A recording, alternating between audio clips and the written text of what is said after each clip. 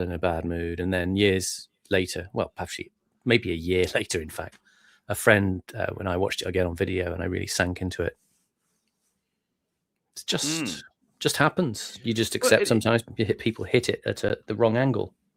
Yeah, I mean, it definitely it is like that. I mean, the amount of things that on a first viewing I just didn't even comprehend or found was just indifferent to, that I would go on to love. Yeah. It's sometimes you just got to see it with the right pair of eyes. And that's the great thing about recycling back through stuff in the past as well, because you can actually, it's a joy, especially as you get older and your memory slips and you forget, or you've seen things so long ago or heard things so long ago, you really literally don't really remember, and you have to revisit and you rediscover, and it's a delight. Yes, and I mean, one of the joys is in sort of waiting for waiting to see what things you'll reappreciate when you get older. Yeah. In a way. Yeah. Well, Simon, here we are again. Indeed. You join us in media res, talking about jazz and noir, and Withnell and I, of course, because thrust into the midst of our cultural perturbation, our cultural oscillation, our cultural mass. No, I'm not going to say that. We're not going to go for the easy knob gag on this show, are we? No. This is a higher level of broadcasting, Simon. I like to think higher ground, as Stevie Wonder would say. But one that still needs sponsorship. So I'll just play our. We managed to get sponsorship from a nice old tobacco firm. I may or may not have an interest in this firm, but I'll just play the advert that we've got from them now. To start. So everyone please enjoy this. Please buy the product. Fantastic. I was just about to enjoy one of my 6 mild, smooth-smoking Panama cigars when I noticed the date, the 6th of the 6th. Page 6 just fell open. And there in the 6th race, number 6, lucky 6, 6 to 1. So I put £6 on it. And Lady Luck did indeed look down on me that day. It came in 6th. Panama, the cigar with 6 appeal. Well, there you go. Very sweet. Who's the actor? I recognised him. Is that Panama cigars? Is it? What's his name? You know him as in his older incarnation. His name, I can't remember, but he's an old school actor comedian. He's been around for decades, donkey's years, as they would say. Let's see if I can find him. I'm just looking him up now. Phil Davis. Phil Davis, that's right. Phil Davis. I think he was in Quadrophenia. He was. And many iffy character since. Yes, he's been in quite a few art house films. Has he? I seem to remember.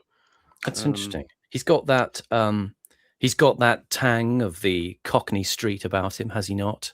He's like an Alan Ford kind of character actor.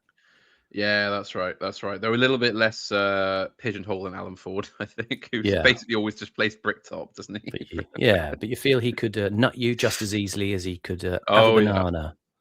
Put a boot in your eye, son. That's it. Yeah.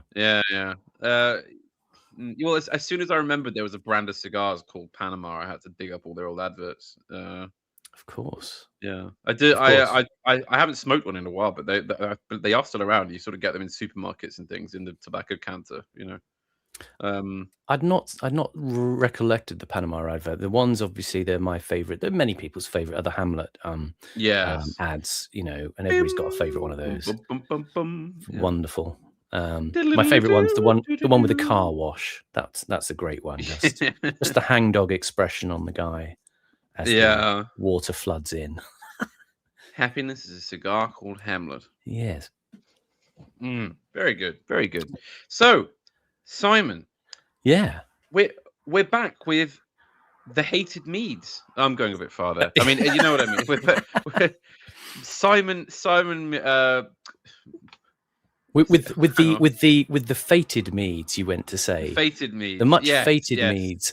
We should really develop like catchphrases, like when we come on, like musical comedians. Really, if if we're going to continue the show, it should be like, oh, here we are again, that kind of thing, Oh God, yeah. some sort of now, come on, stop messing about. Yeah. Oh. Yes, yeah, meads. Well, I pitched this a little earlier with a sense of a bit of jeopardy and trepidation. Will Panama consider another mead stocker? Because I will say the first one, though it obviously trod a linguistic ground which we like to kick up with our heels now and again in conversation, did also have it did have an air of a testy old man about it that was a little off-putting in some ways, which I could accept. Didn't express the best of the mead's oeuvre and the kind of particular solipsistic archness that he trades upon. Yes, but we know that he has better talents and has more range, and we're willing to give that a go. So we are nothing if not open-minded. Now, we can also be very close-minded as well, but that's another story. Yes. I mean, as Chesterton said, the object of opening one's mind is to shut it again on something solid, like opening one's mouth. So yes, that's what we're doing. I don't believe in going around being open-minded, otherwise, your brain falls out if you do that. We hope to open our minds, and you stick your fingers in the audience, and we jam them shut when we have a bit of snap it like a steel trap. Yes. Mr. Friggle Jiggle in the chat mentions we talked about the XFM Ricky Gervais tapes from a while ago. On that show, they have a feature called Monkey News, where Carl would read out a story that he inevitably got off some dodgy website about a monkey that did something spurious, and Ricky would react accordingly. I wonder if we should have features, like we should have like a weekly update on something, or we have to sort of check in with Simon on, I don't know, The Garden or whatever it is that we have. Attach ourselves to certain events de nos jours, and keep people apprised. I mean, on Deepest Law for a while, I was musing about my Lakeland butter dish, which was an exclusive and highly effective butter dish.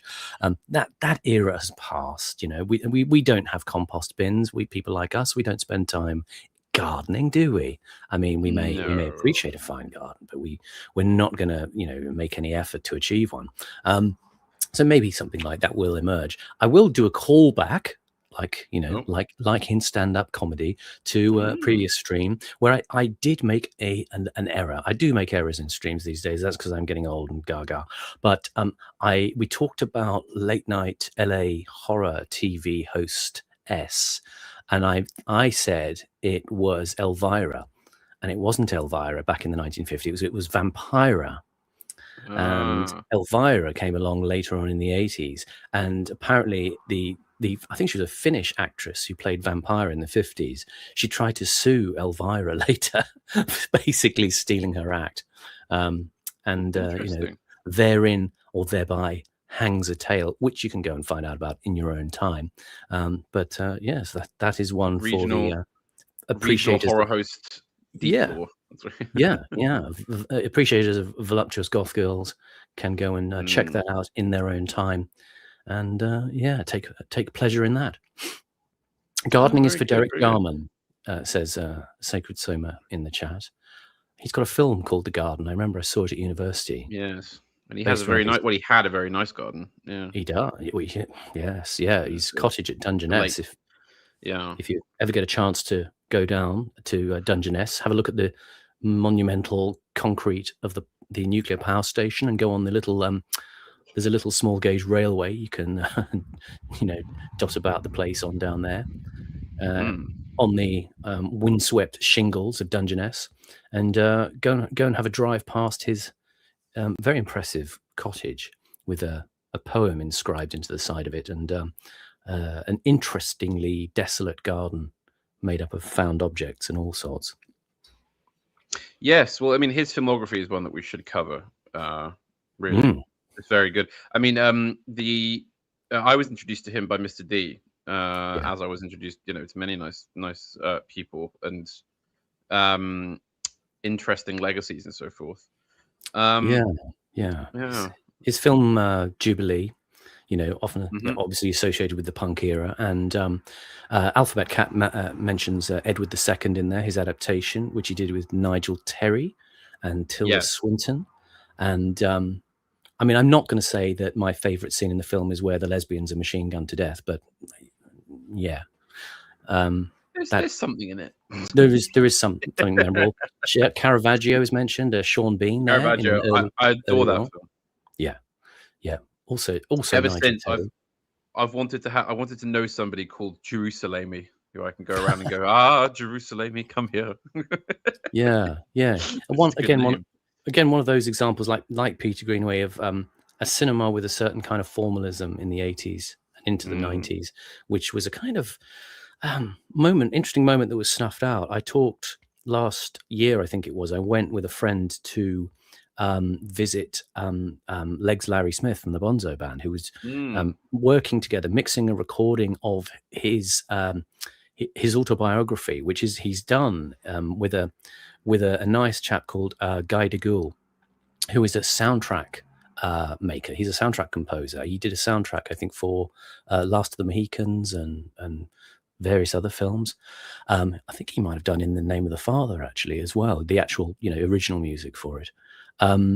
Really nice guy, and we had a good chat about that particular time. We both agreed spontaneously, he's a bit older obviously than me, but we both agreed that period, the sort of mid 80s to around the early to mid 90s, was a kind of sort of golden cultural revival in many ways. I mean, the thing is obviously that there was a certain amount of structure that allowed people to create on, I guess, relatively accessible budgets. And then, of course, in the Blair era, the arts funding sort of went into an overdrive, but perhaps a much narrower range of people were accepted for funding. But there was before that, I think, with the experimentation in places like Channel 4, and maybe even bits of the BBC at times, and BFI, Channel 4 Film, to do stuff that was just a little bit out of the ordinary. Yeah, stuff that wouldn't, like with the BBC, if they're not going to make it, nobody else is going to make it, because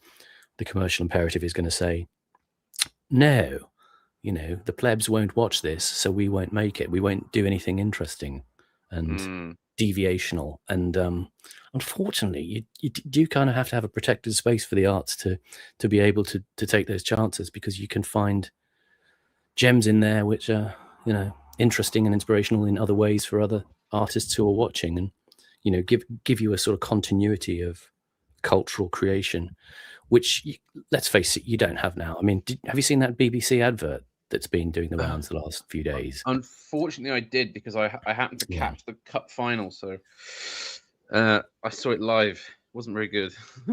It's the arrogance of it, that I find most shocking. I hate that sort of self-congratulatory attitude, especially when it's trampling on a flower bed of previous creation, and essentially kicking dirt into your face with the current crop.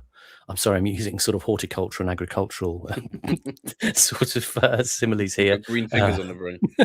But that you see that it apparently is a kind of an echo of a previous advert that they did back in the 80s with John Cleese walking into a pub and saying, what have the BBC ever done for us, kind of thing. And then all the BBC luminaries who are hovering in the shadows turn around and say, well, actually, I did this and that. And yeah, okay, we know how the joke pays off. And it's altogether a sort of more convincing ad, because it comes from a time when at least there was a sense of durable quality that the BBC was able to produce in a seemingly less coercive way than it does now.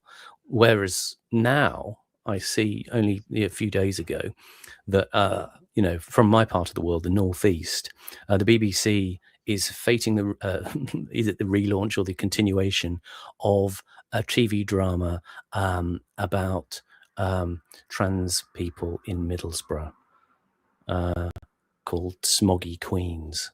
Middlesbrough is just down the road from Hartlepool, where I come from, and it was talking about celebrating Teesside, and I just felt, I don't know if the people of Teesside feel that their dignity is being best served in this way. You know, they've been sort of neglected for many decades, and you wonder whether this is kind of the thing they really want to see as a reflection of their lives. It seems very, very forced. They love mixing sort of really weird middle class hang-ups like transsexualism with sort of demotic working class stuff, though, don't they? Yeah. Is it sort of they're using one to shield the other? Yeah, I think there was a film a few years ago, wasn't there, or maybe last year or two, about the miners' strike, and when the gays came out to support the miners, and that obviously makes them good, and it makes the miners good, it makes the gays good, and everybody's. But again, it's this attachment of the great struggle to these somewhat less than representative social categories.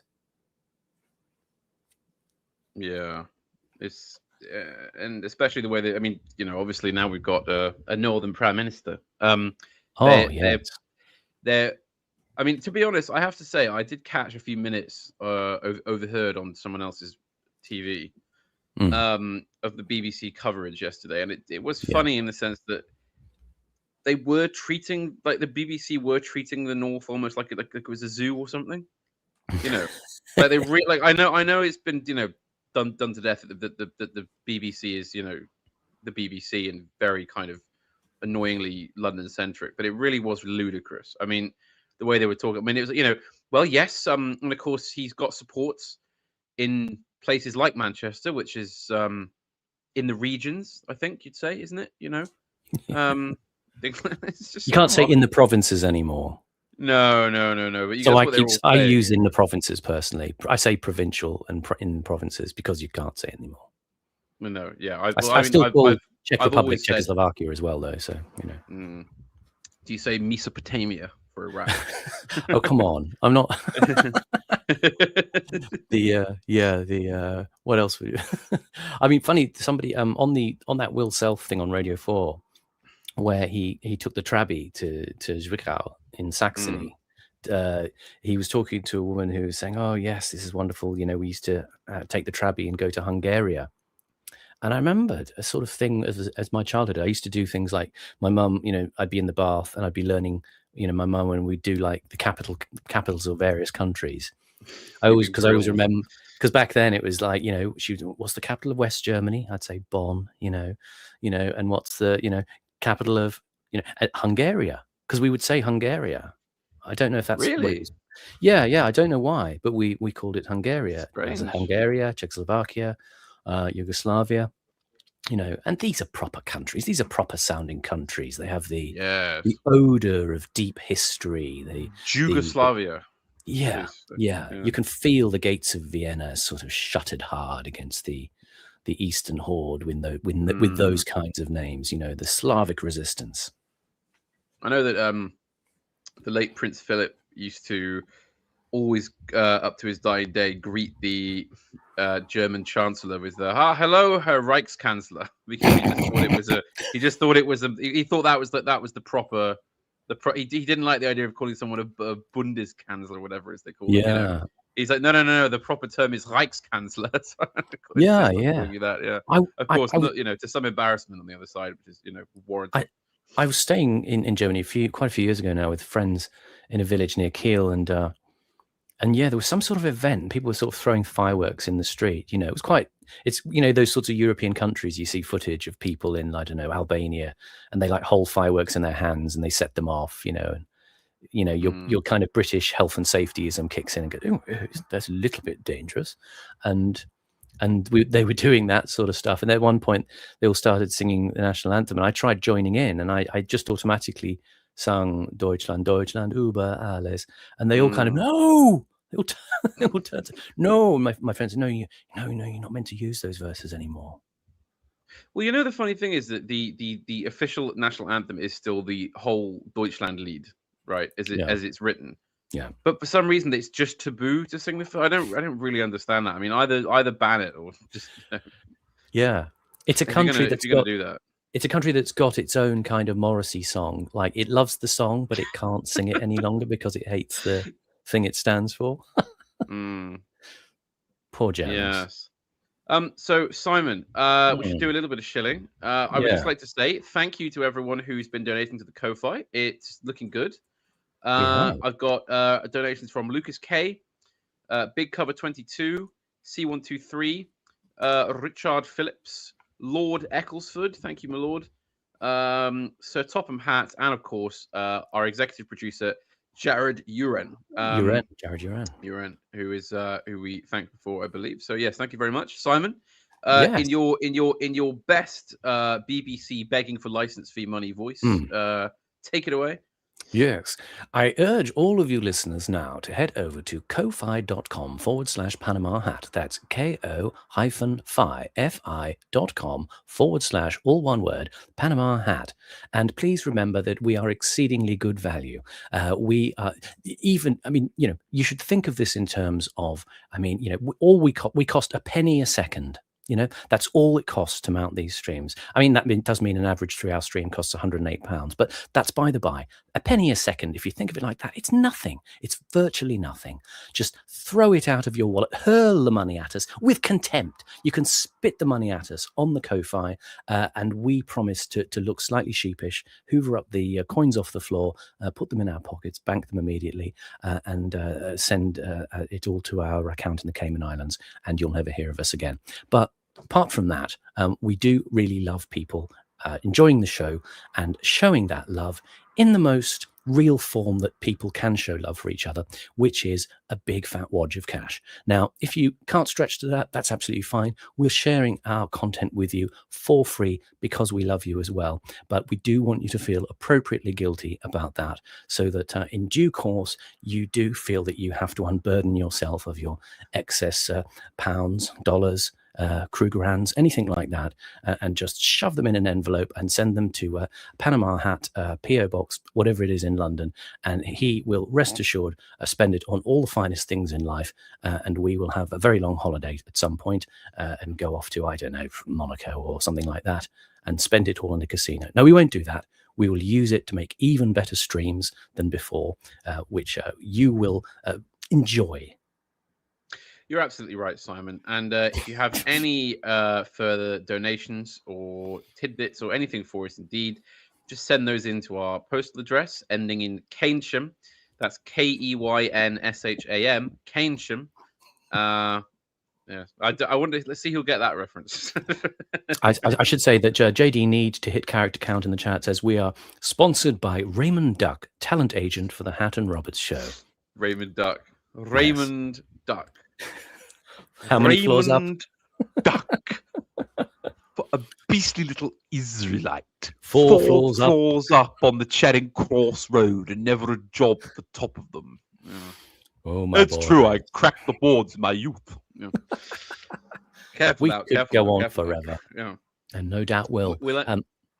I've seen encouragement for I remember last time I tossed off the idea of a 24-hour Withnail commentary-a-thon, and there was much rejoicing amongst the people who said yes, we must have this thing. Oh my god! Can you imagine? It's the thing is that you've sort of memed it into existence now, haven't you? It's going to have to happen. Yeah, well, like Academic Agent, I can change the universe with my mind, only slightly less effectively.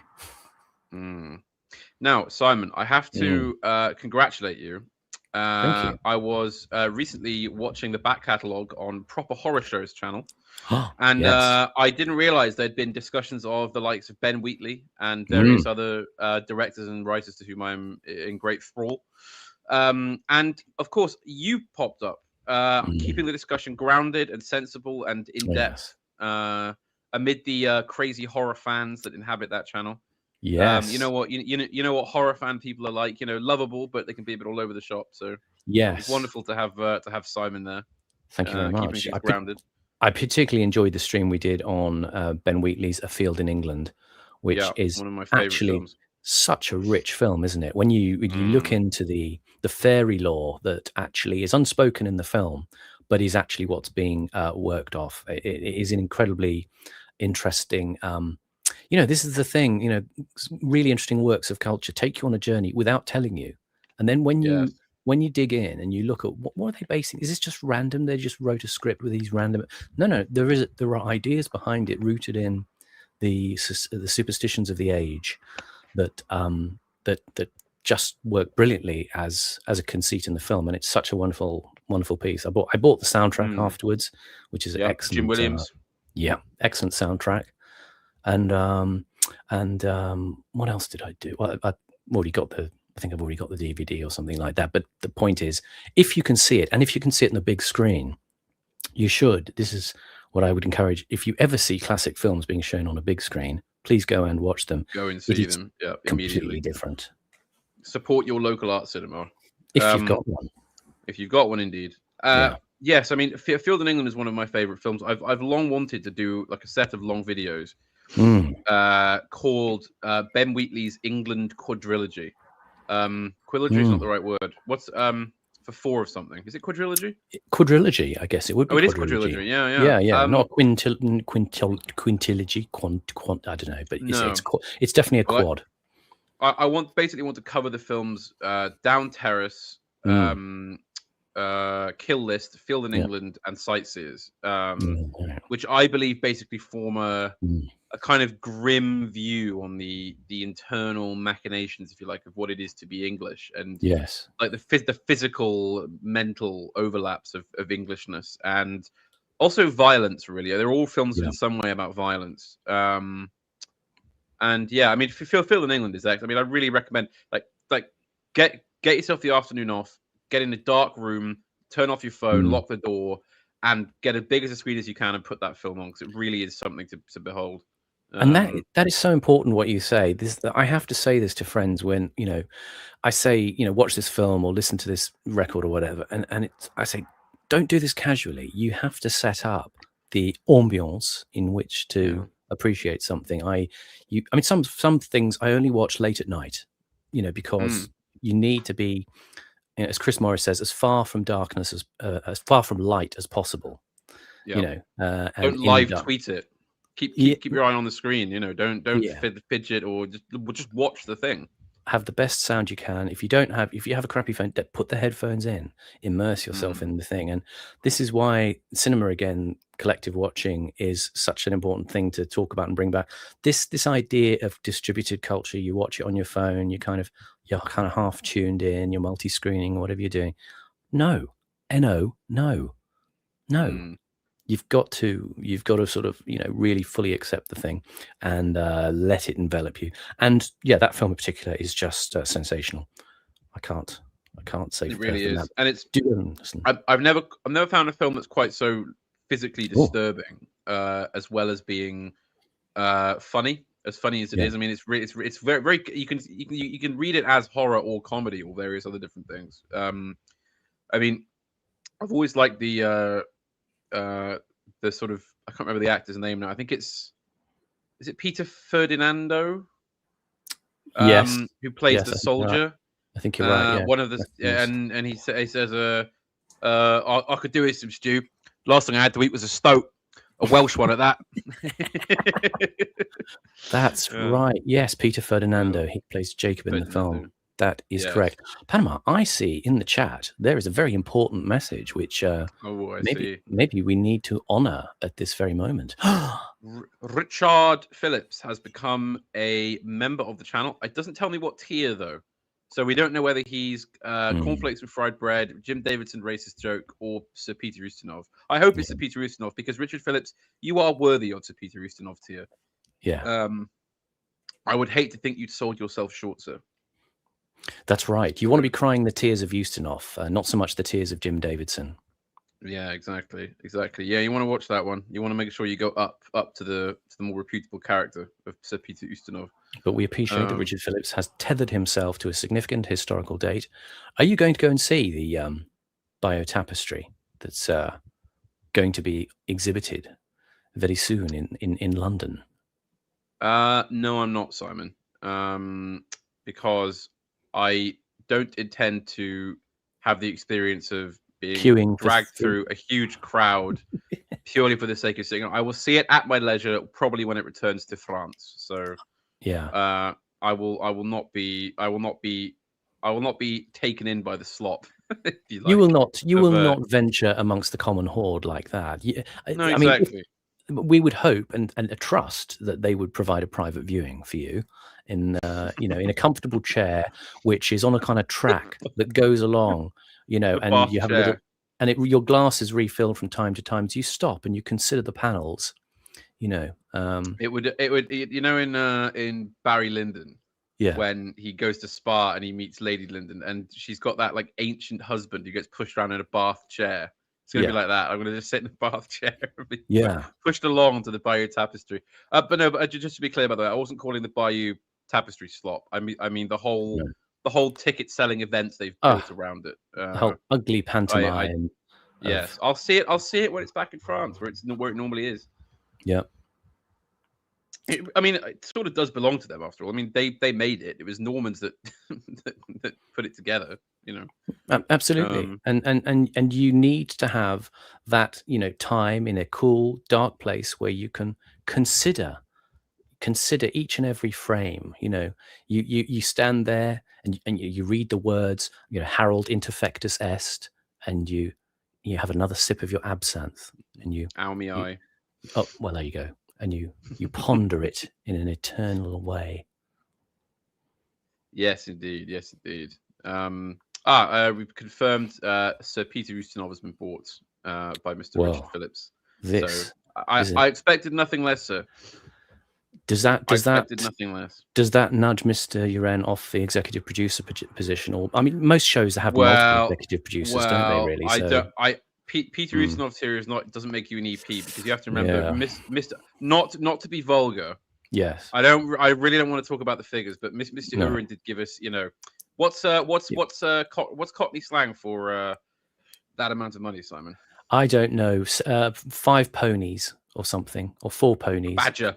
A badger. See, I used to, me and my friends used to have this thing where we used to say, well, what if you just continually had names for ludicrously specific amounts of money? Yeah. So you so £8.25 is a badger. So something like an unhelpfully specific quantity, Yeah, exactly. Look at Aki's. He's just dropped half a vol on them.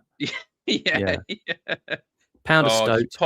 Pop a weasel in my pocket, mate. I'll go and get you some spack. Yeah, exactly. Yeah. Just but we like that, But we regard Mr. Phillips with the highest of praises, and we commend him to the chat. Sir. You must all follow suit. We've also got a small donation from Old Culture Forum. I don't know if I haven't seen that name in the chat. I presume that's sort of an outside organization that's come in to support us there. I'd certainly hope so. Yeah. Do you know them, Simon? Have you appeared on their channel or? I don't, but I read Old Culture Forum's comment. Simon is a comfortable chalk to Hat's biting cheese. Bravo. Thank you very much, Old Culture Forum. That's much appreciated. And what sort of cheese would you be, though? A biting cheese? I mean, would we be looking something like a kind of a New World cheese, like a Monterey or something like that? No, it wouldn't be. I wouldn't be sort of New World. I would be some horrific, stinking old Middle England cheese, like Bishop's Finger or something like that. That you'd have to really have an acquired taste for. Well, it's not. Maybe it's not as bad as one of those sort of smelly sock Swiss cheeses that you No, nothing like that. Nothing foreign. Oh, well, of course. How could I even go there? I remember sort of going on a motorbike. We went by motorbike from England to what's the big place called? Geneva. That place. What's it called? Yeah, we went to Geneva. I sort of remember in the sort of mountains above Geneva, we stopped off at one of those kind of cabiny, kind of lodgy, kind of woody places. Woody, not tinny, a woody place. And we had a raclette with a smelly Swiss cheese that was melted all over. It was good fun. I do like when they make a fondue.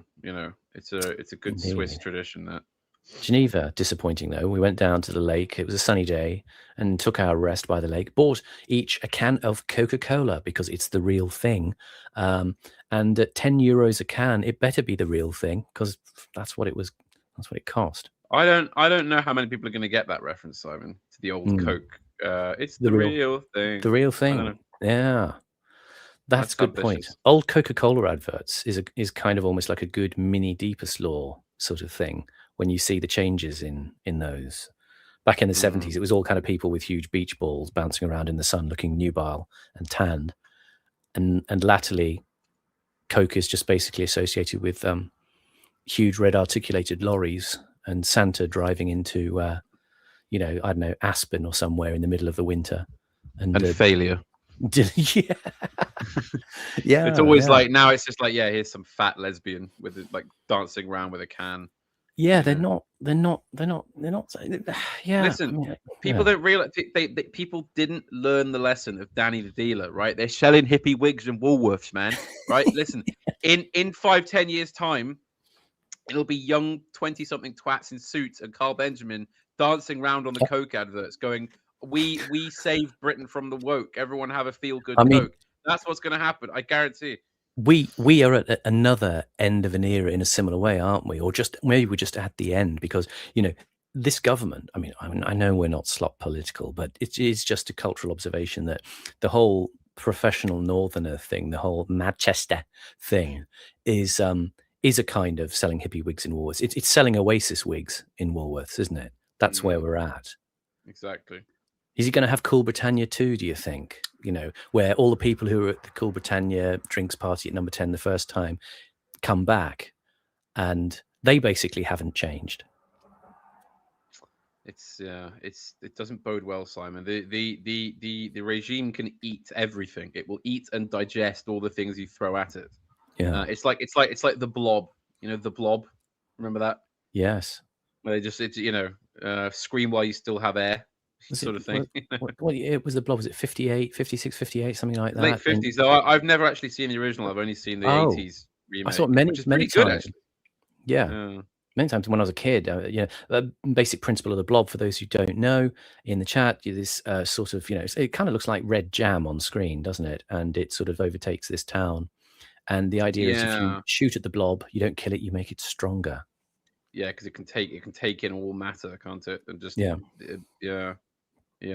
Don't they drop a nuke on it in the end or something? I seem to remember. Again, I can't remember. It's so long ago. Or they fill a tower with acid and drop that on it. I can't remember. I think, and is this some sort of very young person who comes up with the way to kill it off? I've got a vague memory that it might be something. It's always like the teenager in the film who, the adults can't work out shit, but the teenager goes, "I've got the idea." No, don't listen to him. And then, the teenager comes in and goes, "But look, do it this way." And then the teenager turns out to be right. And maybe that's every American film. Yeah, subtle messaging. That's one of those films I remember it was on the lot as a kid. I saw it. It was like the other great sort of semi-horror film, which I used to watch a lot as a kid, which was King Kong, the 1933 one. I was always most upset when Kong was hurled to his destruction from the top of the Empire State at the end, because I thought that's just so unfair. Was it because he didn't? It's not like he showed up in New York and started wrecking the place. He was gassed, kidnapped, and shot at by airplane against his will. I know, poor bastard. Yeah. Yeah, he didn't have it very good. I mean, we would actually love it now if there was a King Kong where he did come back and start smashing up. Kong's been radicalized, but who radicalized him? That's what they'd be asking. Yeah, he's been stuffed full of meme and well. Indeed. Right then, Simon. I'm going to queue up Mr. Jonathan Meades. Yeah. Indeed. As we've seen, Brutalism. Ray-Ban Jono, we're giving him another chance. Ray-Ban Jono. And he's gonna he's gonna stand there in his suit and his coif and inform us from behind his shades about how we should all not be so thick and understand better about the nature of brutalism. Indeed. Right then, here we go. Jonathan Meades, Brutalism. Anything further to say, Simon, before we begin? I would just again put in a plea. Some of us in the what I like to call the aesthetic set, who are interested in, appreciate, and enjoy the arts, take perhaps what is an out-of-step view of things like brutalism.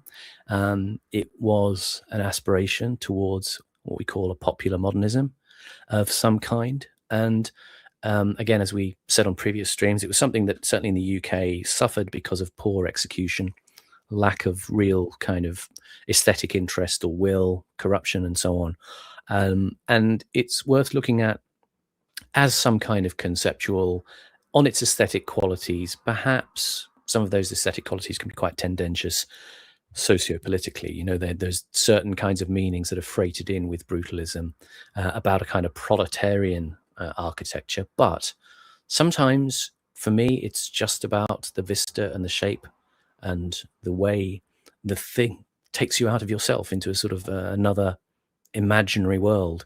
And I kind of like that. That's sort of the idea of trying to construct something that points at the future. And it may fail, and it very often did. But that's no reason to say it's all rubbish and we shouldn't ever look at it. It doesn't mean that you just replicate a certain kind of ugly brutalism that we've seen. You maybe do look at the continental examples and think, are there things there? Are there even just fragments that we enjoy and that we can absorb unto ourselves? Does everything have to be Victorian Gothic revival, such as we enjoyed in the last stream? Does it have to be mock Tudor? Does it have to be whatever?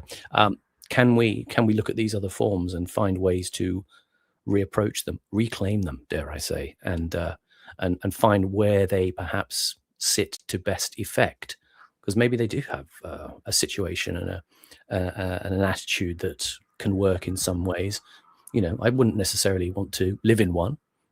We might see where Jonathan Meades lives. He lives in one of these buildings, the Corbusier Unité d'Habitation, and you know, you may not want to live in that, but it may be interesting to have a look inside and consider, you know, what things you do like about them. I don't think it's cut and dried. You know, I just think automatic reflexive rejection of things is kind of boring. Exactly, and we're here to look at art at the end of the day. So, you know, we must take it at its face for what it is. We can't just go around, you know, doing sort of, oh, you know, I wish everything was a white marble statue. It were all better when I were a lad, you know. Oh, yuck. Oh, we used to have, we used to go to mill, and we had to pay mine owner for privilege at working there. Dad used to have to wake us up before we'd gone to bed, not like soft kids at nowadays. I mean, you can take it anywhere, can't you? We used to live in dustbin filled with congealed grease, you know. On side of road. Yeah. We can all be like that. But and who would have thought we'd be here now drinking Chateau de Chardonnay? Yeah. They wouldn't believe us. Yeah, absolutely. I think it's a thing to think about. Sorry. It's a thing to think about. That's all I'm saying. I mean, there's a kind of thing of, you know, Anglo-futurism that's been in the air sort of mimetically, and it doesn't feel anything other than mimetic at the moment. It doesn't have a sense of a formed reality that we can look at. You know, what would it look like? What would some form of futurism look like? You know, do we just want to live amidst the old forever and ever? Or do we want something different? For some of us, at some times, I don't know, but you know, nobody kind of comes up with compelling visions now. Like we said, the modern architectural visions that we see in places like the City of London seem to be antagonistic, highly antagonistic, and you know, subversive. And you know, do we have anybody offering us, you know, something from our own sensibility that you know? And perhaps consider the idea that some people, in the way they get the government they deserve, get the architecture they deserve. In that, if you are content to simply be a fungible, slop-consuming unit in the great chain of things, then why shouldn't you live in, you know, Tower Hamlets, brutalist blocks, or the one from Clockwork Orange? You know, why perhaps not? Yeah, I mean, we're not here to convince you one way or the other. We're just sort of trying to say, look with fresh eyes, look at the ideas, perhaps the intentions behind. Do they map on? Do they not map on? Or do they partly map on to something you might think? I just think it's worth trying to not have a kind of knee-jerk response to things. That's what we are really about. Yes, absolutely. As I say, we take everything by its own merit. Anyway, without further ado, prefatory remarks over. Cue the jowls, Mr. Meades. As we've seen, brutalism, like the Baroque, like high Victorian modern Gothic, has been routinely vilified. 50 years after its heyday, however, its uncompromising vigour and muscular aggression are once again beginning to be appreciated. It begins with Le Corbusier's audaciously violent reaction to the smooth white idiom of which he was the master in the 1920s and 30s. Doesn't it?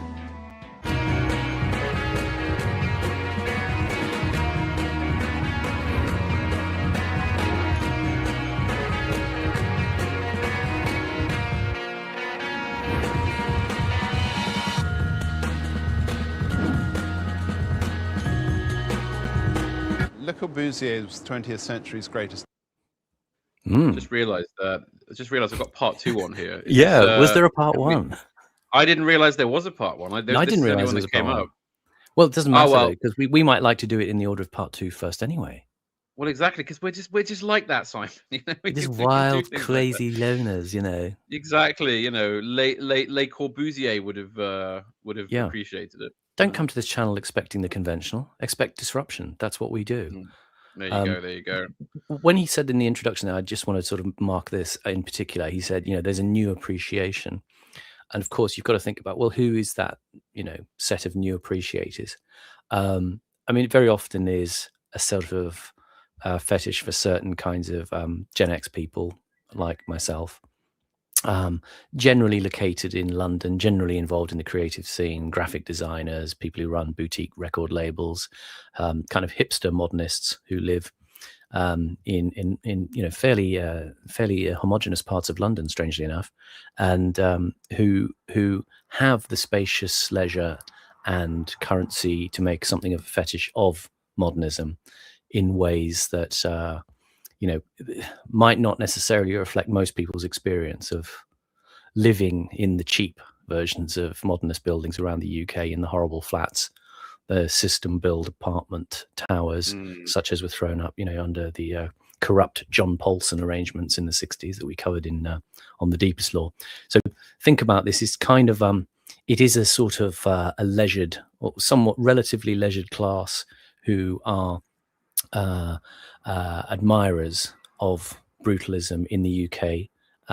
This is also about continental brutalism as well, or at least about the artistic genesis of the stuff that we came to know as brutalism. And it's worth just reflecting on that. Not everything is. I was messaging with one of the Russian listeners to Deepest Law. We were talking because I made a mistake, which I'll correct on tomorrow's Deepest Law, about dachas, and I got the type of house wrong when I was identifying them. But essentially, I was talking to this this contributor about whether there was a kind of hipster class in Russia. That, you know, you bought up these old places, these old dachas, and sort of, you know, gentrified them. You know, the way that they love kind of the thing of reclaimed wood. They like a kind of bathing in a sort of rustic, quote, authenticity, the hipster.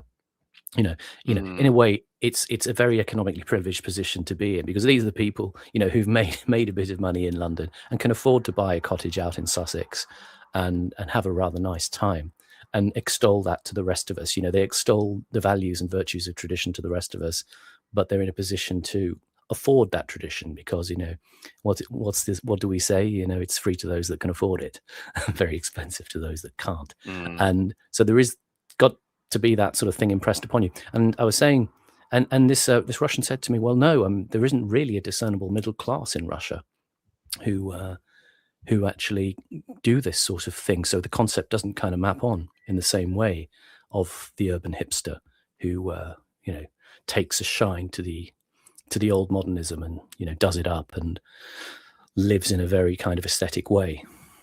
So it's worth pondering. This is a relatively rich person's hobby. Yes, indeed. Architect. He had no doubt about it.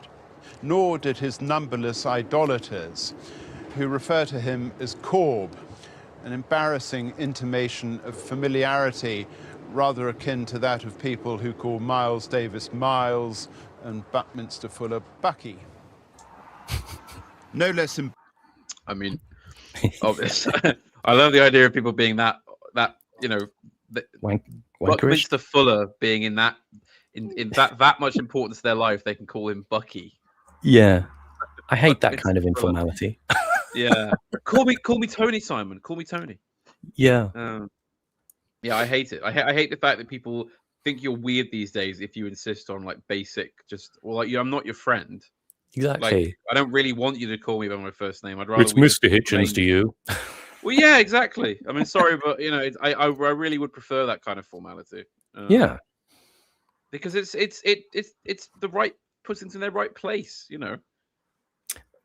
Yeah, I mean, can't disagree. Yeah, I think we do need a return to, like we talked about, a return to privacy and the art of the private. Maintaining a difference between your public self and your private life, and having kind of a bit more of a slightly higher wall around your private world. Because again, I've talked about the sort of pornography of social media, that people do things online, they create things, or they become celebrities, and people want to know about their life. And I think, no, stop. You don't need to know about people's lives in that way. Just relate to their ideas, their work. At that level, you're not, as you say, you don't get the idea you're friends with people, but you may be on good terms. But there's a difference. There's a difference. Embarrassing, though, than Le Corbusier's own habit of referring to himself in the third person, a habit today associable with brain-ectomized footballers and backward celebrities. One might take a cue from André Gide. When asked who was the greatest French writer, he replied, Victor Hugo. Alas. Le Corbusier. Alas. He had all the usual qualities of a big-time architect: paranoia, vanity, startling selfishness, egotism, resentment, sycophancy, moral nullity. Like Talleyrand and the Vicar of Bray, he had the ability to switch sides with impunity. After 2 years unilingual treating with Pétain's Vichy government, he even went to live in that benighted spa, he attached himself to de Gaulle's Minister of Reconstruction within days of the liberation of Paris. As a writer, he was a harmful eccentric, rash, provocative, and a dangerous influence on those same idolaters who took his megalomania seriously.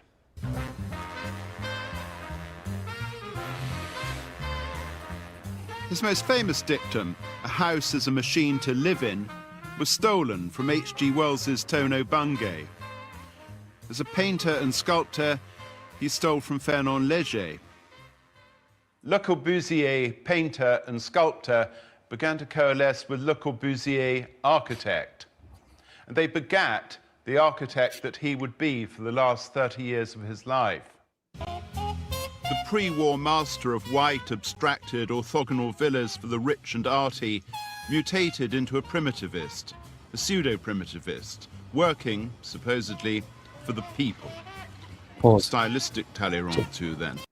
Just to say, in case people didn't know, or it hasn't been made apparent enough by me, the ideas around Le Corbusier, without me sort of overloading with information here, but the irony is that he's kind of appreciated by the popular modernist left, but he's thought of as having been a kind of essentially a fascist because of the fact that he worked with the Vichy regime, and that in his writings it was said that he promoted certain kinds of views. That's all I'll say on that, but that's just a sensibility that maybe Meads is reflecting here. That, well, he's well dodgy, isn't he? His buildings are interesting, but, oh no, nasty man. Well, and I have to say this, I mean, I'm not saying that you can justify sort of, people's personalities in that way, but at the same time,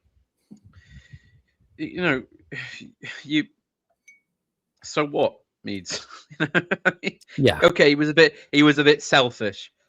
Yeah. Well, it's the BBC. There's always got to be a kind of ritual throat clearing, hasn't there? We've always got to damn people with a kind of, the minimum amount of damning possible, so that, you can't be accused of being too partisan, but you do it kind of out of the side of your mouth, And it's part of that British thing of our bloody artists. We don't like them because they don't behave very well, do they? These bloody artists with their art and their selfishness and their egotism and their vanity. But it's like, well, if you're a man whose primary profession is putting up enormous buildings that you've designed every inch of, then probably vanity and obsession are pretty necessary traits, really, aren't they? I mean, I do think the French take it too far, and that they'll go, oh, well, yes, this writer, he was a pedophile, but he did write some wonderful books, you know? Yeah, But it's sort of like the it's a sort of thing where I envy the Continentals for their ability to just say, well, he's an artist, you know? Yeah.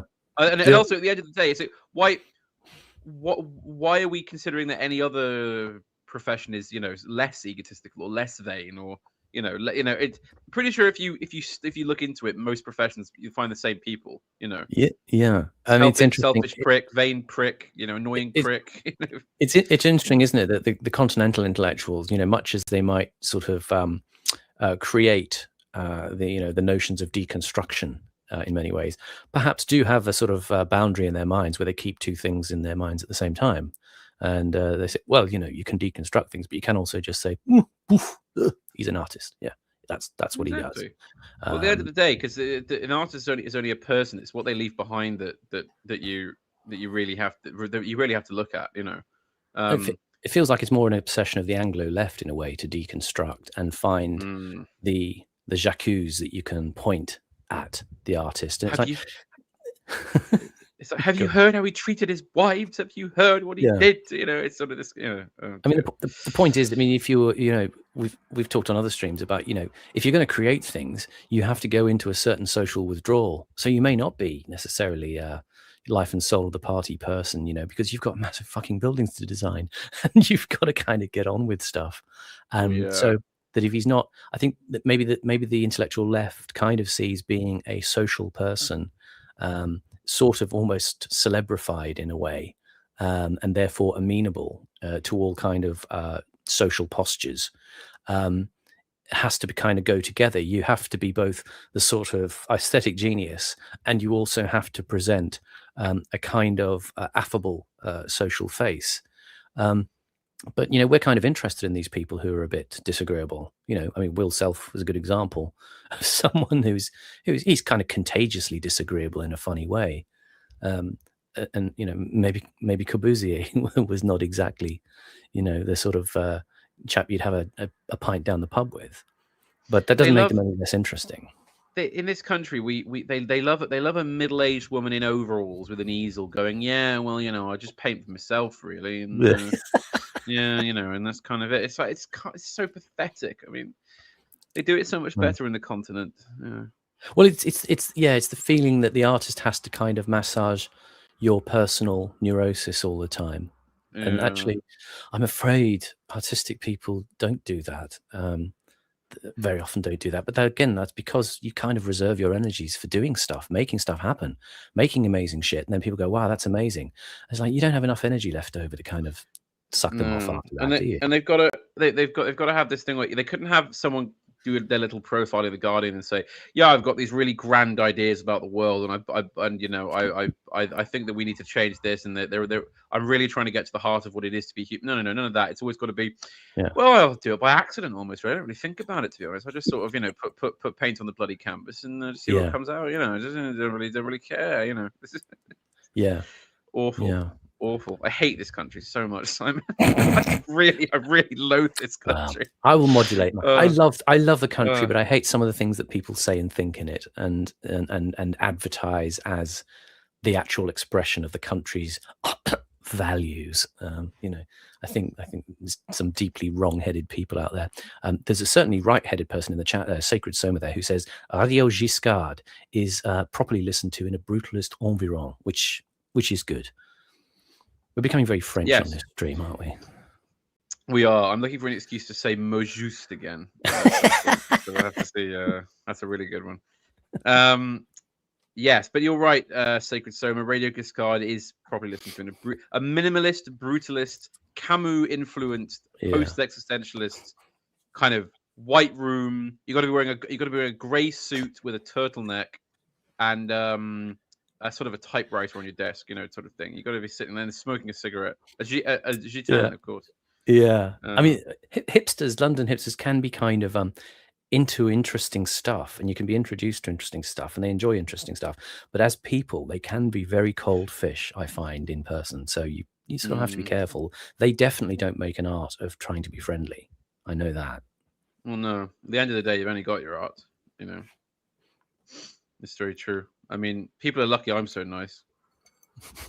If I wanted to, I could just spend 20 hours a day sat in a cave, with a manuscript. But no, I come out and be sociable. I do streets.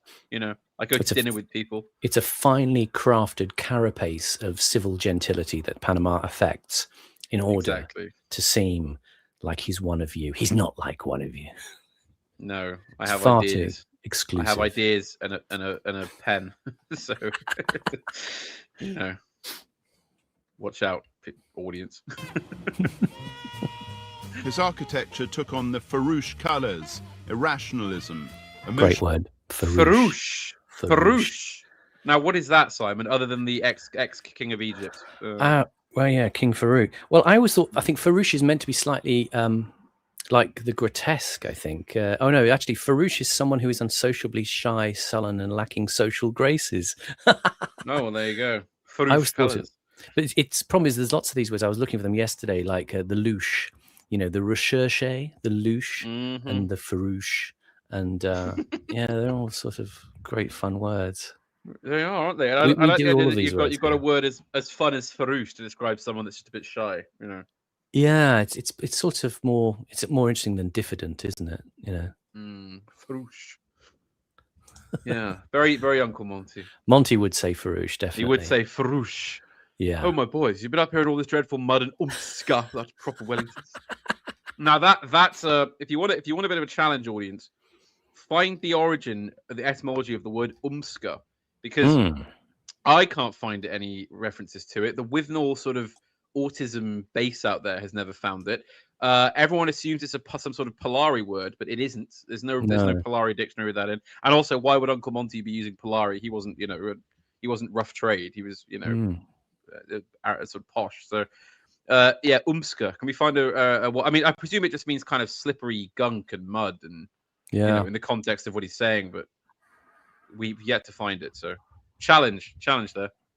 Yeah, but that's our motto on this channel: the recherche, the outre, and the louche, and the farouche. We should write like a sort of Cole Porter song, shouldn't we? Yeah. You're recherche, you're farouche. You say louche, I say farouche. You're as farouche as King Farouk on a bed of ivory. Yeah. Very good. We'll have to come up with it later.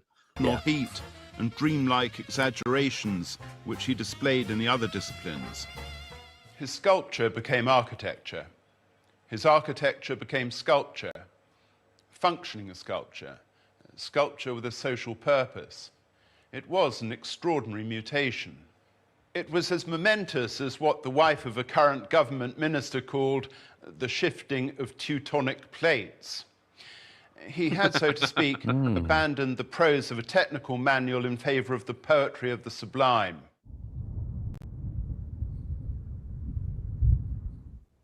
The precocious Edmund Burke, Anglican, aesthetician, politician. Boo. No passion so effectually robs the mind of all its powers of acting and reasoning as terror. And whatever is terrible with regard to sight is sublime.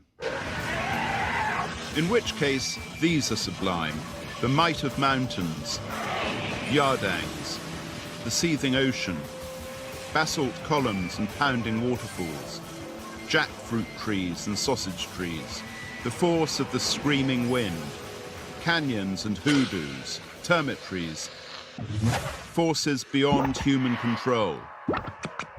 The witness to the sublime is overwhelmed by vastness, by awe, by wonder, by terror. The sublime is crushing. According to Burke, the sublime's qualities include ruggedness, lack of clarity, infinity, and also darkness, literal darkness, the darkness of heathen temples. Slightly Faustian almost. Yeah, and then, well, he's saying that, you know, this is an important point, is that beauty invades all forms of expression and emotion and can be found in all types of sensation. So it doesn't just have to be, oh, isn't that pretty? Isn't that chocolate box pretty? Isn't that painting pretty? You know, he's saying, well, no, that that there is beauty in terrible things. You know, sometimes. I mean, by that I mean terrible in the literal sense of the word, as in great. You know, imposing, awe-inspiring, not just bad. I mean, the discussion over the enormous black void in Field in England that you did on that stream, which I believe is referenced in the film as we should be blasted by an ill planet. You know, in this kind of vast circular thing of smoke that gets larger and larger and larger and threatens to absorb everything. I mean, that I would call a filmic example of the effect Mead's talking about here. You know, the kind of the beauty and the terror of the thing. Encounter with the infinite. Yes.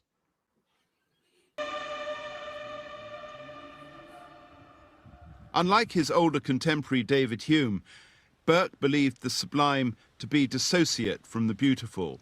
The two qualities were mutually exclusive. Pause. Burke found the sublime in certain poems. Doesn't Edmund Burke there remind you of some sort of modern Tory commentator? Yeah, it's the same physiognomy. Sort of Tim Stanley kind of look. Yeah, they'd be some. Yeah, they've usually got really slightly over lush hair. That's kind of, you know, they wouldn't let on that they sort of diligently coif it into a sort of rakish form, but they're very proud of it deeply and secretly. Yes, definitely, Simon. Look at him with his aggravating nose.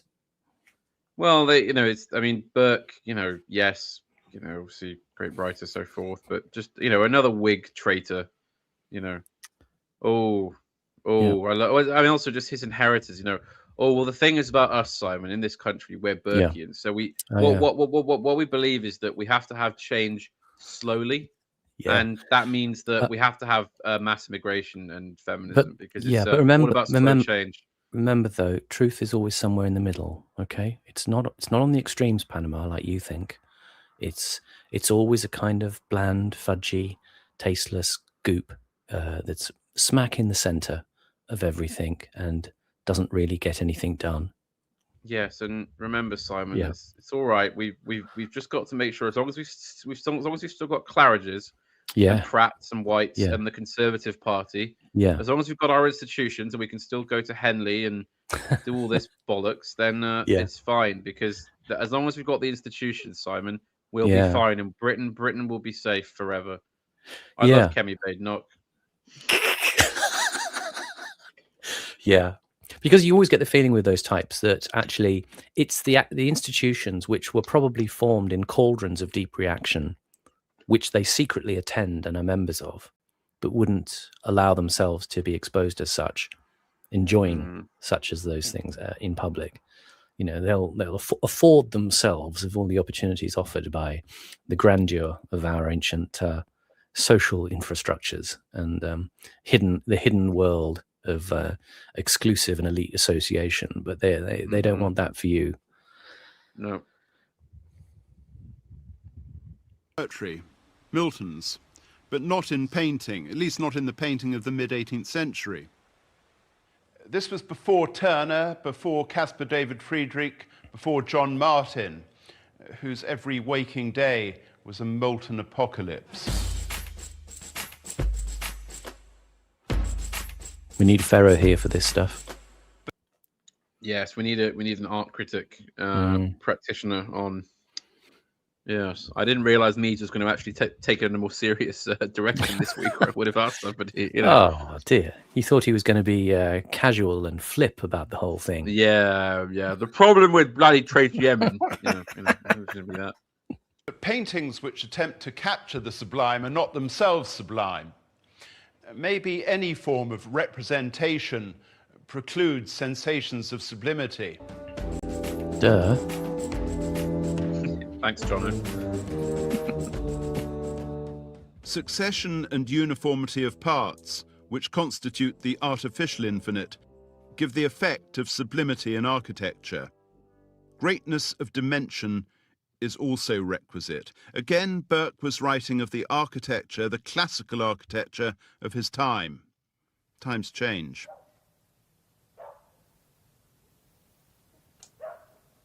Mankind usurped God. Mankind has, to put it mildly, augmented the inventory of the sublime, not through pictorial or literary representation, not by making art about it, but by matching it. By mimicking nature, by emulating the elements, by acting like camoufleurs, by learning from plovers which are indistinguishable from the stones they lie on. Sublimity and terror are found in technological warfare, listening devices, choreographed mass rallies, the explosion of atomic bombs, cloud seeding, the multiplication of means by which the atrocious can be achieved. They are found in pylons, great dams, oil refineries, power stations, bridges, cooling towers, chimneys whose smoke colours the sky, orange, apple, plum. I've always quite liked pylons. Really? Yes, I'm afraid so.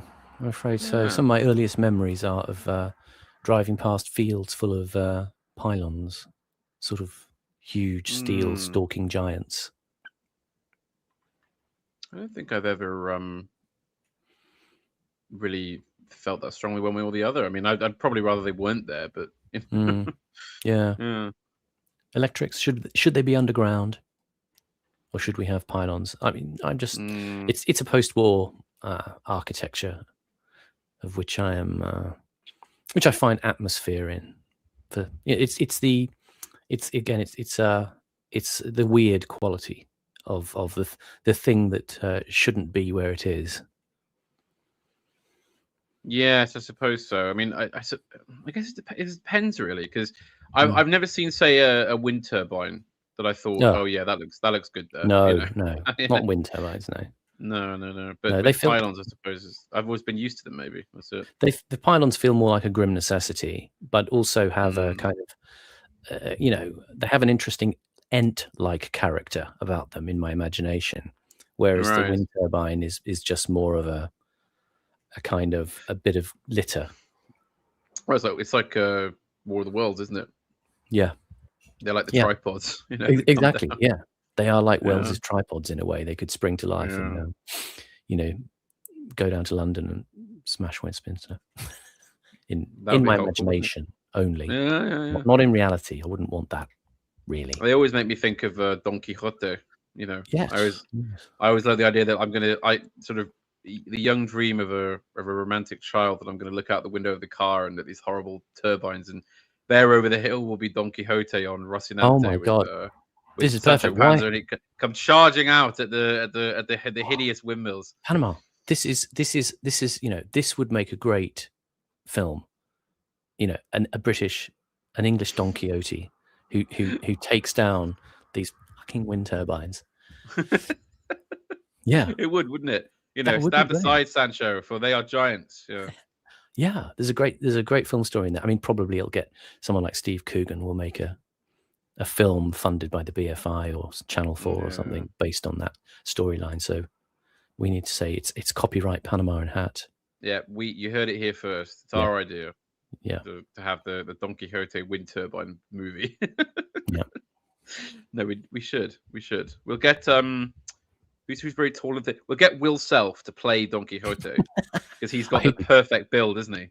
Yeah, he's got that kind of deranged neurasthenic look, Yeah, exactly. That you need. Haggard and his eyes seeing the beyond. Sort of vaguely anorexic looking. Get him in a suit of armor. Some clanky old, ill-fitting armor. Who would be Sancho Panza then? Jonathan Sancho Panza. someone old, short, and very portly. Yeah. I mean, it's a shame that Leo McKern's no longer with us, because he would have probably been perfect. Him or Bob Hoskins? Bob Hoskins, maybe. I don't think Bob Hoskins is Bob Hoskins is a little bit too hardcore He's a bit too ferocious, isn't he, in a way? Yeah, Sancho Panza's more kind of slightly more ditzy and a bit removed.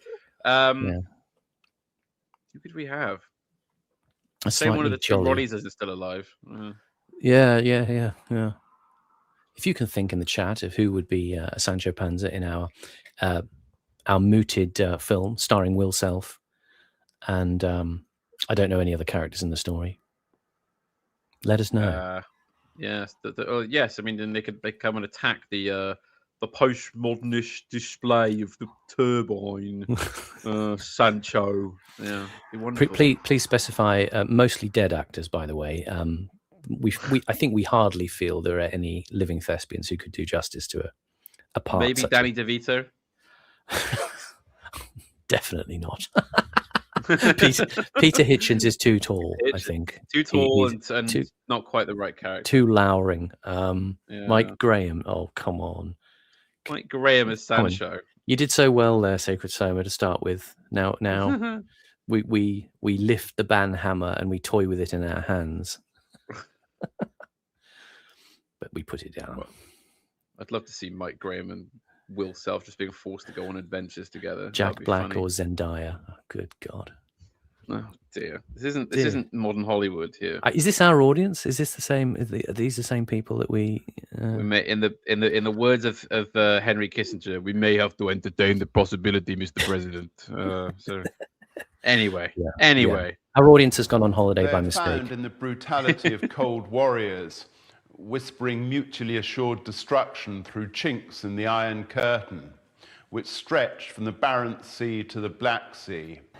A 4,000-mile-long, 40-meter-high blind barrier of plates, rivets, braces, bolts, studs, chevaux de frise and rust.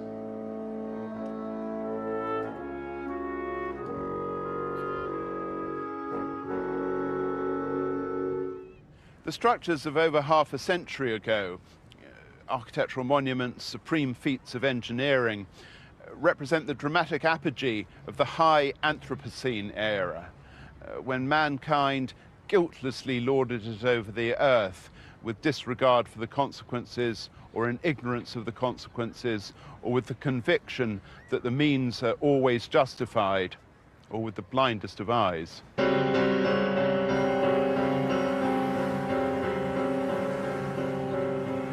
Much of this seemingly monolithic gigantism might form the mise-en-scène of myth, seemingly because whilst the majority of brutalist works are built on a superhuman scale and belong to an extra-human realm, they're fragmented, articulated, punctuated. They evoke powers which, until science caught up, were the properties of nature. And nature, throughout most of mankind's term on this planet, has been determined by God, or by gods, or devils, or furies, or spirits, Bacchus and John Barleycorn, Odin and Eros, Apollo and Saturn. These were the agents deemed responsible.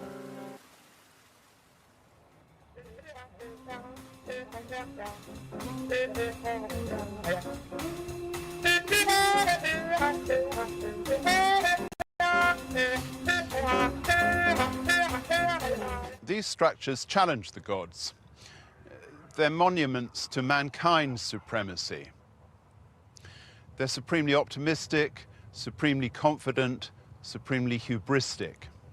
Mankind, when it was discovered that there was no God, saw an opportunity.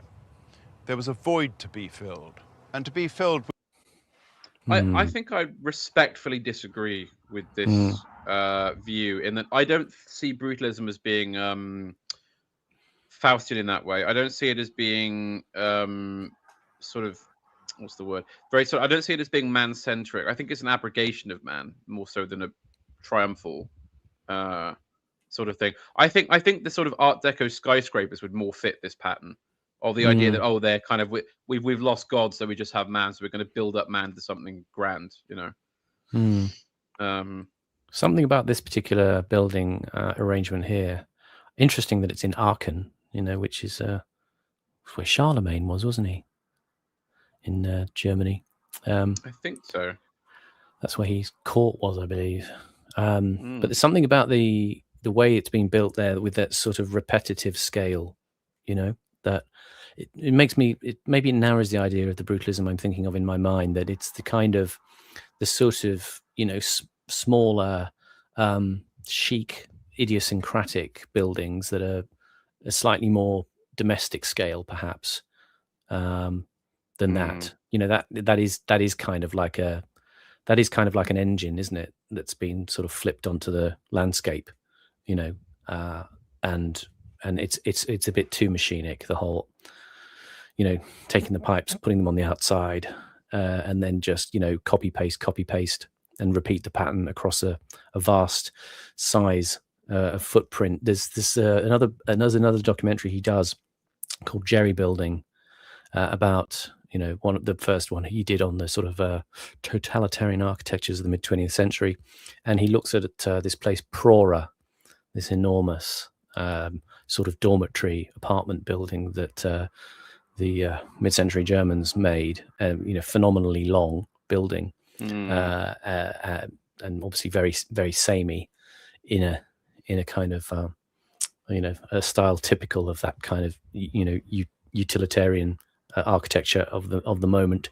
And there's just something sort of deadening about it, in comparison to, you had a brief shot of Trellick Tower in the little montage that came before this bit, and we referenced Trellick Tower before. Obviously, it's the block of flats in the background of the Mother Black Cap pub, when Withnell and Marwood burst out.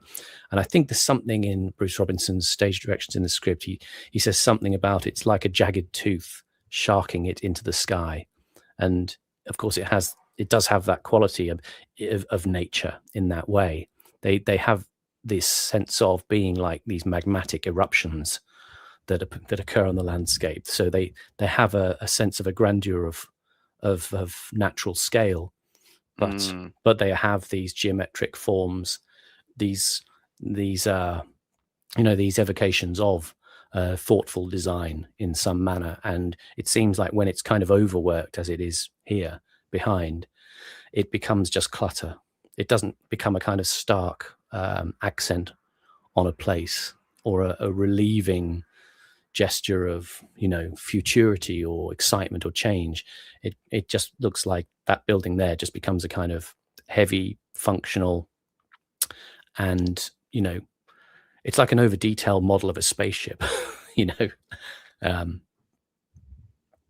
the age when they used to use models of spaceships in films, it's something like that. It doesn't feel like I could look at that and feel that's stunning, or there's a place I could stand to make that look brilliant against the sun. That just seems like a thing that's been plonked, out of a. Yeah, I think that's what's we did touch on this last time we streamed. I think is this problem of a lot of these things just aren't placed properly. In that the logic of the building makes sense internally, but where is the building? What's its right? Because that is as much of importance as the building itself, I think. As I said before, there's a lot of quite interesting examples of brutalist modernism in Brazil, for example, where you're surrounded by this very lush tropical setting, which kind of complements the starkness of the building. Whereas if it's just on a sort of muddy hillside in Glasgow, it has a kind of, you could say, it sort of feeds into the starkness of it, but in a way that doesn't. It can feel spiteful in that context, can't it? Yeah, exactly. It's sort of it's got, as you say, spite. I think. Yeah, is what comes through. Just noticed in the comments there, some Superbus Staro Dub says we're streaming at the same time as the old man. I see. Academic Agent is running his office hours stream at this very time. Obviously, we will regard people who leave this stream and go to the office hours stream as traitors. You will be shocked. There will be no mercy. So don't think by sucking up to AA you'll be under his protective wing when you come back to our channel. We're not vindictive people, but we are. AA can't save you now. No. And I just was asking about South America, by the way. But go on, sorry. Well, I was just going to say, I hope AA doesn't doesn't think we're trying to stream snipe him, though. I don't think.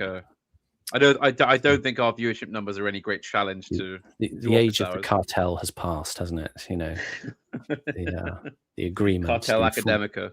Yeah, I was going to ask you about South America actually, because I hadn't thought about that. Interestingly, about you know, developments of architecture in the South Americas. You were more familiar with them than I. Is there any sense of these things kind of landing better in a way, or adding to a piquancy in the urban landscape? There was at one time. There was a very, very powerful movement for brutalism in Brazil, led by Roberto Burle Marx and I forget the other chap's name. And yeah, they both were sort of pioneers of this type of building, which, as I say, was sort of. It's got the problem that you have here in the UK, and that a lot of this stuff doesn't really last that long, right? The huge slabs of concrete just aren't that sort of, in the same way that most of the brutalist stuff is in the UK is actually gone now, right? It doesn't exist anymore. Right, a lot of it got torn down in the 80s and 90s, or slightly later on. So it was very much of its time, that sort of architecture, even in South America. Big movement for it in Bolivia, Brazil, Argentina, a bit less. There was a whole new block of Bogota built in Colombia called Ciudad Kennedy, named after, of course, the President Kennedy. So yeah, as I say, it had its moments, but not particularly lasting. The most lasting example would be the Brazilian Capitol building. I was going to say, because in the 70s as a kid, in books and things, there would often be pictures of Brasilia as the idea of this idea of a planned city in this futuristic mode. And I've never obviously been there, so I have no idea of any of that. I've known people who lived or were born in Brasilia, and they all say it's one of the worst places on the planet to live. Is it like a Milton Keynes, basically? Horrible, south of horrible. the equator? Yeah, it's utterly horrible. Is Milton Keynes the one with the roundabouts? I'm thinking. Yeah, Milton Keynes is our Brasilia, basically. To be honest. Milton Keynes, but imagine if we purpose built it in the 50s and then moved the capital there. I think we should actually conquer Brazil and build Milton Keynes in Brazil, but not build Brasilia where Milton Keynes is. That'll teach them. Was Milton Keynes builded here? But it's. Yeah, again, imagine if we'd abandoned London in the late 50s for Milton Keynes to put the capital there. So all that beautiful Gothic architecture, all the great old imperial buildings, they're all still there, but we just don't bother using them for the capital anymore. Be stupid, wouldn't it? I mean, that's what they did in Brazil. Rio is in large part a Belle Epoque, 1890s city with all this wonderful classical French style architecture. And you sort of feel, well, that really should be the capital, but Isn't that interesting? I mean, wasn't there a period in our history where the capital was Winchester or something like that?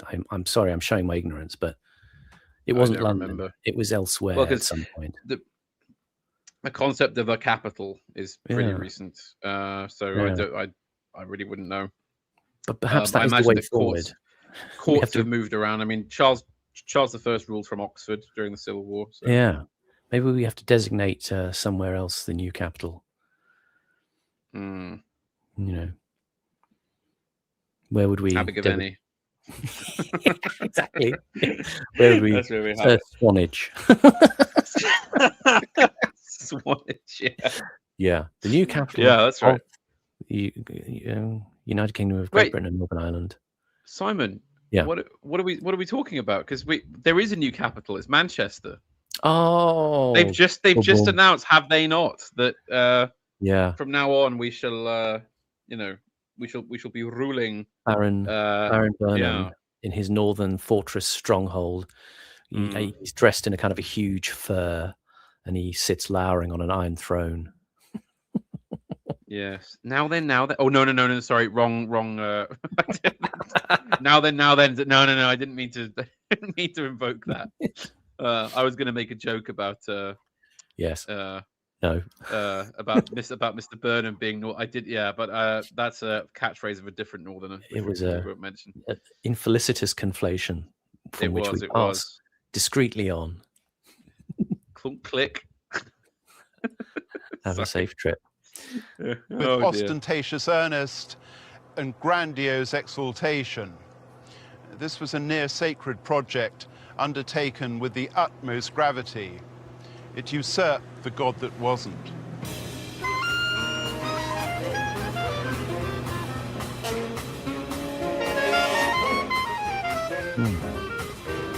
Jazz.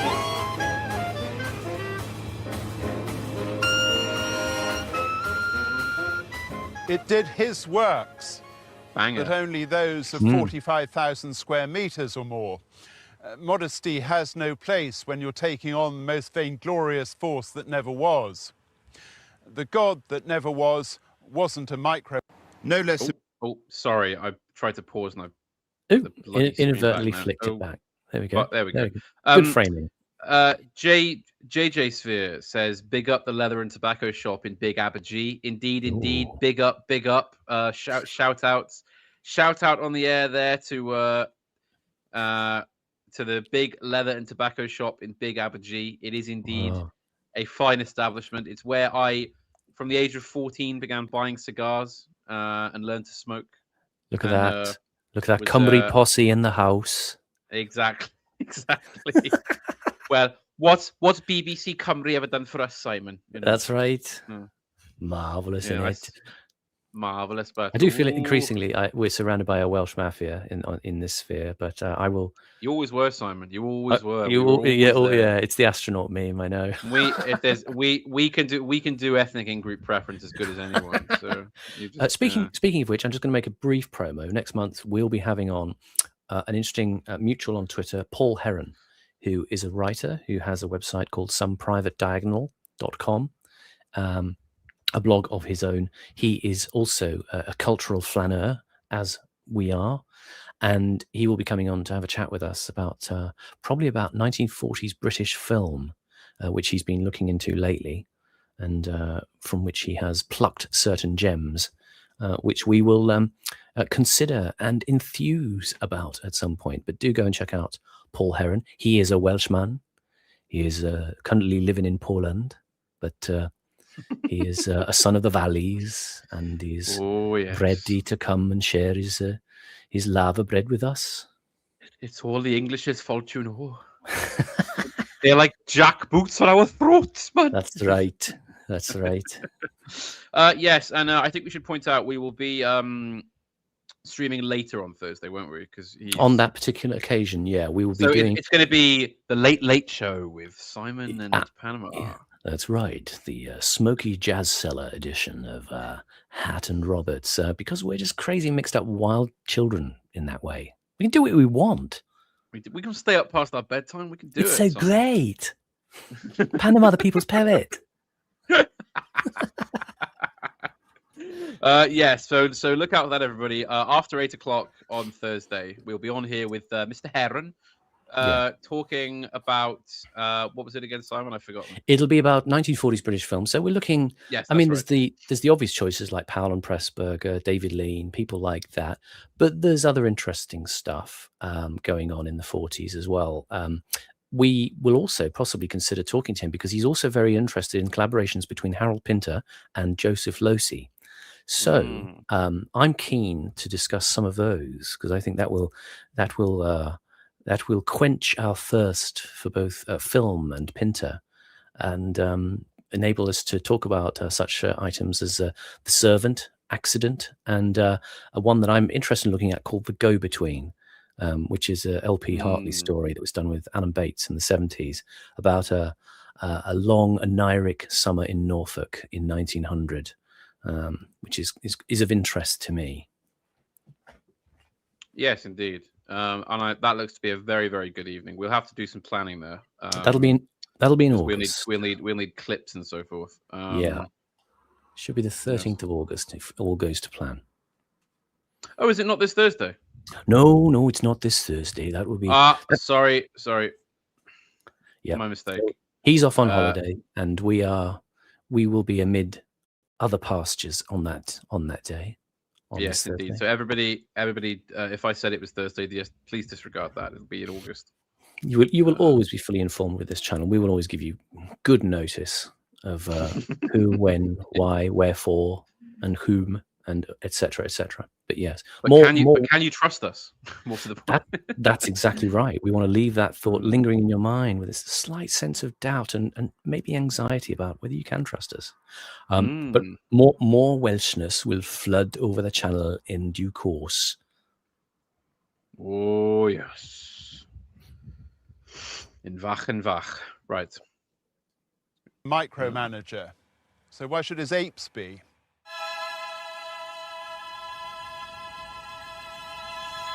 Unité d'habitation in Marseille was not the first building that Le Corbusier had designed in reality.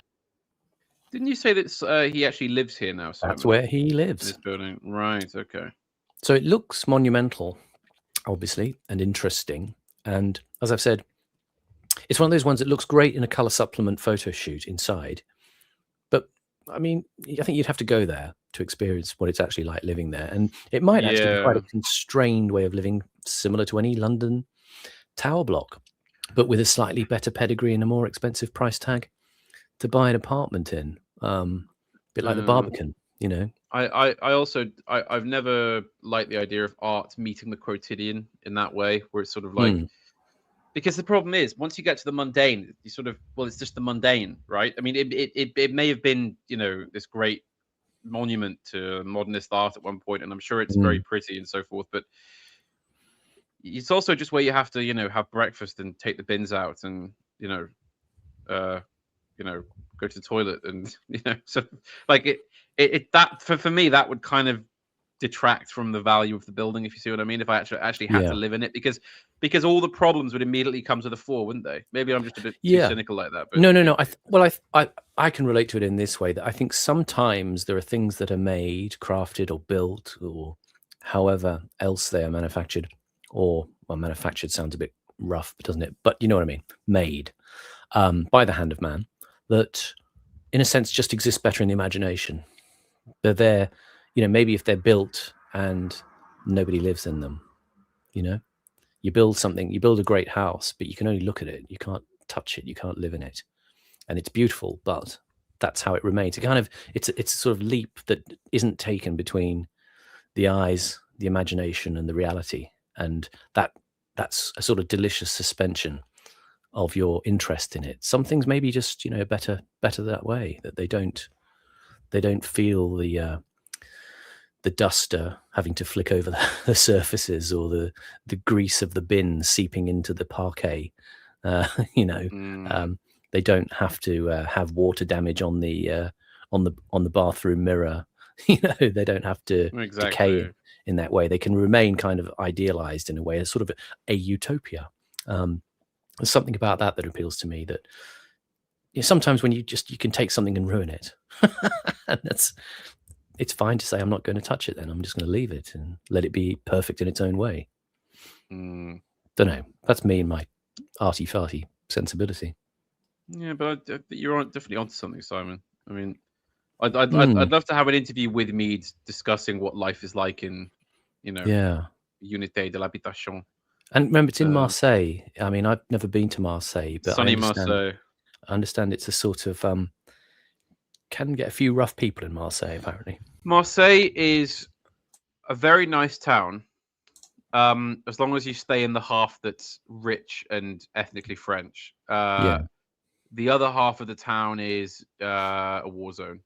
Is it a bit cosmopolitan? It's a French Birmingham. Somebody's I'd say in a weird way it's worse because it's more violent than Birmingham. Birmingham's depressing and horrible, but you know, with Marseille, you have to kind of watch yourself. Birmingham, it's pretty bad. Have you been to Birmingham at some point? I've been to Birmingham quite a few times, Simon. I sort of like to think that you haven't been sullied by Birmingham in my mind. I think Panama's too chic, elite, and grand to be sullied by Birmingham. But the times I've gone, I mean, I only went the first time a few years ago. I've only been maybe 2 or 3 times, because when I got there, fuck me. I mean, it's just the horrendous clash of terrible buildings in the center of town. It's just horrible. I mean, it's a mess. I had relatives there who are thankfully now are no longer talked to or acknowledged branch of the family. And so I haven't got any reason to go there. But I have been there once or twice for kind of events and things. There was a Nomos event there a few years ago. I went to that. Yeah. It's one of the worst places probably on the planet. I think I would genuinely rather live in a favela than live in Birmingham, to be quite no offense to people from Birmingham in the chat. We love you as people. I intend maximum offense. A maximum offense. We don't. Yeah. No Birmingham. No pass around Birmingham on this channel. No, I mean, it was just, I couldn't believe it was such a fucking catastrophe of. It's a shithole, isn't it? It's a real disaster of a city. I can't even say a French word like mélange to make it sound like an interesting mix of buildings. It's not. It's like a gaping chest wound of a city. It's not. Just horrific. And then people said, "Oh, don't go to Manchester. Manchester's really rough." And then I went to Manchester and I found the centre of Manchester. Manchester's not that bad. Manchester's pretty much. Manchester's fine compared to somewhere like Birmingham. The old buildings really haven't got that much of an issue with it. The old buildings in the centre of town. There's some magnificent, like the old technical college. Just the doorway of the technical college, or some of the other buildings. But a lot of them are ready to be knocked down and turned into student housing. Again, why? Shocking. It's really bad. I mean, Birmingham is just. It's what Simon and I are getting at. It's not just that it's a bit rough or a bit run down or there's a few too many immigrants. It's horrible. It hates itself. Everything is rotting. There are bags of excrement on the pavement. It's hideous. It's the people are depressed and angry and horrible. And that the famous video of that guy who says, I'm walking in a fucking steaming mood today, yeah, because I live in Birmingham. I live in Birmingham. In Birmingham, it's a shithole. I live in a fucking shithole. It's I screaming, in agony at having to live in a place like that, and I totally understand it. You see, when we're criticizing these things, it's not where they're having a go at Birmingham. No, we must defend Birmingham. But this is meant to be the second city of the UK. It's meant to have a certain, so they say, dignity and stature, and not for the fault of the. Let's say the original generations of people from Birmingham, but for want of an attack of modernity and a subversive social policy, it's been made into a place that hates itself, that it's just ill at ease and unable to, it's almost like those people who get that locked in syndrome, they stay in not exactly comas, but they are kind of in a sort of comatose state. Yeah. And they can hear all the awful things and, all the things that are being done to them. It's like someone in a locked in state having all sorts of cruel and unanesthetized surgeries performed on them. And they're kind of screaming internally, but they can't get away. That's kind of what Birmingham feels like to me in a way. It's just, and, now it is just become, well, we know the story. I wonder what Birmingham, Alabama is like by comparison. I haven't heard great things about that either. But I think that's more just because it's poor and has a large, shall we say, population of other races living there. So I really don't know if they're that comparable, but it's probably less depressing somehow.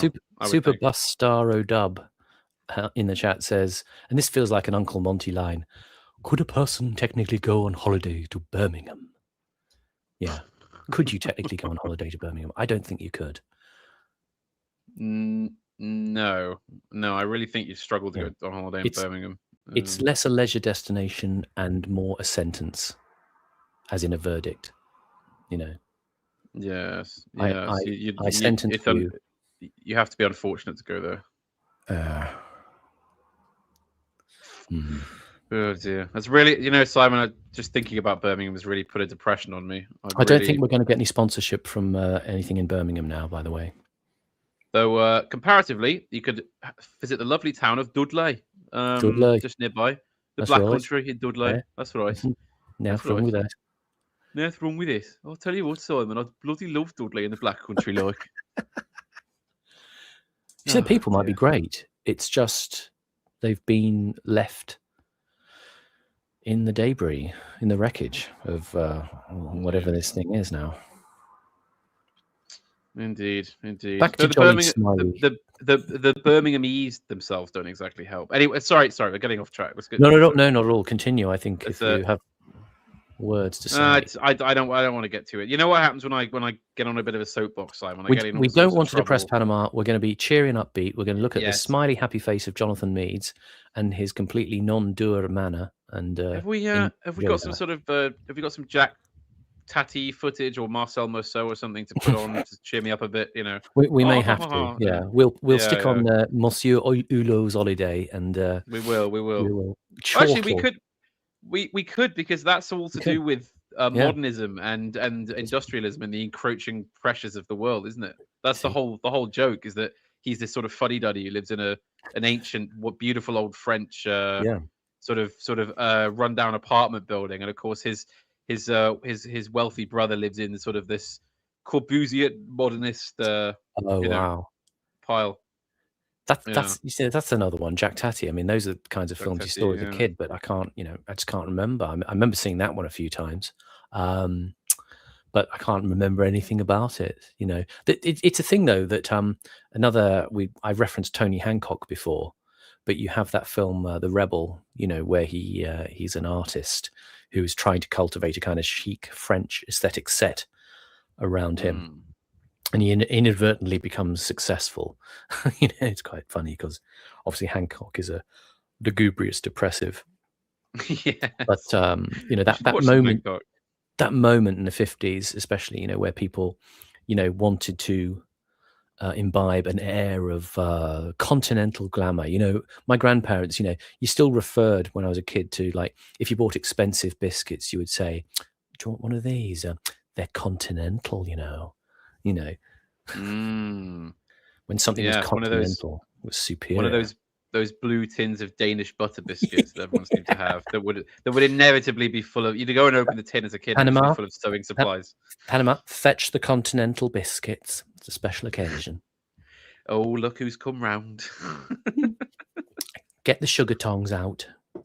Yes. Oh, we're having Viennetta tonight. Oh, very grand. We should just do a sitcom, shouldn't we? It's yeah. Anyway. Action to his earlier idiom. He had made tentative forays, rather ham-fisted, left-handed, as early as the early 1930s. But l'unité's size, ambition, fecund invention, outrageousness and sheer effrontery caused it to capture the imagination of architects the world over. In contrast, much bruited contrast, to the reaction of the people of Marseille. They are said to have referred to it as La Maison du Fada. Fada is a Provençal word which is not spoken with much fondness. It means madman. Specifically, a madman who is possessed, touched by extra-worldly powers, by contact with elves, no doubt. Who actually coined this epithet is not recorded. This was how the new was greeted, or rather, how we were told it was greeted. Here was a presage of the notorious gulf that would come to exist between the will of architects and the taste of, well, of who exactly? Concrete monstrosity. Defensive antagonism, blaming anything but their own prejudices, their own ignorance, their own incuriosity.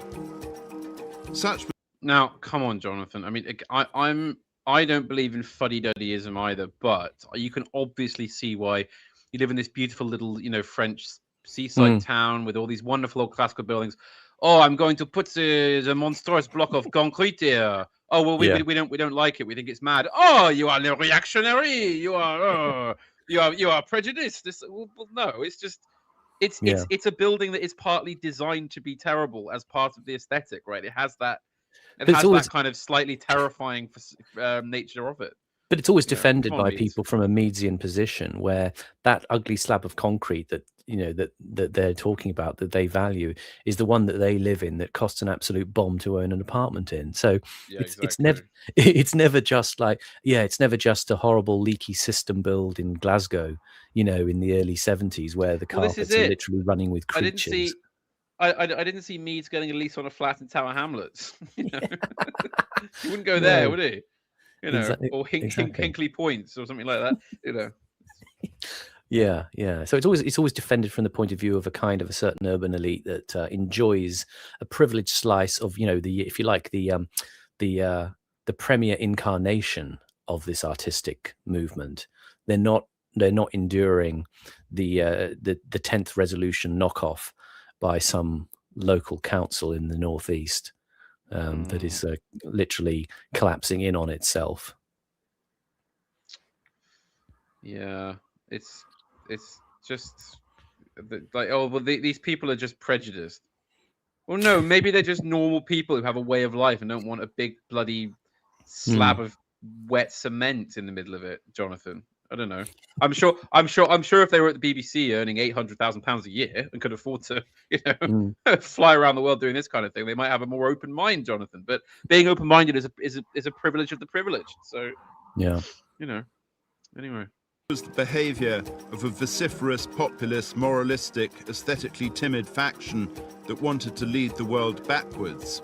Aesthetically Their timid. heirs, taxi drivers who write for newspapers, still want to bury their head in the sands of time, some other time, usually the 18th century. So you see what I mean? An obscure group calling it... Yeah. See what I mean about those apartments? They're very... You have to live in the minimalist way then. You don't get a lot in there. Well, also, have you noticed that all the photographs that are used on, say, like sort of on Wikipedia and all these other websites, and that footage there, it's all of the same apartment. It's that one particular apartment. Yeah. I don't know why. Maybe it's because that one is kept as a show apartment, but it's interesting. Okay, well, what's the rest of it like then? Oh, look, this one's sort of charming and sort of well spaced with sort of really expensive high grade furniture. Okay, what do the other ones look like then? If it's that lovely, let's have a look, shall we?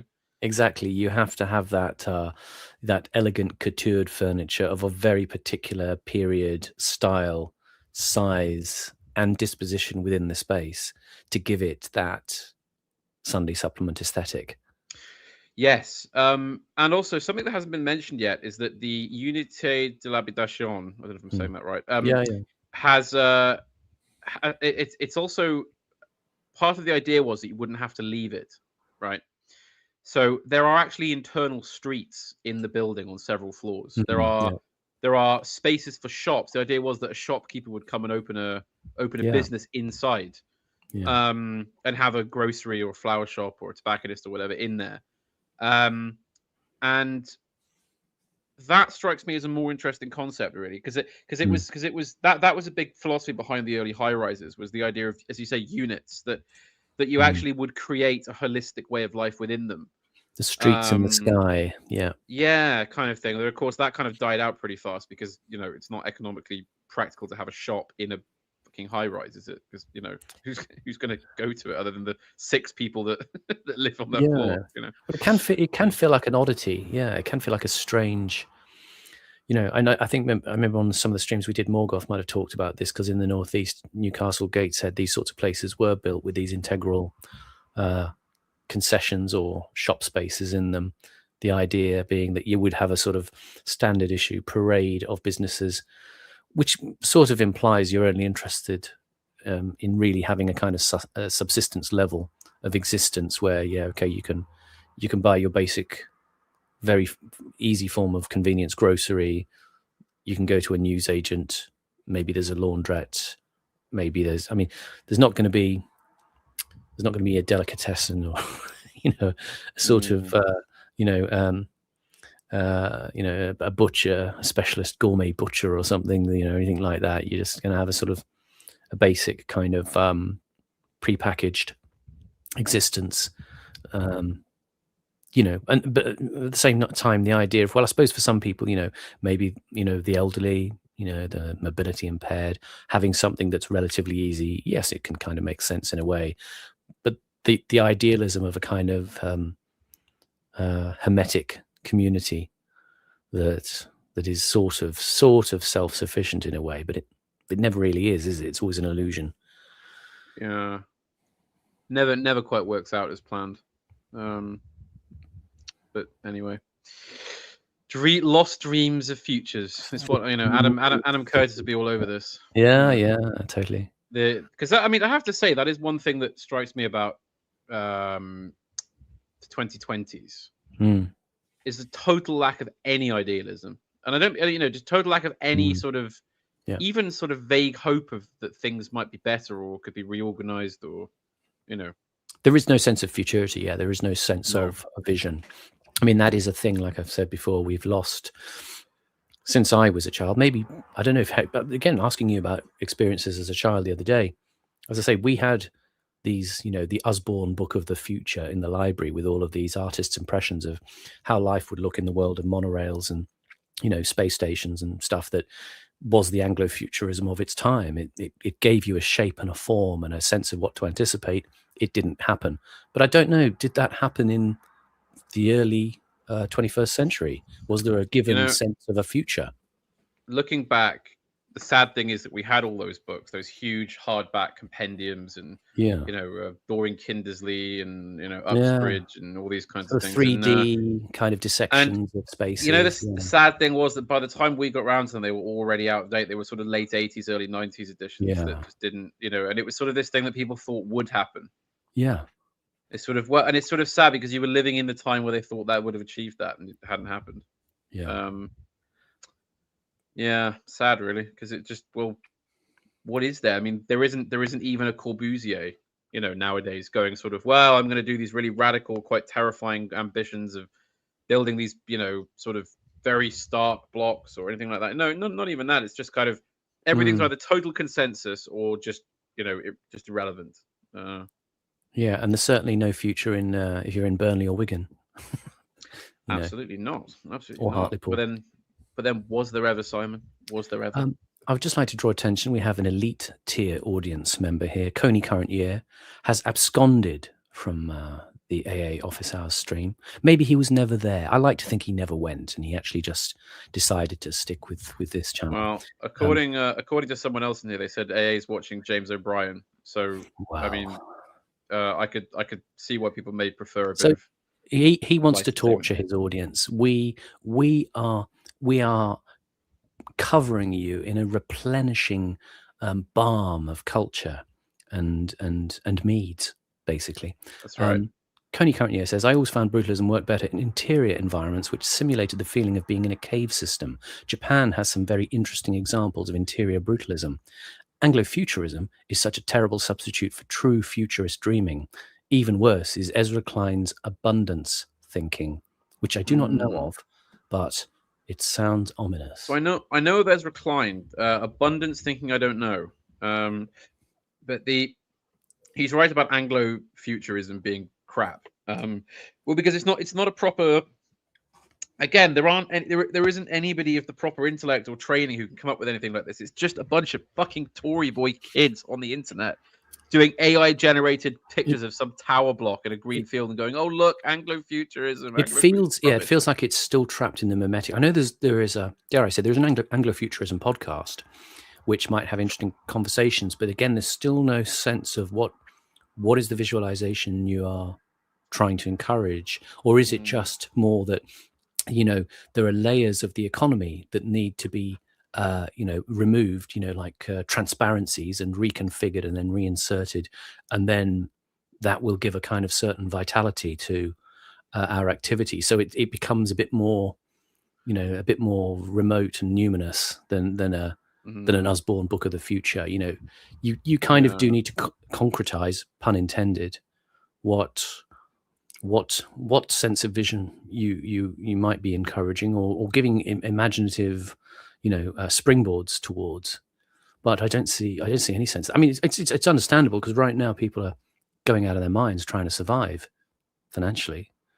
So that these things are esoteric and perhaps frivolous, but certainly I don't know where the draw is. I mean, again, it's like many things. You who was it? Was it Amory Crane yesterday on Twitter said something about when he was in school, he said literature contains all of history. And the teacher said, no, history contains literature. But I thought his original comment, literature contains history, is probably the more insightful. You know, it's like the old 1066 thing, 1066 and all that. You know, history is not what happened, it's what you can remember. And most of what we remember is transmitted to us through literature. Our impressionistic form of the past, our relation to it, and our hopes for the future. Sorry, that they're transmitted by culture. They're not transmitted by, spurgy history lectures. We only have the memories we ourselves create. Yeah. Right. Mr. Meads. The Society for French Aesthetics, which probably dreamed up the coinage La Maison du Fada, went so far as to bring a suit for damages against Le Corbusier. It lost. It was typical of those factions which claim presumptuously to speak on behalf of the ordinary people, which invent slogans for the common man, which encourage hard-working families and other demographic fictions to militate against the unfamiliar simply because it is unfamiliar. Pause again. Just a little snipe at Meads there. He says about hard-working families and other demographic fictions. Again, that's a little bit of that side of the left coming out that's telling us that, the history that you thought was there was all imaginary and didn't really happen. The past wasn't like that. And you're living in a fantasy of a preceding world. I always find that's a slightly irritating thing about, you're hankering for a past that wasn't really like that. They always kind of want to diminish it in that way. And I think the idea of the demographic fiction of the hardworking family, well, really?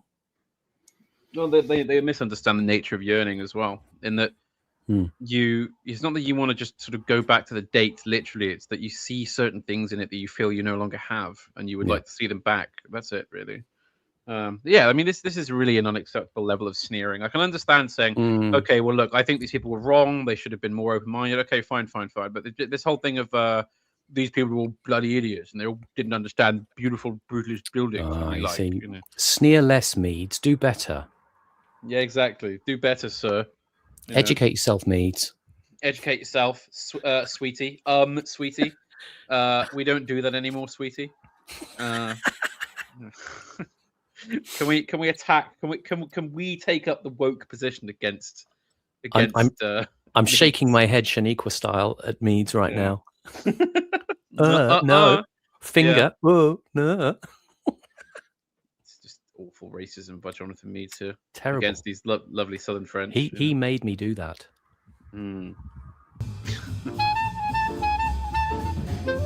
Oh, by the way, this puts me very much in mind of a wonderful documentary film came out a few years ago called "Soundtrack to a Coup d'État." Oh, and it's a sort of quite in its tone. It's like a very sort of leftist, bog standard leftist sort of anti-colonial documentary about the 1960 in the Congo. Where Patrice Lumumba came to power and then was killed and overthrown, and various other things. But it's all done to this really wonderful jazz soundtrack, and there's no commentary. It's just shots of various things. There's a couple of interview pieces in there. You, Simon, would love it. It is a fantastic bit of aesthetic documentary making. And I wonder if we could perhaps watch it together and then review it on here. I think we can. Do you reckon we can get that in for Thursday? Because it would really the reason is it would chime with this documentary because it's all about this aesthetic, this early '60s modernist aesthetic. Yeah, absolutely. Yeah, I mean, I think we could just peg it into the schedule and. Sorry, unfortunate word there. Peg it. I don't know why I said that. We could insert it. Or even worse. What was it you said last time? You started throwing out racial slurs all of a sudden. I know. I was saying rigorously.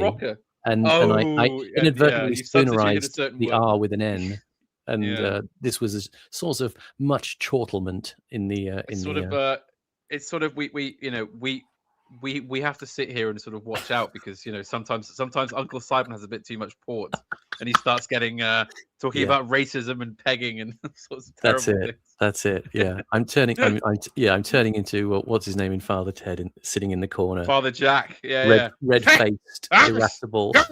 Yeah. Father Simon.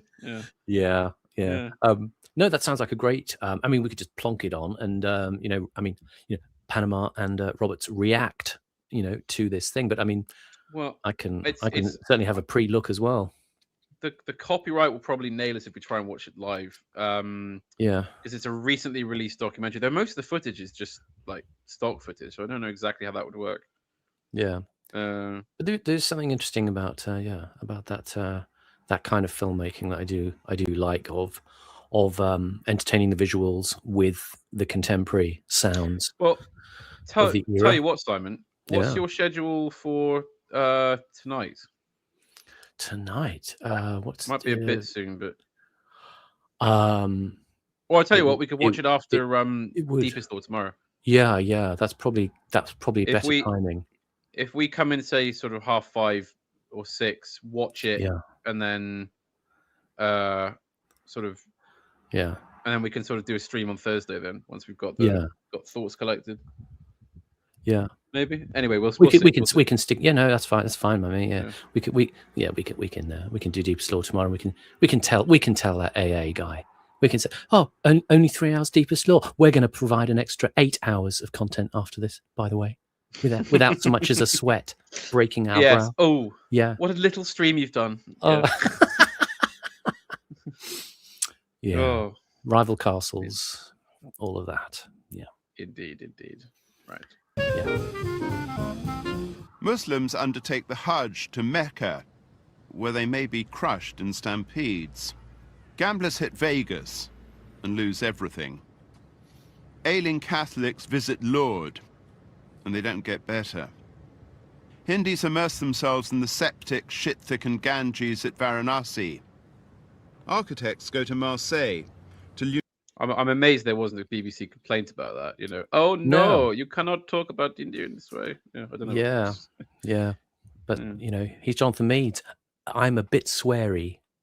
He's a bit swearing, a bit bloody not PC. Hey, I'm a liberal and I believe in everything that's going on. But listen, I swear a bit, so I'm a bit avant-garde, cutting edge. I take no bullshit from anybody. Jonathan Meades.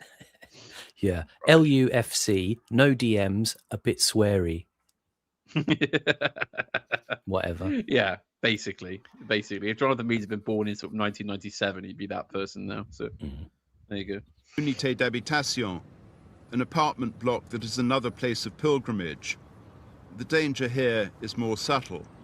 It is that l'Unité has, for 60 years, proved an invitation to plagiarism or homage, which are the same thing. In fact, no one plagiarized Le Corbusier so comprehensively as Le Corbusier himself. The 4 further unités are like full-scale models of the original. They lack the handmade, almost arts and crafts qualities that the architect brought to the original one, and brought also to his works in eastern France at Ronchamp, Firminy and La Tourette, to the Jaoul houses in Neuilly, and to his many works at Chandigarh.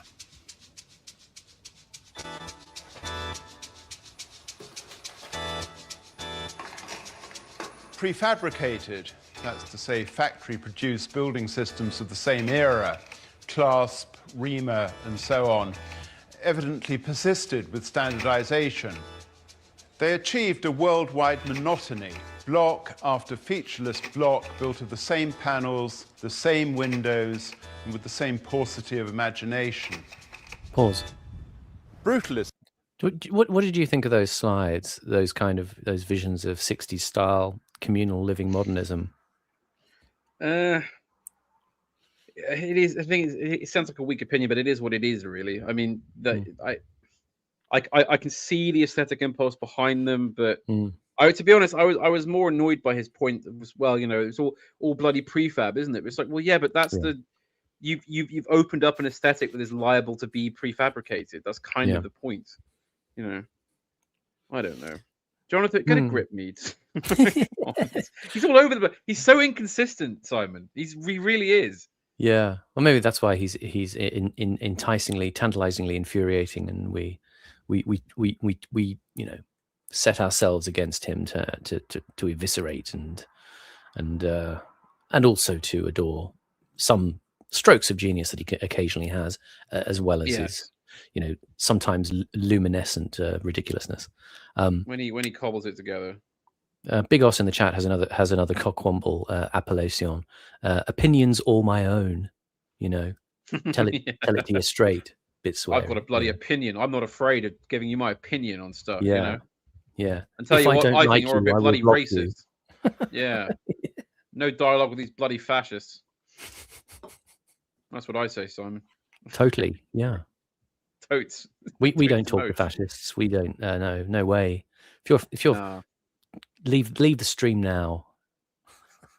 Yeah, we don't want you here. We'll talk to anyone except bloody Nazis. Goes completely dead.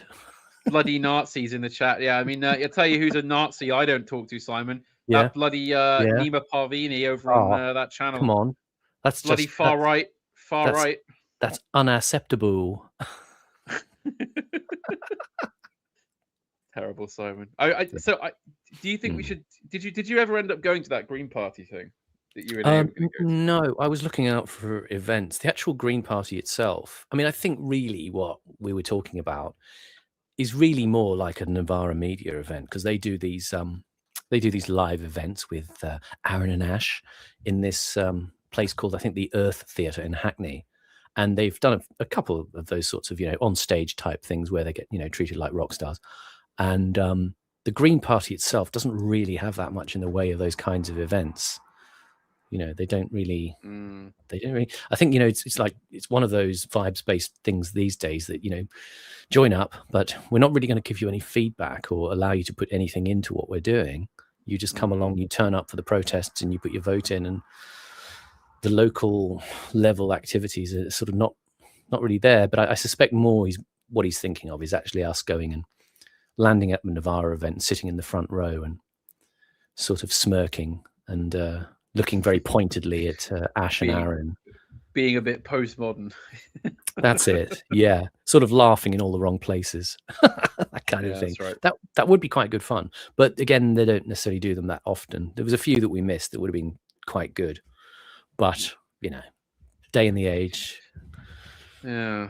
Let's see if we can get a banner that sits at the top of the stream that just says this program kills fascists. You know.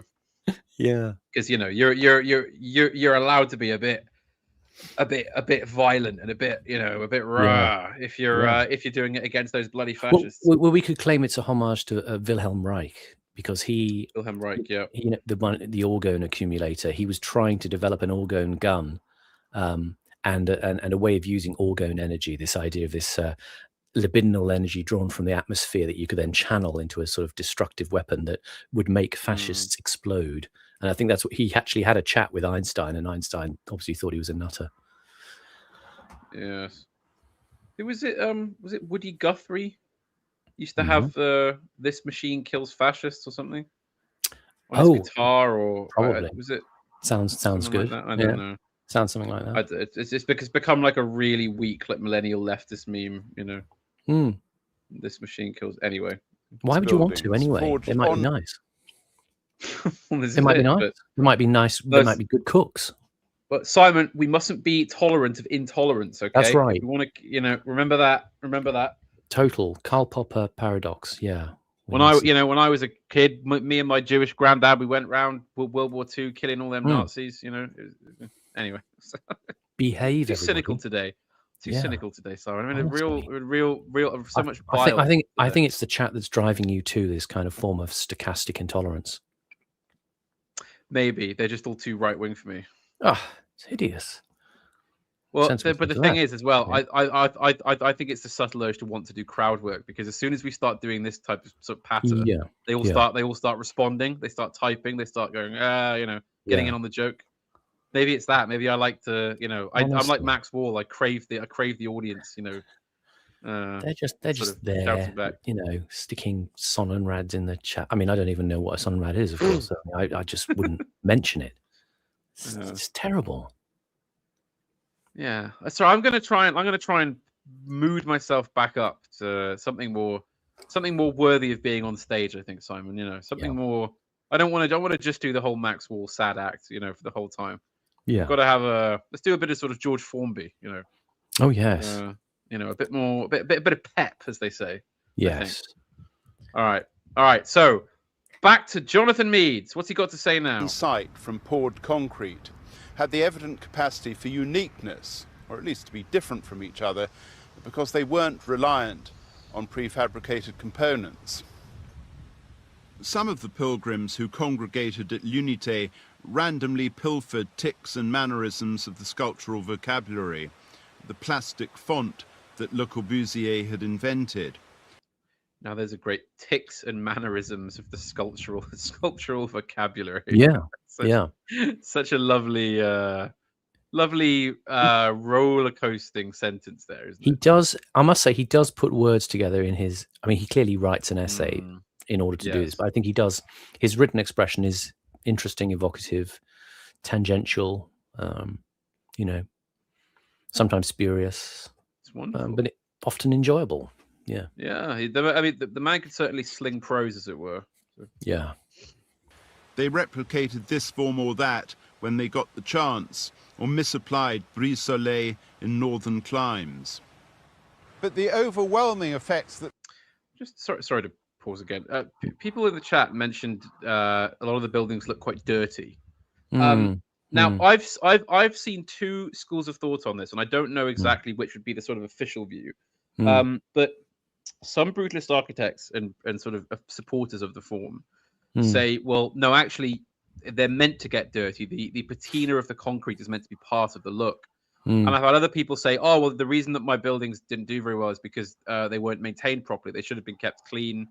You know, they should have had regular maintenance. So I'm not entirely sure what the actual... I mean, what's your take on it, Simon? I think it can be just the aspect of the production of brutalism and the context. Excuse me just a moment. I just have to... Sorry, I had to mute myself there for a moment. The actual... I remember when we did the stream on dodgy 60s tower blocks on Deepest Law, and I looked into the sort of origins of brutalism, and it was... I think it was a Swedish expression about the concrete brute, you know, ugly. Basically... part of the ethic was to have unfinished concrete. So you cast the concrete, you don't necessarily smooth it off, so it has all the little crusts and divots and you know, bits of obscura on the surface of the concrete that you know, from afar perhaps, or from an aspect or a different angle, look sort of dirty and sullen in the finish. And there's a context dependent thing here, is that, you know, this is a concrete building in Marseille. I mean, I don't know how much the rainfall is in Marseille, but I suspect it's a lot less than in Glasgow. So the way it weathers... But it is also a slightly muggier climate because it's on the Mediterranean coast. So it's a bit wetter, you know, in terms of warm and wet as opposed to cold and wet. And again, the execution in the English context often had, you know, classically a lot of problems with damp that, you know, wasn't designed out of the building structure and the windows and so on, and the ventilation that was put in. So it can just be that certain, you know, buildings in certain places weather better. They look magnificent in bright sunlight, maybe, or, you know, but I mean, again, this is the thing I said about the articles in the magazines. You know, close up, if you look at some of the balconies and the finishes on the concrete at Unité d'Habitation, it does look a bit surly over time. You know, and, you know, when you get the crack in there, or it needs remediation, or, you know, aesthetic upgrade, you know, it probably brings a whole host of its own problems, but it may just be that it'll be slightly better off in that climate than it would in a persistently difficult climate like in Britain, where yes, it might be damper on the outside, but then people are having heating on the inside, which is making the problems worse, and then you're getting the kind of concrete rot, and then the rebar exposes, and then you get the thing crumbling, and you get the disasters of buildings, you know, with chunks falling off them, and facades, you know, slipping down, and all of that sort of stuff. So it probably depends on an awful lot, but I think that there is definitely an element where the idea of a a socialized architecture had these renderings that linked it to an authenticity and a sort of no nonsense element in the production process.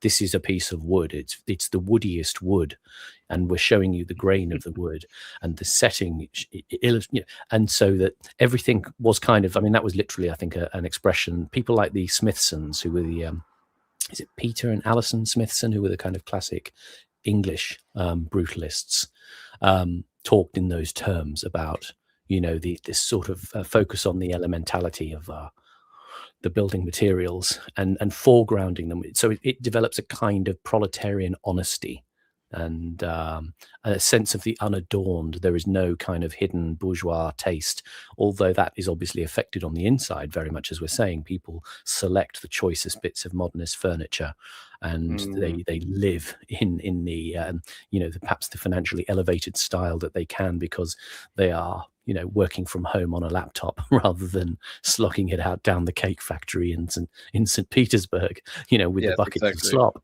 So it's a different world. It is kind of, this is the problem is you can have a place in there, and you can be in that building, but are you living in that building in the same way that most of us have to live in houses which it's got a problem with the the plaster's blown in that room, I'll have to do that, or there's a bit of damp in the kitchen, or I'll have to get that pipe fixed, and all of these quotidian problems of like British houses, for example, that you just sort of take as it's difficult in Britain to live in somewhere that is kind of completely sorted.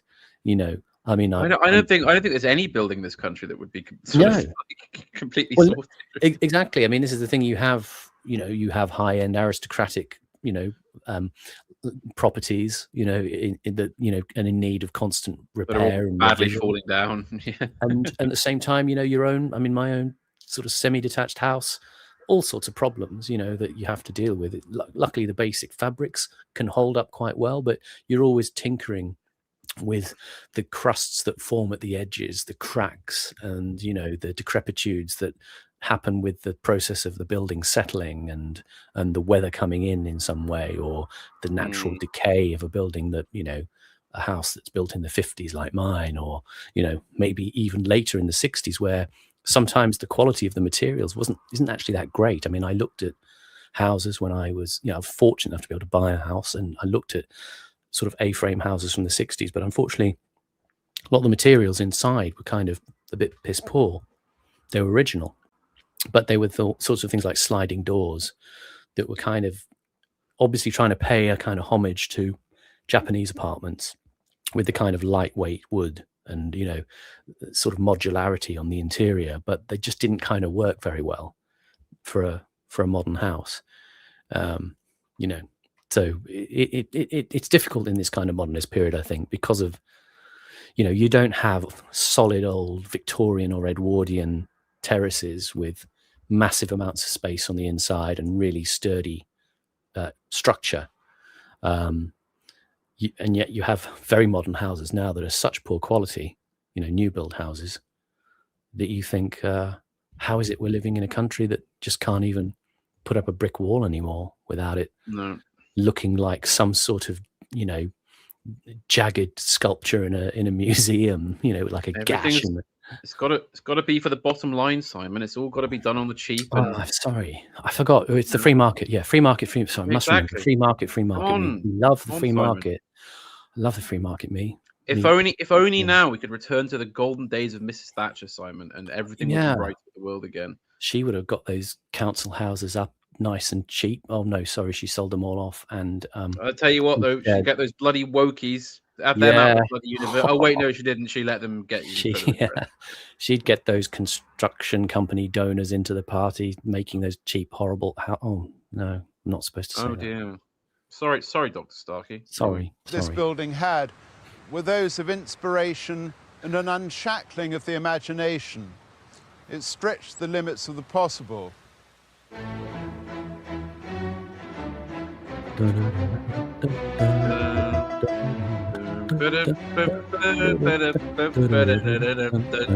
It showed what could be done. Name the tune. Answers on a postcard. Yes, do. We all know it, but I don't know who it is. I can't remember the name of the Is it Carnival of the Animals? Saint-Saëns or something like that? No, I don't think so. Somebody will know. There'll be a really clever person. I was listening to it recently. I can't. Yeah. Someone will be Shazamming it even now. Oh God. Yeah. I can't. No, I can't. I can't move on. Because I was listening to that exact piece days ago with the album sleeve out and everything. I can't think of the name of the composer. Yeah. Oh God. Oh come on. Someone in the chat, please save us from this purgatory.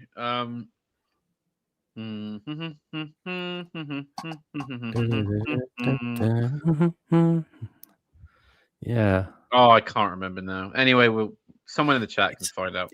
It's like do you remember the time that David Cameron resigned, and he did that press conference out the front of Downing Street? He gave his little speech.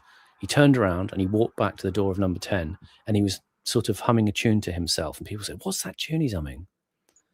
And I know what it is. I know what the piece is, but I don't know what the name of it is, and I haven't been able to find it.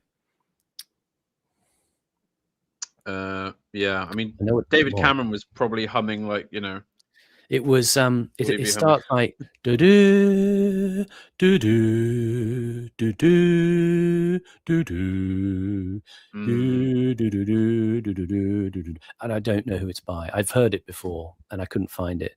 But again, this is part of the problem of Googling and reverse searching and sound searches. You can't locate anything anymore. No. It's all a bit crap.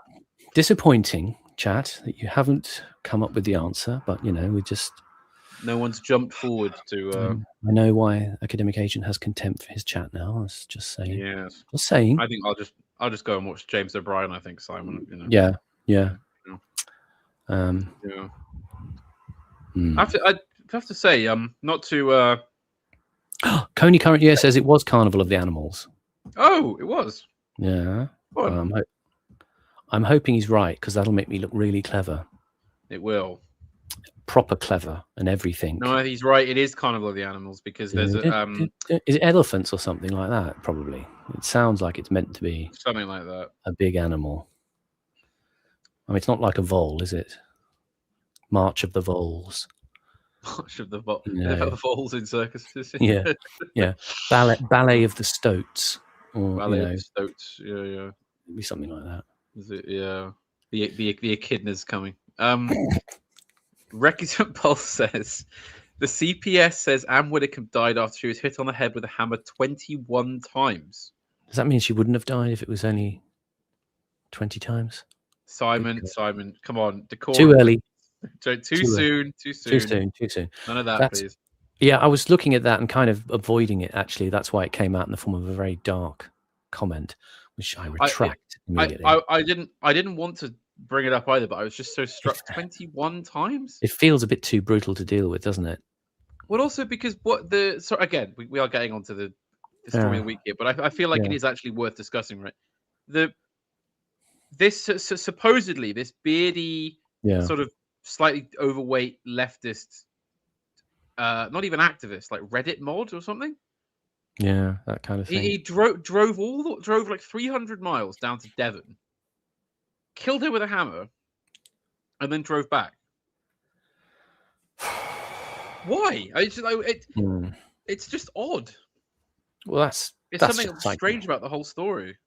Yeah, well, it's psychotic, isn't it? It's the whole FBI serial killer profile thing that they determined that if people are sort of stabbed more than like 3 times or something, like more than 5 times, it tends to be because it's very personal. Yeah, it's a hatred rather than just multiple strikes. So I mean, it's a psychotic hatred, and in that very modern way of you don't know Anne Widdecombe, and even if you did, taking a politically antagonistic stance towards her, how does it sort of translate into an emotional savagery where you do that? And it seems very odd to me that somebody would go after Anne Widdecombe, who has been irrelevant for like 25 years, basically. I mean, she wasn't. I mean, people say, "Oh, yeah, it's because she was very outspoken about being anti-LGBT." Yeah, but no, that's not. Come on, like she never really. So that really didn't come across as her brand latterly, did it? No. That was just something she happened to believe in, as opposed to something she campaigned on. it wasn't her outspokenness that was emphasized. It was, like we said before, that it was a slightly quaint, slightly ridiculous, querulous public manner that people turned into a kind of freak character, a representation of a reactionary sentiment, that it's going to be this slightly embarrassing old woman. And therefore all of these sentiments are the kind of domain of sort of people you feel awkward around. That's kind of how she was cast. Oh gosh, auntie, she's standing up, she's a bit drunk, she's going to make a speech. Oh God, how embarrassing. She was always treated in that way, if you see what I mean. Yeah. Anyway, let's move on, because that just struck me as quite shocking, the idea that, anyway. Yeah. Nasty times. And what was eventually as international as the international style, though less inhibited. But then art has always been international. The Gothic, the Columna, Van der Weyden and Boots in the north, Crivelli and Cosimo Torre in the south. Who took from whom? There was nothing new about mounting a building on pylons or pilotti. Le Corbusier himself had been at it since the 1920s, and his nameless predecessors for 6,000 years, certainly since the late Mesolithic period. Pylons or stilts keep at bay enemies, tides, floods, rodents, assorted predators. They are staples of coastal, estuarine and bucolic vernacular architecture. Chonquet at Arcachon, the granaries of Galicia, southern English barns raised on saddle stones, Hong Kong and Cambodian fisher cabins, Maghrebian beach houses, Carrelais on the Gironde, Mediterranean cabanons at such places as Druisson-Plage. Mounting a building on such hefty legs was, however, unprecedented. They're the legs of a pachyderm. But what sort of pachyderm has 34 legs? It must be an insect, a Tragunta quatuorped. But even an insect with elephantiasis does not have legs this thick. Further, the pilotti form a nave, or a nave's ancestor, the sacred grove.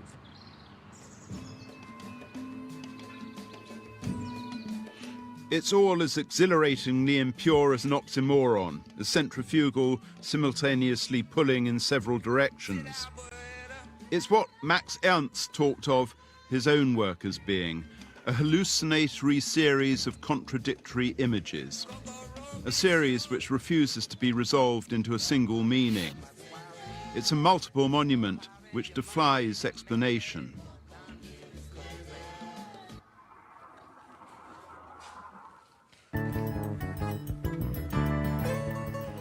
When Jean Cocteau saw Nijinsky, he exclaimed, "What grace, what brutality." That's the dancer, not the Derby winner.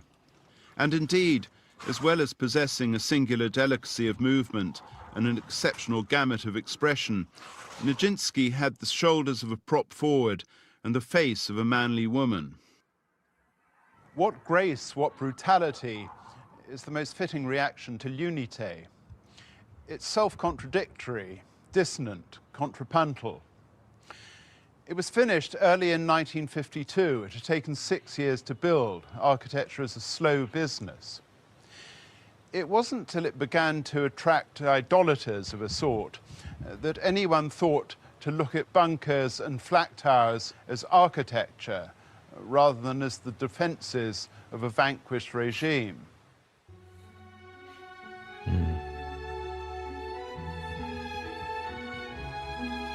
Another great piece, which I can't remember. As a model for social housing, l'unité was often disastrous because it was so ineptly copied.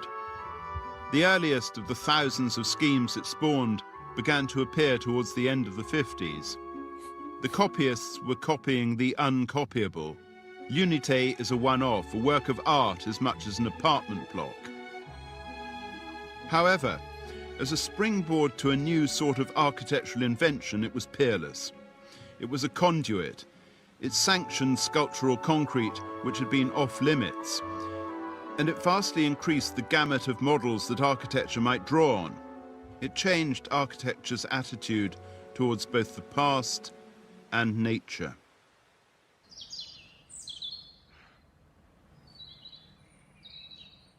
Imagine a form of IVF which creates babies which are giants. Their pituitary gland is programmed to shrink the 12-foot tall, 25-stone newborn monster throughout its childhood and adolescence till it achieves adult size. The brutalist mindset was enthused by such possibilities, apparent impossibilities, by the lure of counterintuition, of going against nature. But then nature itself goes against nature. Nature overturns what is carelessly called the natural order. Inhabitants of sober landscapes and temperate climates are persuaded of nature's reticence and courtesy.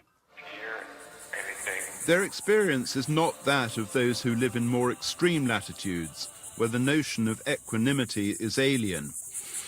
Nature, in one man's manner, the everyday surroundings that he takes for granted, is another's exotic grail. There's no universalism in nature and little in man, but, as David Hume observed, there is a universal tendency among mankind to conceive of all beings like themselves, and to transfer to every object those qualities with which they are familiarly acquainted and of which they are intimately conscious. The sublime elements of nature that succoured brutalism were seldom to be found in Britain. They were then, in that last era before the advent of mass foreign travel, not those that the British were familiarly acquainted with: jagged rockscapes, repetitive basaltic organs, subterranean extravaganzas and geological gordies, weird trees, petrified forests. An architecture suggestive of such phenomena is bound to be more alien in Britain than it is in dramatically furnished countries, where the link between built forms and natural forms is more readily made. Inverted pyramids, elusive shapes, reckless cantilevers, toppling ziggurats, vertiginous theatre, imitations of pyrites, the defiance of gravity, always assign. They all sound like Twitter accounts that we would be followed by, don't they? They do sound quite good, actually.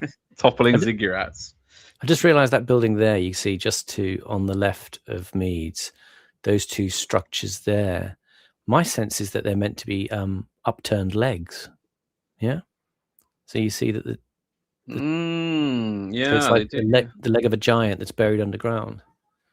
Sort of. Well, I've always liked the slightly quirkier side of this type of architecture. I mean, it's not in any way brutalist, but I've always loved Antoni Gaudi.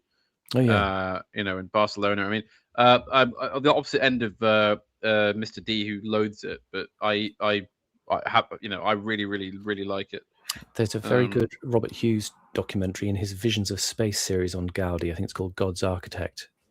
We'll have to have a look at that, probably.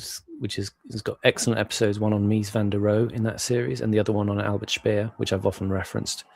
Robert Hughes being a very good, trenchant, more straightforward in a way than Meads, but equally interesting. Somebody mentions the building in Severance, the TV show. That's the Bell Labs in New Jersey, I think it is, Holmdel Bell Labs. I think that's sort of partly meant to be brutalist looking, but I'm not sure. Is that worth watching, Simon? Severance? I've not seen it myself. It's interesting. It's a good series, and you get kind of hooked in it. It's again something actually Proper Horror Show and I have talked about doing a stream on as well, about this idea of office horror, the paradigm of the office itself, its oppression, its structures, its sense of surveillance. It's fertile for that. Yeah, so it's an interesting series, Severance. It's I mean I enjoy it. But that's often because when I look at these big American series and I commit myself to them, I get into them. I mean, I like it.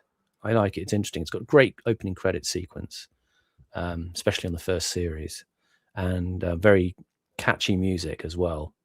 I think it's I think it's worth a look, but it's one of those series, I say, that lends itself to interpretive review later on about what is its meaning. You know, a lot of it also feeds off that stuff I raised in The Deepest Law, the David Graeber concept of bullshit jobs.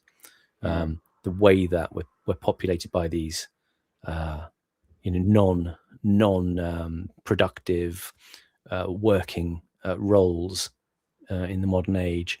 I mean, I wish I had some of these bullshit jobs that just paid me money for doing nothing. But you know, it's kind of in that ballpark. But it's a sort of Kafka story as well. You know, a sense of a conspiracy arising from within the office workplace that is tangled up with a sort of semi religious cult-like founder in the place where they work in Severance, and the characters revolving around that, exploring this vast office space, a bit like a kind of backrooms aesthetic, and getting sort of drawn into the core and mystery of what is the building for, what is the business actually for, and it has touches of the surreal as well. So it's I think it's very interesting series. It's kind of quite, you know, addictive, quite catnip, and worth looking at. There's only been 2 series, I think, and I've watched that. It's quite good. John Turturro's in it, who I think is terrific. Oh yes. Christopher Walken. They have a very touching relationship in that series. Really, really good. Walken. Yeah, I can't do him, but he's yeah, they're really good, actually. It's not just, we plonked them in. They actually have a very affecting on-screen presence with each other. I mean, they're just, you know, experienced senior actors. So, you know, yeah, I like it. I like it. It's, you know, it's tricky. The problem is, with American series, you can often end it, you feel that you're being lured in. Like, you know, remember years ago, they had the series Lost. Yes. Sort of went on forever, and, you know, it ended sort of frustratingly. J.J. Abrams. Yeah. And I sort of tuned out of it after, you know, whatever the first couple of series they had on Channel 4, and then they were kind of forcing you to move to a subscription service to watch the rest. They love just coming up with weird kind of mystery points in the show, and then never sort of going anywhere with them, just as a sort of bait hook. It's I mean, J.J. Abrams is famously a practitioner of this form. He gave a TED talk years ago called The Mystery Box, where he said, what I do is I get a box and I put the mystery in it and blah blah blah blah, you know, basically just a load of rubbish. It's not proper story writing. So yeah, I mean, I'd be because the pictures I've seen of Severance look interesting. It has that kind of Lynchian sort of very liminal feeling about it, but I don't know. I don't want to get suckered into something again. I'd say it's worth. I think it's worth having a look and actually getting your take on it. You know, you've got to obviously plow through it a bit. I mean, the first episode can feel a bit frustrating, but then it unpeels quite quickly and makes sense. Do you know the premise of Severance? Have you heard of it? Not really. It's people. They go to work in this huge impersonal office building every day, and in order to work there, they've had to agree to a surgical procedure which wipes their memory when they leave the building. So they go into work each morning, they drive there, go into the elevator, and on the way up in the elevator, a switch kind of flicks in their memory, and they have forgotten their previous life, and they have just come to work. And so they have a sense of a split existence. And when they're in work, that personality is called an innie. And when they leave work, the other personality that is completely not interconscious with the work personality is called an outie. So it's about these people who have no memory of their life outside work when they're in work. Then they leave work and they return to their normal life. And what emerges is that the people living as they do on the outside develop a sense of confliction about what their work life is about, because they don't remember anything about it when they get home. And events transpire so that the people in the building, you know, when they go to work, also try to develop a connection with their outie, their person on who they are on the outside. You know, because it's just literally like a switch going, and they've forgotten everything, so they can't communicate with separate parts of their brain. So it's quite an intriguing presence as a series, because it is a go. I think it's worth it. It's very stylish, and it's got those elements of, you know, the corporate and the inane, and you know, in the sense of how modernity functions in the workplace. I mean, it's very much something you would analyze in the light of Foucault talked about the societies of discipline, you know, where we had institutions with rules and we knew where we stood, you know, because there was hierarchies of order and insistence. And philosophers Deleuze and Guattari then talked about the societies of control, where that all changed, and you no longer had, you know, whether it was the army or the hospital or whatever you worked in, you no longer had that sense of an ordinal hierarchy. You had instead a new sense, which was of surveillance. You are being surveilled in your job, and you are self-surveilling in your job. So the control is something you actually do to yourself. It's you become the bureaucrat looking over yourself, and which has got a more sinister connotation, because it's forcing you to do something which is not really germane to your own desires, and that's kind of is reflected in this idea of the split person. It's not just you know, they are the same physical person, but when they leave, they have no memory, and when they go back to work, they have no memory of their life on the outside. So very interesting conceit, and some good acting. I'll have a look at it and report back. Have a gander. Indeed. That a demigod is at work. The architectural imagination was flying.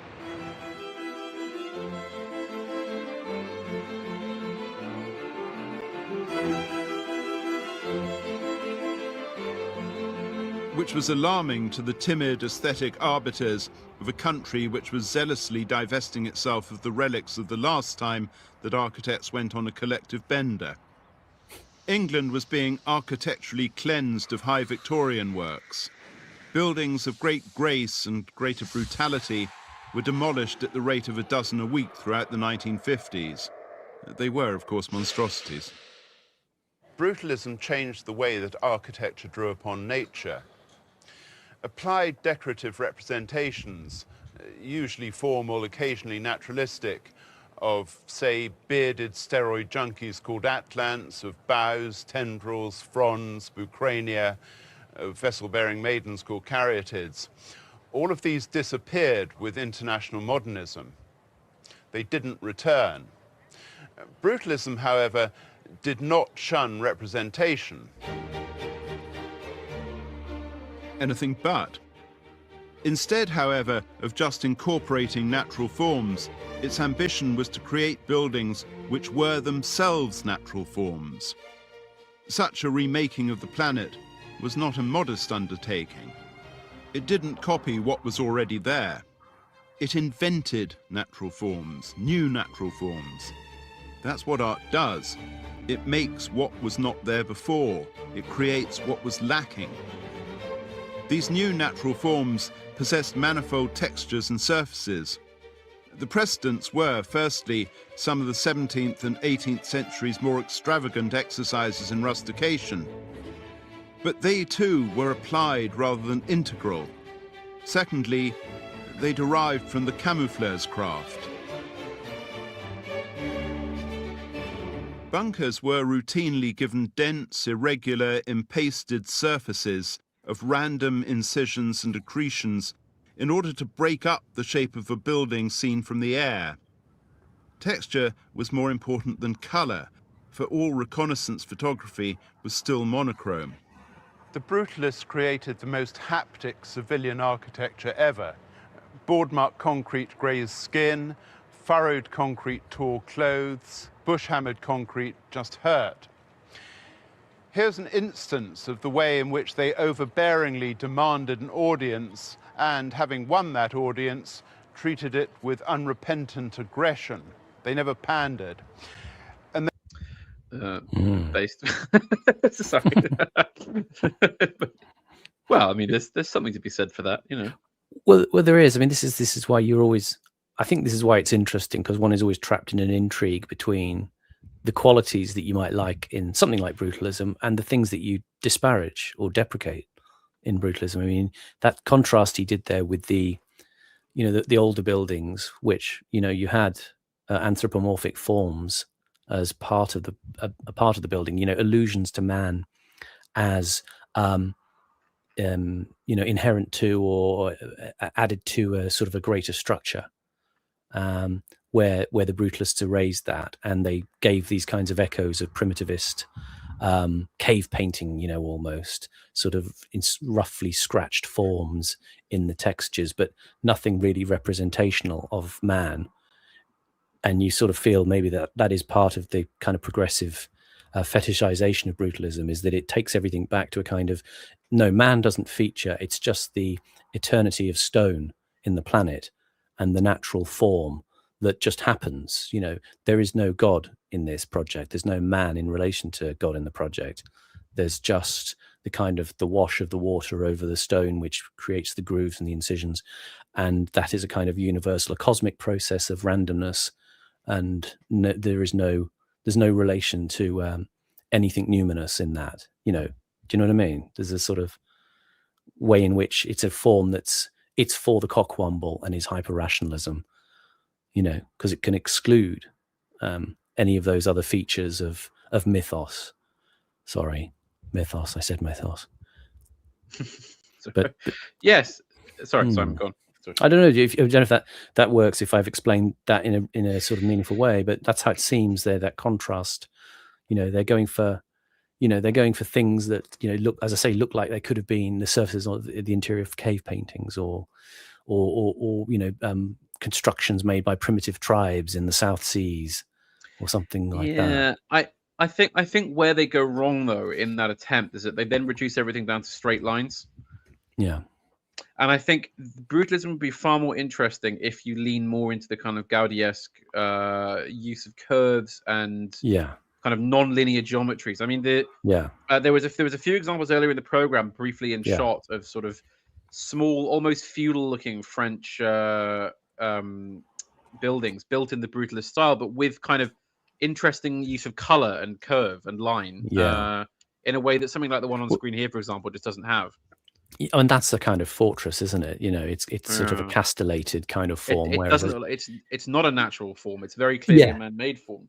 And as you say, that those ones with a kind of a curvature and a soaring quality, the things that Bowden is talking about when he talks about the modernism, about an ethereal reaching to something, then as you say, I think they are more interesting. The sort of the sculptural qualities, and these just have a kind of a belligerence about them. They do. It puts me in mind is this spiel he just did on the art, like the idea of the buildings physically hurting people as they go past them. It reminds me of what Wyndham Lewis used to say when he was asked about sort of what would be the perfect book, and he said it would be one that had glass and sandpaper all around it. So that when you pulled it off the shelf, it would efface all the other books that was next to it, Yeah. And he said, one that just bursts into flames or can't be read, or, because again, it's this idea that art should perpetually challenge comfortability when it sets in too much, which I sympathize with, but don't believe in as doctrine. And I don't think that's there isn't one purpose to art, but I do quite like that view. It is like, well, it is you. I mean, we talked briefly about satire before, and I mentioned about the idea that, good exponents of satire, like I think Mead said it as well, it causes pain. It's the, the H.L. Mencken formulation that satire is there to, afflict the comfortable and to comfort the afflicted. It's the thing of punching up in a way, but it's essentially got that that quality of slight resistance, abrasion, antagonism that gives it life in the way. Because I think actually it was Will Self, I heard he was talking about satire in another podcast. He said it's essentially a moral form. It is aiming towards moral reform in some sense. Satire exposes something and invites you to say, isn't this wrong? and to challenge that. So in a way, perhaps these provocative architectures are have a kind of satiric function. I mean, this one we're looking at here, I don't know what it is. I mean, you could be looking at, he's alluded to some of the flak towers that were built in Berlin. And, they're quite striking forms in their own way, and they will have perhaps a more surveillant kind of look about them. But nonetheless, the idea of the brutalist form, maybe it is, maybe it is the grit in the oyster that forms the pearl in some way. Maybe there's an idea of that it does have that antagonistic quality to other forms, but then that makes you view it differently in a more current way. Like you say, the book that might burst into flames in your hands. Well, you have to do something immediate. You have to react. You have to think. They never forgot the belligerence that brutalism was born from. A building is a weapon. If they pleased, and they were indifferent to whether or not they did so, they pleased by choosing not to please. I think we need that as a clip. We need the Meads shoving crisps in his face in a tiger onesie.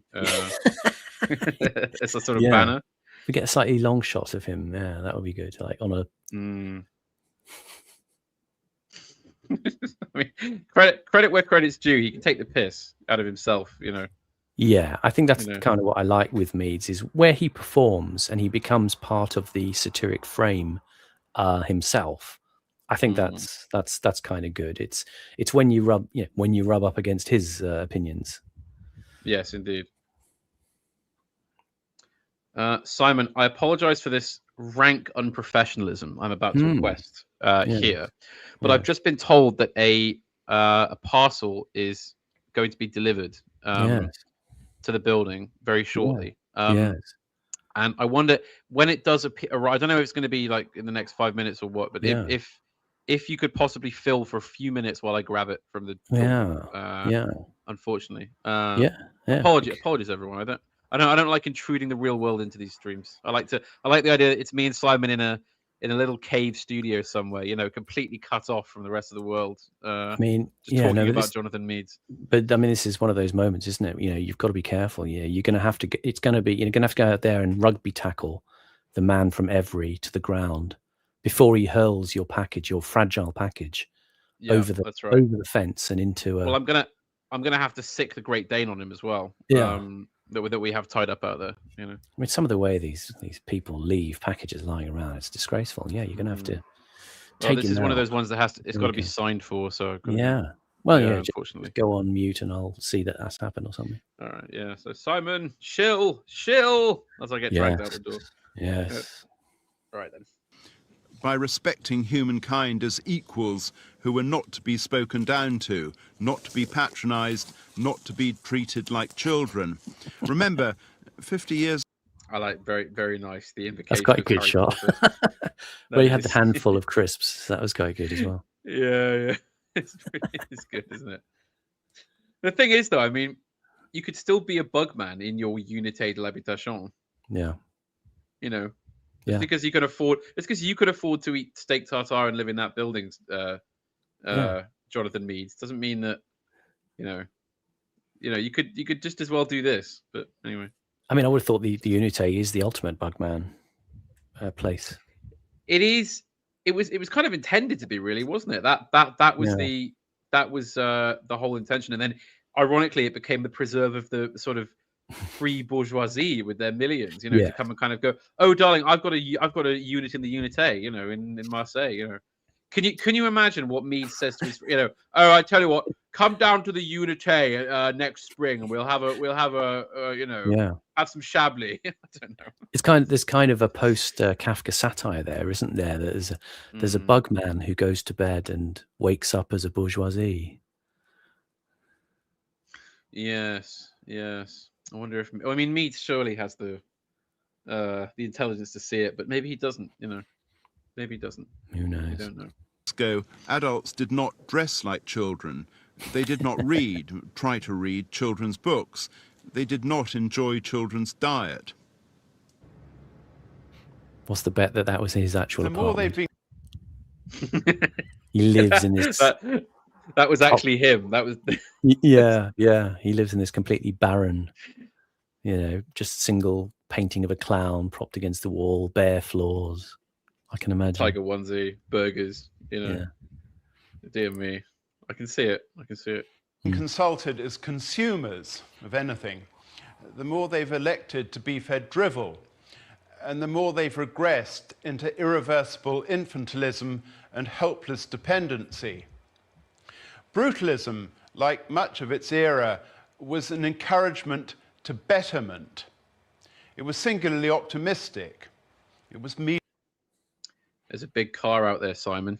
There's lots of room in the front and lots of room in the back. And a man in a green vest is going to get out of that car and he's going to get a wheelbarrow. He's going to come up the garden path. No. Yeah, anyway, sorry, Simon. Please fill for 1 minute. While I get this. Yeah. Don't let them tell you what to think. Oh, wow.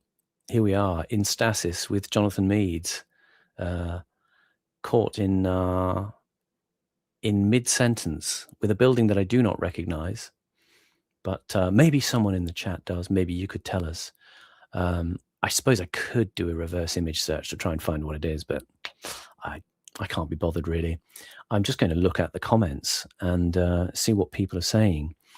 Mr. Friggle Jiggle says that Panama is going to be dragged up the garden path.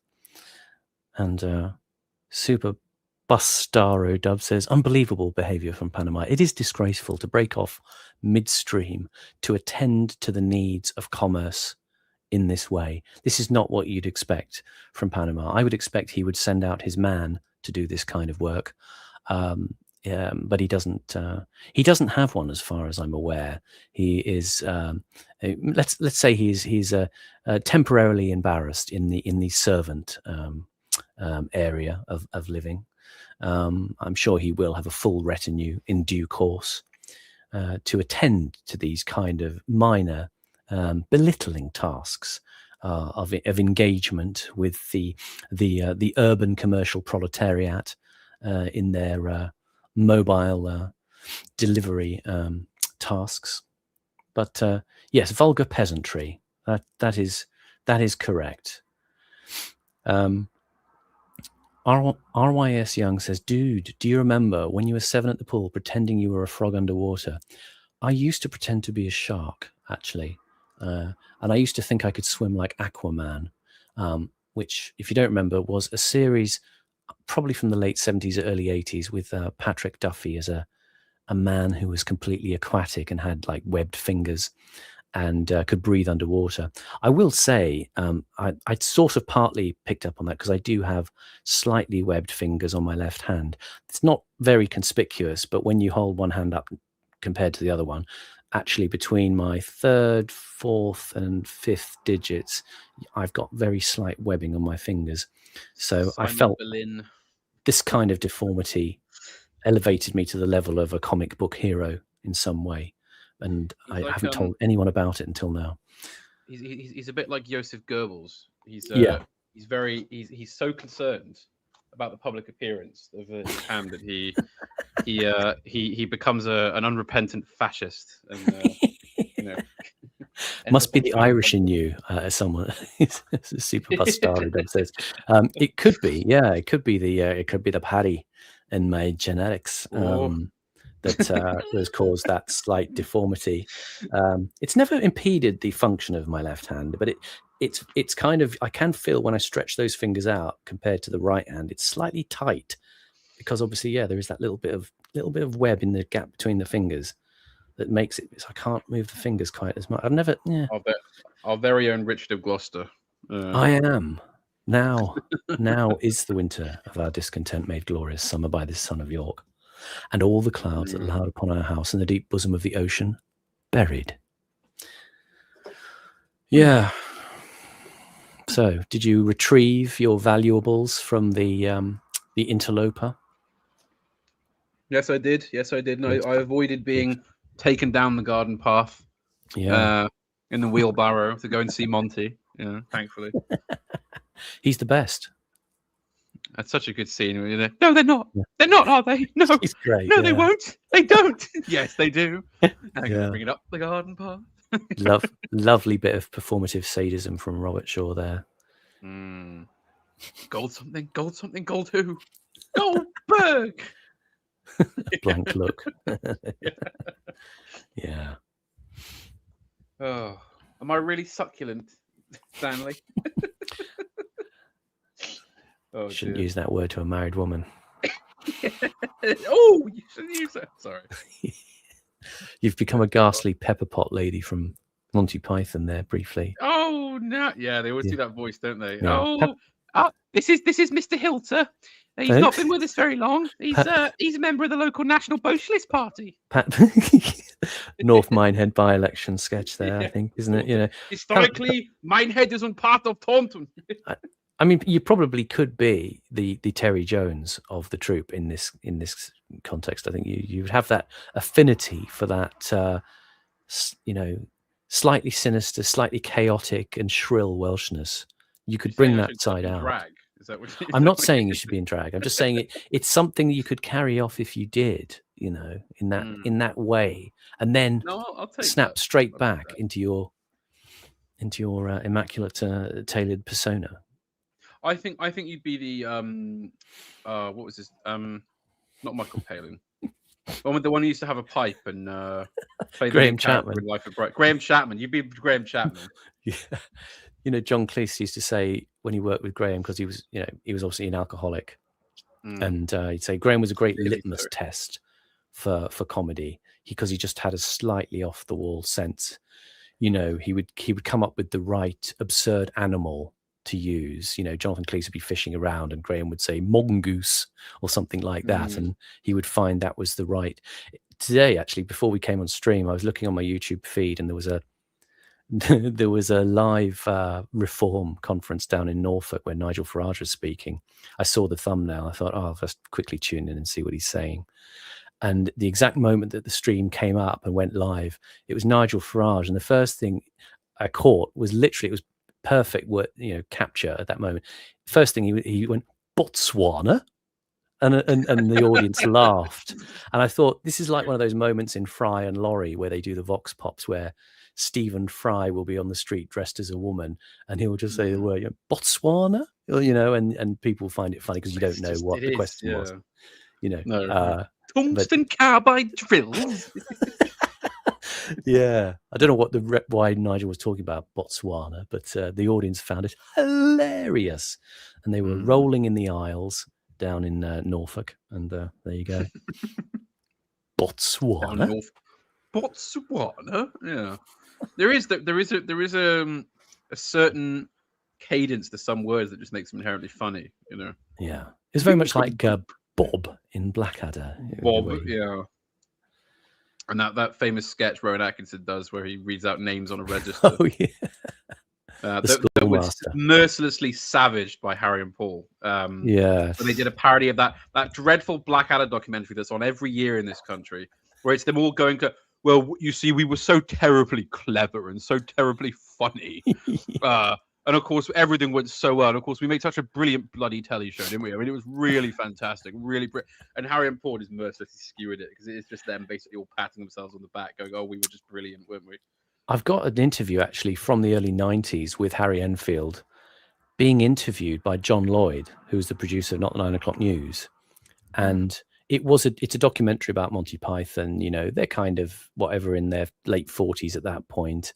And they interview various other celebs like Stephen Fry and stuff. But I think they interview Harry Enfield, and John Lloyd's quite funny at it, because Harry Enfield does this quite bitter sort of little rant about Monty Python and their clever clogs, university comedy, and he's very disparaging about it. And then John Lloyd sort of leans in and says, "Are you quite bitter that they were funnier than you then?"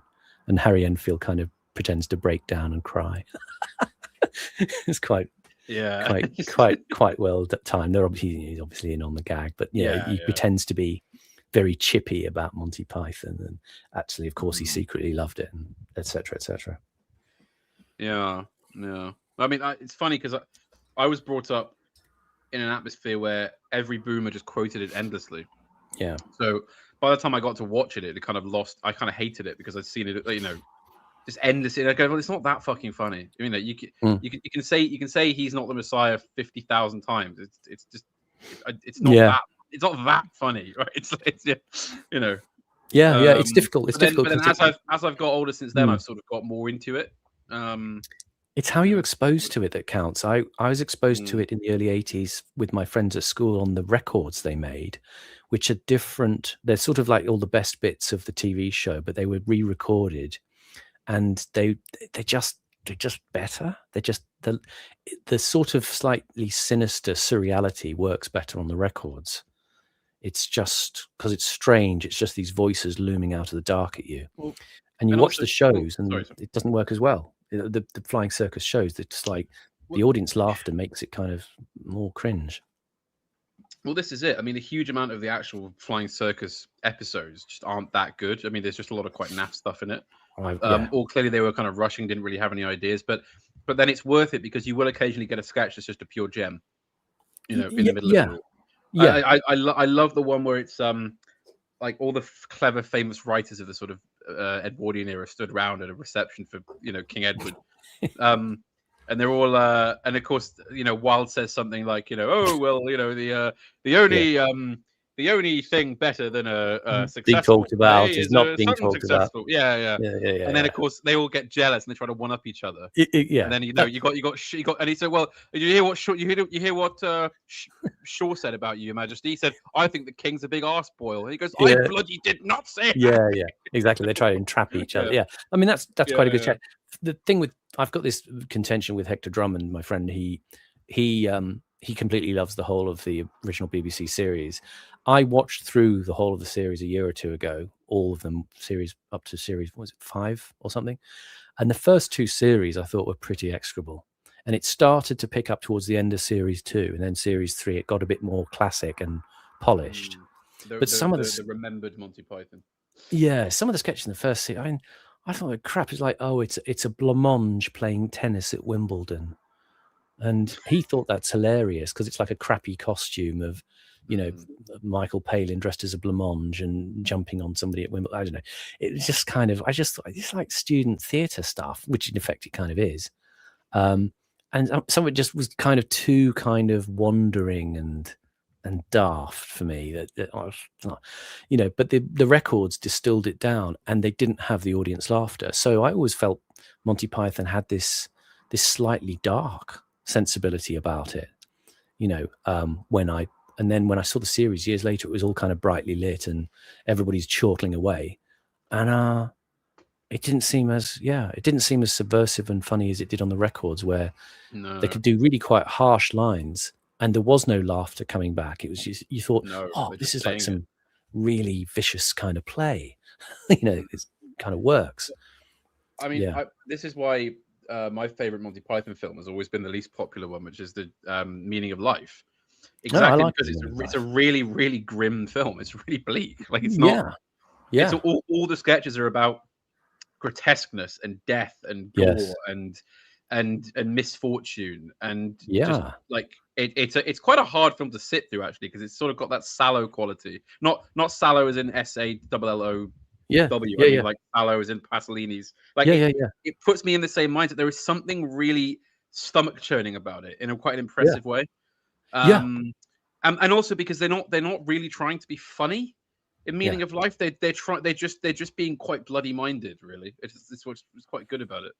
Yeah, no, I agree. I totally agree. I think it is. I do like Meaning of Life. I mean, I like Holy Grail because of its atmospherics, but I do like Meaning of Life, which people often dismiss because of that very dark quality about it. Well, I think there's 2 types of viewer of Monty Python. There's people like you and I who are kind of, for want of a better word, a bit more pretentious, and a bit more artsy, and we're kind of looking for interesting bits of social commentary and definitely pretentious.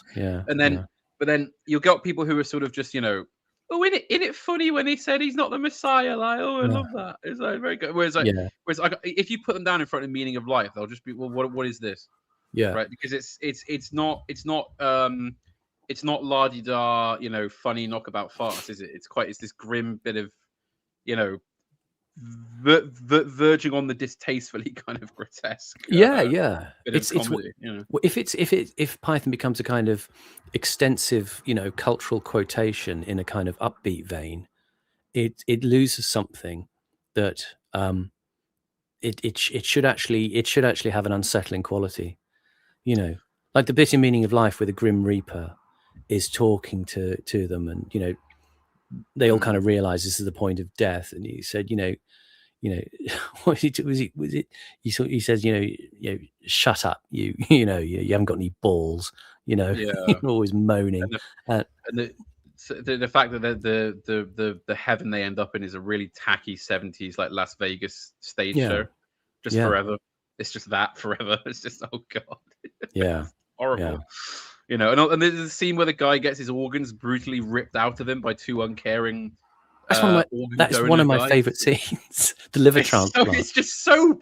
As I remember, I watched it as a kid, right?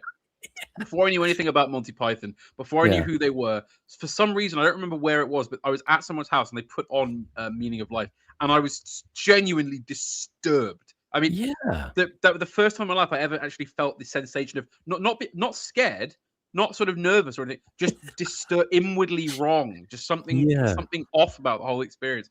You get. I mean, that's before you get to Mr. Creosote or any of the more famous. Just the liver transplant is definitely the thing for me in terms of, the way it's filmed, camera low down over Terry Gilliam's head. He's got a fat suit on. He's got this grossly distended abdomen. And then John Cleese and Graham Chapman are literally just plunging knives into his abdomen. And it's not comedy blood spurting. It's like actual real blood spurting all over them. And bits of kind of viscera are being hacked out of him. And the fact that the screaming, agonized screaming just goes on through the whole sketch, and his family is sort of just told, "Oh, it'd be all right. We're just taking his organ." They wait because he's screaming in agony, but they kind of deprecate the actual levels in the sound mix, so that if the screaming is kind of down low off to one side, well, they're kind of having a conversation. It's the cruelty that makes it funny. It was just it really just being shown that with no prior context to what any of it was just blew my mind away when I must have been about 11 or something. Very shocking. And also because I was still taught to, with that kind of stupid English school English teacher way.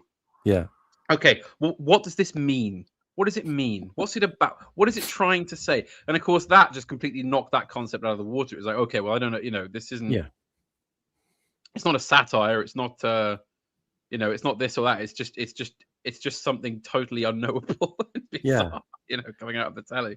And also, there's that wonderful opening sketch. The what is it? The insurance company where all the old people that work there take over the building, and then they sail the building round like pirates. That is Crimson Permanent Assurance. Crimson Permanent Assurance. Literally my favorite Terry Gilliam film. I mean, Brazil, yes, but the short form and the sort of surprising originality of it when it came out, I mean, it was brilliant.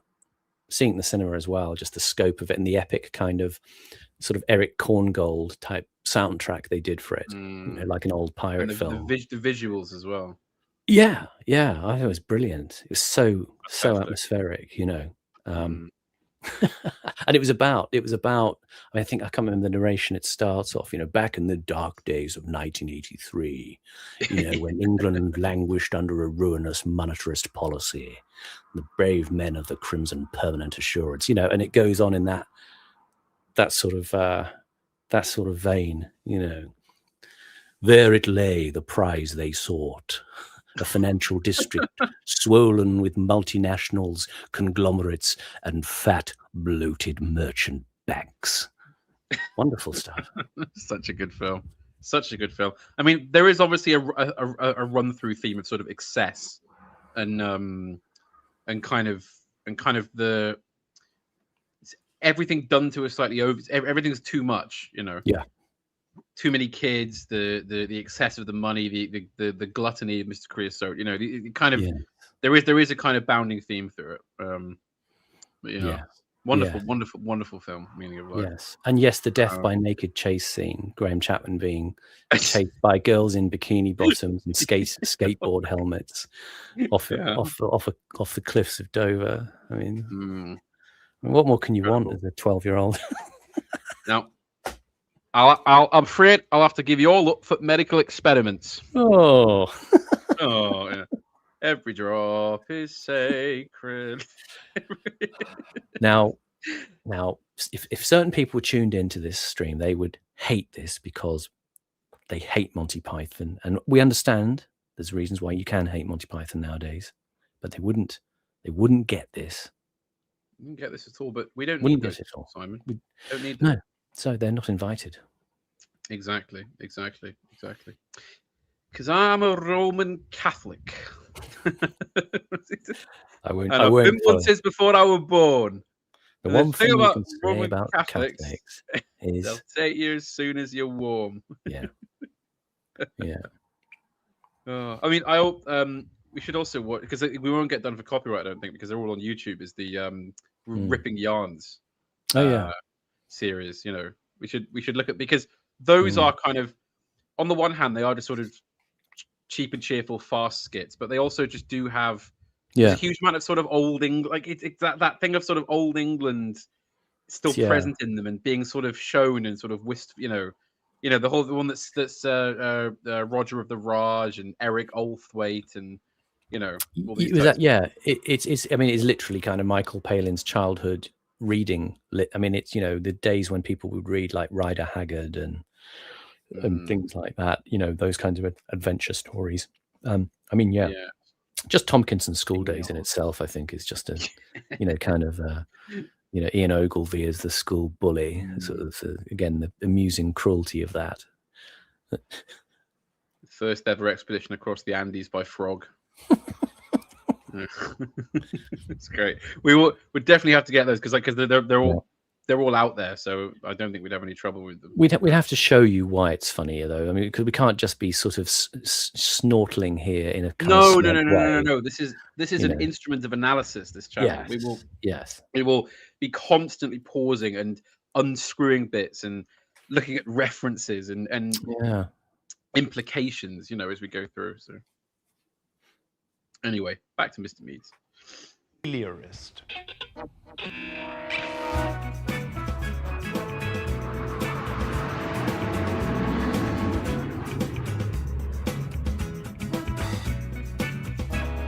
Hey, you're listening to Smooth Out Groovy. Because architecture does not depend on language, its example is spatially and temporally limitless. It is, so to speak, portable. It crosses borders. Localism was once a necessity, available materials, lack of communications, and so on. But localism today, neo-vernacular, built communitarianism, is a fake. Its architecture is a badge of identity and of exclusion, in the way that regional accents are.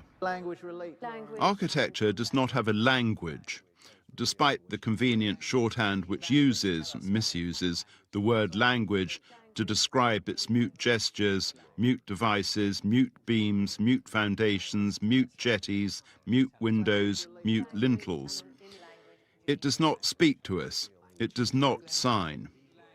Even so-called architecture parlante, the abattoir in the form of a donkey, the town hall in the form of a backhander, the parliament in the form of an asylum for the criminally insane, is doomed to repeat one word over and over again. Soi-disant architectural language is no more speakable than body language, which again isn't a language, although every thinker in the world is increasingly fluent in this unwitting semaphore. Body language. Body language. Body language. Body language. Body language. Body language. Body language. Body language. The all-important body language. Because architecture... Botswana? I was just about to say, good use of soi-disant there. Soi-disant, yeah. So-called. Another fine mot juste. Yeah, indeed. I think we should draw attention to RYS Young in the chat, who says enigmatically, who's paying for this? You are, dear listeners. You are paying for this. Does he mean the architecture or Meads or the stream? Because I'm not quite sure what he's talking about. Go now to ko-fi.com/Panama Hat, and you can pay for this. Take back control of this stream by, paying for it. Yes, I mean, if you'd like, yes. To answer your question, yeah, you pay for this, Reese Young. RYS Young. To all the people who've come off the Office Hours stream, all the Johnny come latelys, welcome. Oh, they're all coming in now, are they? All four of them. You're welcome to come and join us in our soothing salon. Yes, have a seat on the bunket. Don't touch the vinyl player. And yeah, you'll have to lift your game on this stream though. There's no mediocrity here. No. You're not getting any of that easy stuff you get over on AA channel. Not here. There's rehashing of bits of LBC. I mean, come on. Exactly, Mr. Friggle Jiggle. We've got to be kept in cornflakes and fried bread. And I could do a bit of fried bread right now. Actually, what do you think? Oh, a bit of fried bread. Oh, we'll have to. So after this, Simon and I got to pop down the calf and that's it. Have some awful greasy tea and some greasy fried bread. We will have to go to a good greasy spoon actually, because seeking them out in London now is a thing one might struggle with. Indeed, I wonder. They're not as common as they used to be. Not as they used to be. And then whenever I do find one, I go in and remember why they died out. Yes. A lot of them are really, really grim. It's not places you really want to eat, to be honest. We'll open a cafe. It'll be called Meg's, and Panama will personally serve you cornflakes, splattering them across the table, mostly missing the bowl. Petey! And I will bring you grease-encrusted fragments of cold fried bread and plonk them on a plate. Before you've even taken a bite, I'll stand by the table and go, "Were they nice? Were they nice? You going to read me some bits out of your Substack?" Yeah, exactly. Yeah, we look forward to this. Another great venture. This is a good shot. This is a good shot, isn't it? It's I'm going to do a video soon on Bernard Plossu, the photographer, French photographer, and this is exactly his sort of thing. Very striking and high contrast. There is something very Southern Mediterranean about brutalism in that, like, if you put this on the sort of desolate coastlines of Andalusia or southern Italy, these do sort of fit in fairly well. There's always the thing of our eye. This is the thing of our eye and our sensibility and our taste as Anglos, or as what's the equivalent for Welsh Anglo, Cymrios or something. I don't know. There's always it sounds like a Cheeto or something, doesn't it? Yeah. Cymrio. Have some Cymrios, please. Cymrios, but we always have a dissonance between the external form and presence of a building and the inside. I mean, this may look slightly, asymmetric and odd, and but maybe on the inside, living in a Mediterranean climate, maybe it is cool and serene and spacious. I can't say, but that's one of the problems with brutalism. Is it is the question of the book, judging the book by its cover in a way. I mean, how you experience a building does differ from living in it to regarding it as an artistic object. I also know, I mean, obviously, as has been pointed out, a lot of people were sitting in nice old Victorian country houses, writing articles for The Guardian saying about how good they thought this architecture was for the plebs to live in, right? Yeah. Oh, well, we're completely supportive of this new building at Tower Hamlets. It's a bold vision, but of course, they're not living there, are they? Well, this is the thing about architects, isn't it? I mean, the Robert Hughes documentary on Mies van der Rohe is interesting. I think he does some sequences inside Mies's actual old home, which is a completely traditional apartment, old style, nothing modernist about it at all. They don't want for themselves necessarily what they are advancing as an artistic statement. And I don't necessarily that means hypocrisy or anything like that, but it just is interesting that that what people want for you, they don't necessarily want for themselves is a thing to think on. Well, and of course, I'm sure I'd love living in the Unité de l'Habitation with all these sort of, well-to-do, sort of inter-European bourgeoisie. But no matter how nice your building is, if it's full of drug addicts and newly arrived immigrants, I mean, Like it doesn't matter what your vision is. If it's going to be crammed, if it's going to be used for social housing, it's going to be a rough building. Yeah. I mean, it could also be the possibility that some of these people can't actually afford to live in their own buildings as well. You never know. Exactly. Yeah, they might be terrible with money. I think Le Corbusier was pretty bad with money. I don't think he ever was raking in millions, or at least not till at the very end, because he used to just spend it. Yeah. So I don't know. There's a problem. Interesting comment from Recusant Pulse. My grandparents had a penthouse duplex in Gilbert House at the Barbican. It's lovely. That would be interesting, actually. I knew someone who lived in the Barbican. I never got to see her flat, but yeah, it would be interesting. Always fascinated by the Barbican flats. I know exactly what you mean. A lot of buildings in London, I look around and see sort of flats and go, I wonder what it's like to live there. I mean, yeah, especially because they often pop up in quite odd places, random blocks of flats. But yeah, I mean, I'm sure the Barbican is quite hard to get a flat in nowadays. Minimum of million quid usually. Yeah, probably. But it really is constrained living in Simon's Palance. Yeah, I mean, they are. This is the thing that you look out into the central court of the Barbican, and you just see the frontages of the tiered galleries of other flats. But in the interiors do look sort of immaculate in a certain kind of way. Arthur Scargill lives in the Barbican. Wow. Really? Well, there you go. It's like Billy Bragg's hideous, sprawling, tacky McMansion that he had built. It's all part of the kayfabe. Anyway. Yeah. Language, it requires no translation. We glance at architecture, we stare at it, we scrutinize it, we react to it. We may feel frightened, we may feel awestruck, we may feel powerless in the presence of vastness and blankness. But whatever properties we invest it with are the products of our sensibility, our reason, our wonder, our despisal. There is no compact with buildings. Our relationship with them is one-sided. It is not reciprocated. To think otherwise is delusory. Your inflatable rubber doll friend does not love you. It, not she, is unaroused by you.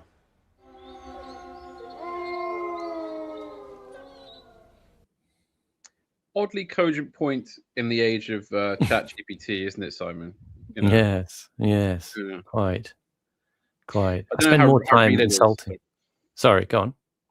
I don't know how real this is. I read the other day, apparently someone was on a plane, they touched down, and saw the man in front of them tell ChatGPT touch down safely. I mean, I don't know.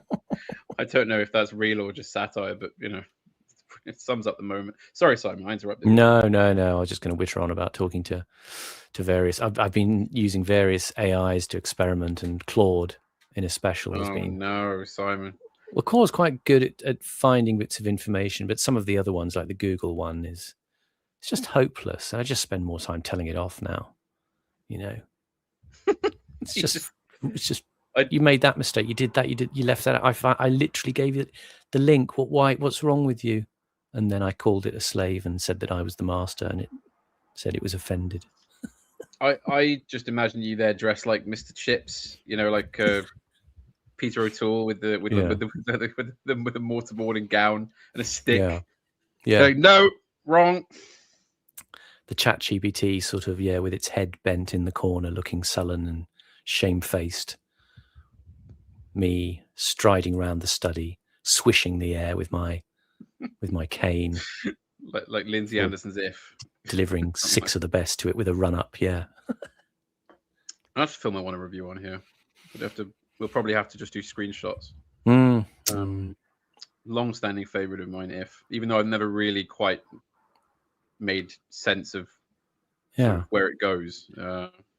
It's a good. I watched the sort of was it the trilogy If, Oh Happy Man, Oh Lucky Man, Oh Lucky Man, Oh Lucky Man, and Britannia. Yeah, I watched that trilogy recently. I can't even remember the name, but yeah, sadly underrated, I think, because it was Oh Lucky Man especially good, I thought. Yeah. Oh, look, apparently they were very vogue. Then I think he did. I think it was Lucky Man or Britannia Hospital right as the Falklands War started. So Britannia's there was was 82. There was a massive wave of kind of sort of flag bashing patriotism. Yeah. And nobody really wanted to sort of indulge in sort of, sort of critiques of the system at that exact moment. Supposedly that's why it was kind of buried on launch, but yeah. Although it is kind of it's kind of a very odd film in its way. I mean, I don't want to give any spoilers, but what they do to Malcolm McDowell at the end is a little bit disappointing. Yeah, you might say that. You might cruel, say that. But never mind. Yes. The thing I hate most about you is you give your best teddy bear to Oxfam and cola bottles to your scum. And you expect us to lick your frigid fingers for the rest of your frigid life. Is that if? That's if, yeah, when he's talking to one of the like sort of swatty sixth form prefects. Yeah. The thing I hate most about you, Roundtree. It's excellent film. Excellent film. Frank Lloyd Wright, an architect almost as protean as Le Corbusier, was among those who took up the fashion for Mayan architecture, a fashion which peaked in California in the late 1920s.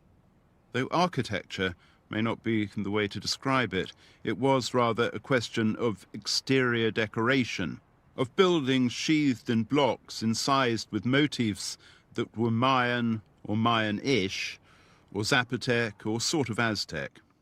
This eclecticism was prompted by the dissemination of Mesoamerican archaeological research, which had begun in the 1880s. Here, then, were the New World's own primitives, save, of course, that they weren't that primitive, just less well-armed than Spaniards with God on their side. Still, no matter how unconvincing...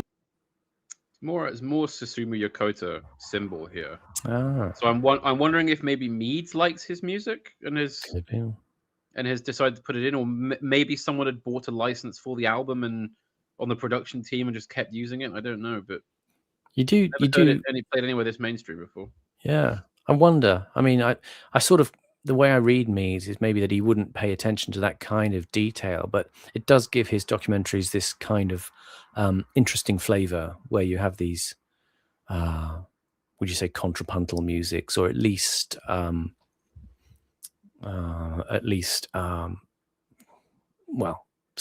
startling contrasts in musics that he chooses. Yeah, I mean, I think it is probably deliberate in that it's not the sort of music which just pop up sort of randomly in a BBC file. You know, it's quite it's fairly niche. So yeah, I would think it's deliberate because also the whole album is to do with like classical music, almost like sort of Proustian memory, being filtered through modern sort of electronica sound. And kind of snatches of it, like it is kind of like being in a dream. That album. I wonder if it's a function of if he works with a particular producer. I'm just looking up. Actually, yes, he's almost exclusively worked with a director and producer called Francis Hanley. It does strike me as a sort of a shared taste, sensibility that he's got, and his producer is obliging the types of images he throws up with a sort of a scoring that complements. Yes. I'm pretty sure it's deliberate. You know, it's been heard in different programs from different years, so probably fond of it. Yeah. So by the way, just everybody, I spoke about this last time, but I urge you to look up that album. It's Symbol by Susumu Yokota from 2005. Excellent album. Very close to my heart. And slight these initial essays might have been, they were significant because they were the first instances of architects taking their cue from pre-Hispanic, pre-Columbian America. There is a significant difference between the approach to the past adopted by the post-Corbusier, post-Bunker generation and the imitative approach adopted by Frank Lloyd Wright and other Mayan revivalists such as the eccentric English-born architect Robert Stacey Judd. The pre-Columbian architecture to which the later generation was drawn was predominantly that of the Incas. Stern, massive, monumental, hardly decorated, cyclopean. Constructed in response to the harsh Andean climate, it was the elemental qualities of ancient architecture that the brutalists immersed themselves in, as if learning how to build from the beginning. They were finding their way back to rudiments. There was no question of mimicry, of reproducing decorative surfaces. Here was an aesthetic program which sought to rediscover the very essence of architecture, which aspired to start from scratch. Because it was conducted in public, it was a far more audacious program than that of the painters and sculptors of half a century before. Far riskier too. It has to be emphasized that the denigration of brutalism by the aesthetically myopic is almost entirely retrospective. These people habitually use the label to describe everything that was built in the long 60s.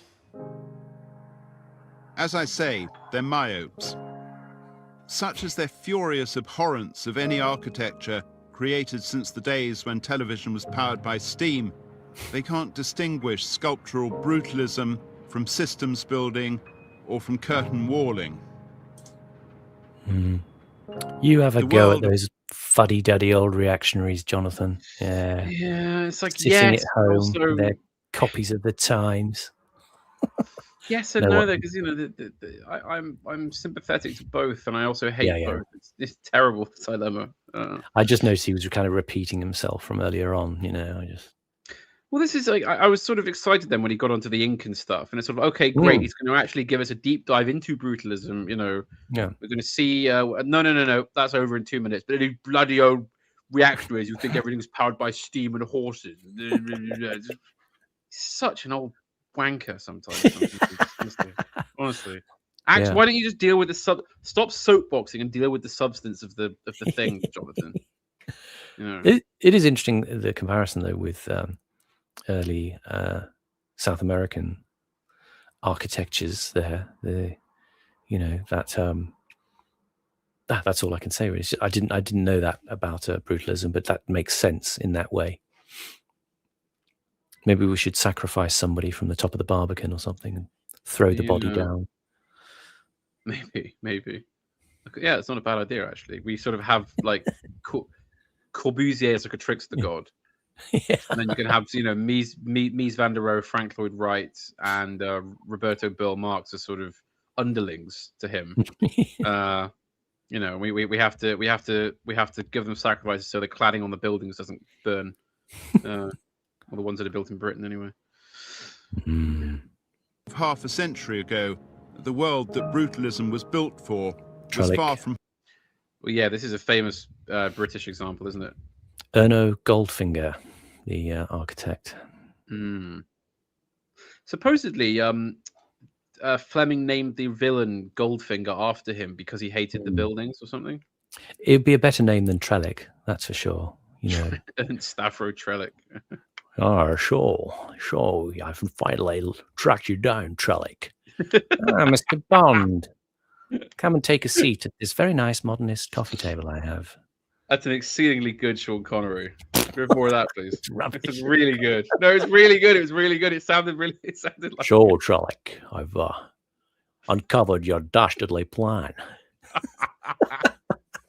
That is excellent. No. It's really good. It's really good. Oh dear. How different it could have been. Yeah. Trellick finger. It doesn't really work, does it? Trellick finger. No. Get Shirley Bassey in to do Trellick finger. Yeah. I always remember years ago there was a feature on the BBC about people were starting to renovate the flats in Trellick Tower and return them to a kind of, you know, modernist glory.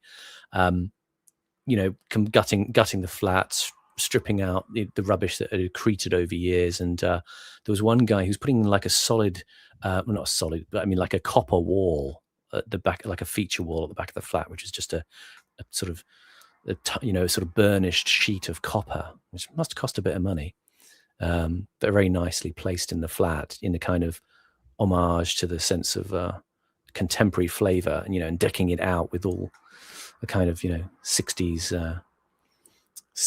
paraphernalia, So some of I think they go for quite a bit now. The flats in Trellick. Yeah, was it? Where was the building that the Clockwork Orange scenes were filmed in? Where in Alex's home? Thamesmead. Thamesmead. Well, Okay. there's variety of Thamesmead and and some of the it's a university, isn't it, in London?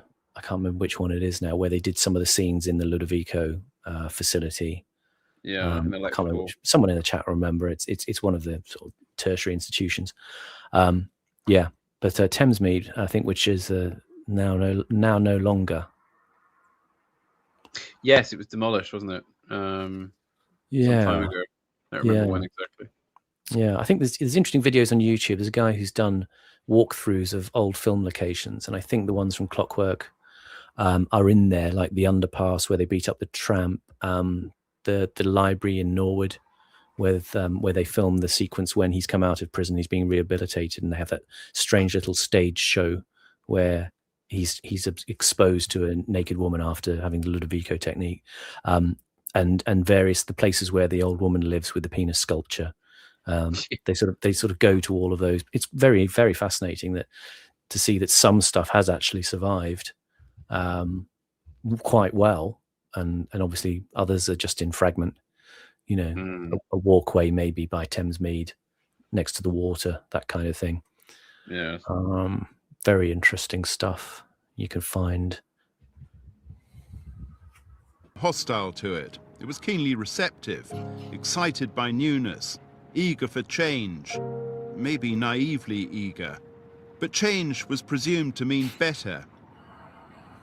Architectural change was inhibited by the rationing of materials such as steel and by building licenses which were not removed till late 1954. Even after that date, there were still shortages of materials. The time span between a scheme's inception and its completion is more often to be measured in years than in months. The shape of the building boom of the 60s was being hatched in the 50s by young architects who had mostly fought in the war. Young is in quotes. A young architect is almost certainly at least 40 years old. There could be no greater incongruity than that of brutalism's complexity, earnest, sternness, danger, and menace, and early pop music's sweet simplicity, fluffy immediacy, and eagerness to please. They belonged to different eras which happened to exist at the same time. They inhabited parallel worlds. The people who made pop were mostly a generation junior. These two expressions of the late 50s and the 60s do not meet each other. The music of brutalism is musique concrète, Schoenberg, Berg, Miles Davis, Serialists, and Stockhausen. Sort of minor grudge here, but I don't think Miles Davis is a brutalist artist. I think he's actually very Baroque. I think Miles Davis is like a Candy Factory gone wild, in terms of the feel of the music, to me anyway. I think Charles Mingus is much more like, kind of pretty brutalist, experimentalist kind of mode musician. Miles Davis always had a sense of partly because he was always off his head on drugs, but he always had that sense that he was going to just explode in a random direction. And, he did covers of, these are a few of my favorite things and stuff like that. He did have this kind of weirdly old world, as I say, sort of sentimentality music. Yeah, I don't know if it's sentimentality. It's just he, if you like, he is the custard cream of modernist jazz. Right. And I think he was not the Bath Oliver or plain digestive that Mr. I mean, I do like custard creams. But do you know what I mean? Though Miles Davis's sound has crenellations and swirls and slightly mad, sort of almost slightly trippy methods of getting through it. So I don't think Miles Davis could be called a brutalist. Is he talking here? Yeah, I think, does he mean the sort of time that You associate that music with the radicalism of Brutalist 60s. Yeah, we could sort of rewind. I took the narration to be that the sort of the moment in which the idea of brutalism was savoured was done so against a kind of a soundtrack, if you like, a life of a kind of a beatnik sensibility that was informed by that sort of music. For example, it's curious. It's curious. It's like the way, you get lots of sort of London hipsters are into things like Northern Soul, which may not necessarily be sort of congruent with the aesthetics that they're after, but they love that kind of, throwback sort of moment of a kind of, the egalitarian dance hall, on the cusp of change as Britain changes. Of course, it's all northern pop soul now, isn't it, Simon? That's right. It's going to be amazing. It's going to be fantastic. I'm looking after housing now. It's going to be all brutalist under me, I tell you. Beth Rigby not pleased by this. These Northerners. It's great. I love Beth. Great friend. Yeah. Beth. I don't like this at all. Don't like these. That's a good Beth. Bloody Northerners coming down. I don't like it, Andy. Oh, I know what you mean. I know, it's awful. It's all right, love. We care. Up north, we're caring, aren't we? We care about our communities and that. We're so caring. Yeah. Oh, I hate it, Simon. I hate it so much. We're just going to have to get through this next 3 years. Next 3 years, it'll all be fine. Next 3 years? Next 35 years, you mean? I said to my mum today, I said, God, we've still got 3 years before there's another election. And maybe something, I mean, we know it won't change, but we can at least have the dream that it might. I'm going to vote Lib Dem, Simon. That'll fix this. I think that is the radical position right now, isn't it, for us? We vote Lib Dem. I don't know. Are we accelerationist? Maybe we are. If we're accelerationists, I suppose. Well, to be fair, I mean, this is why I was such a defender of Starmer, because he was sort of the accelerationist candidate, if you like. You know? He was just the bare face of technocracy, which is why. And now he's failed, and now they're bringing in the warmth, all the warmth and the caring. I really want this sort of war between like old Southern like media interests and these sort of Northern Arrivistes. They're going to take everything up to Manchester. Very notable with all the handshaking going on camera yesterday. Everybody getting their position, shaking hands with Andy, but they also get a great big hug as well. Oh, look, the thing is, he's a lovely cuddler, thou, Andy. You read cock. How it going, Ed? How it going at Environmental Ministry? Ludicrous. Yeah. Oh God, yeah. I am fucking sick of these Southern fairies. Hey, knock it off! Knock it off! Northern monkeys. God. I think Ian Fleming was right, Simon. We need to move to an island somewhere and just carry on streaming. Yeah. You're going to say Ian Fleming there? Yeah, like we move to the Caribbean, we work for 3 hours of a morning and then go swimming and smoking fags for the rest of the day. Yeah, sounds good. Sounds good. I mean, that's almost my day now, just without the swimming. Yeah, exactly. London, so it's not far off. North London is quickly acquiring a Caribbean climate, and yeah. In more ways than one. Sorry, I'm lighting a cigarette. Very good. Ian Fleming. Yeah. Right. Let us continue. Do not adhere to calendrical chants. The 1960s London that is repetitively shown on telly baby. Comprises mini skirts, mini mokes, mods, hippies, I'd let her roadies, dolly birds, LSD trips, adult dong. mysticism, philosopher hairdressers, gingham, the pheasantry, courage, hung on you, a kaleidoscope of polychromatic vacuity and enjoyably witless hedonism. This was the exclusive London. Enjoyably witless hedonism, says Meads about the swinging London, which he will remember. Well, that's the thing, you see. It's okay for him. He probably got to a few of these parties. Witless hedonism. See, I suppose it was really, but in a way that had more taste and poise than anything we've got now. So it sort of in retrospect it seems better, I suppose. Swinging 60s. I mean, there's probably a reason that all the boomers, are so obsessed with the 60s, especially in Britain. Yeah. I think there is some interesting stuff in there actually in the archive that we could look at. There's a couple of films that Adam Curtis drew on, which we haven't, we don't watch on The Deepest Law, but they're about art and culture in that period in the 60s in London. And I think they would make actually quite interesting watching because they're available on BBC Archive. And there was a sort of film he made about Pauline Botti, who was a sort of pop art pioneer. She lived a kind of foreshortened life, So that could be quite good, actually, to look at this. What was it? The atmosphere of witless hedonism.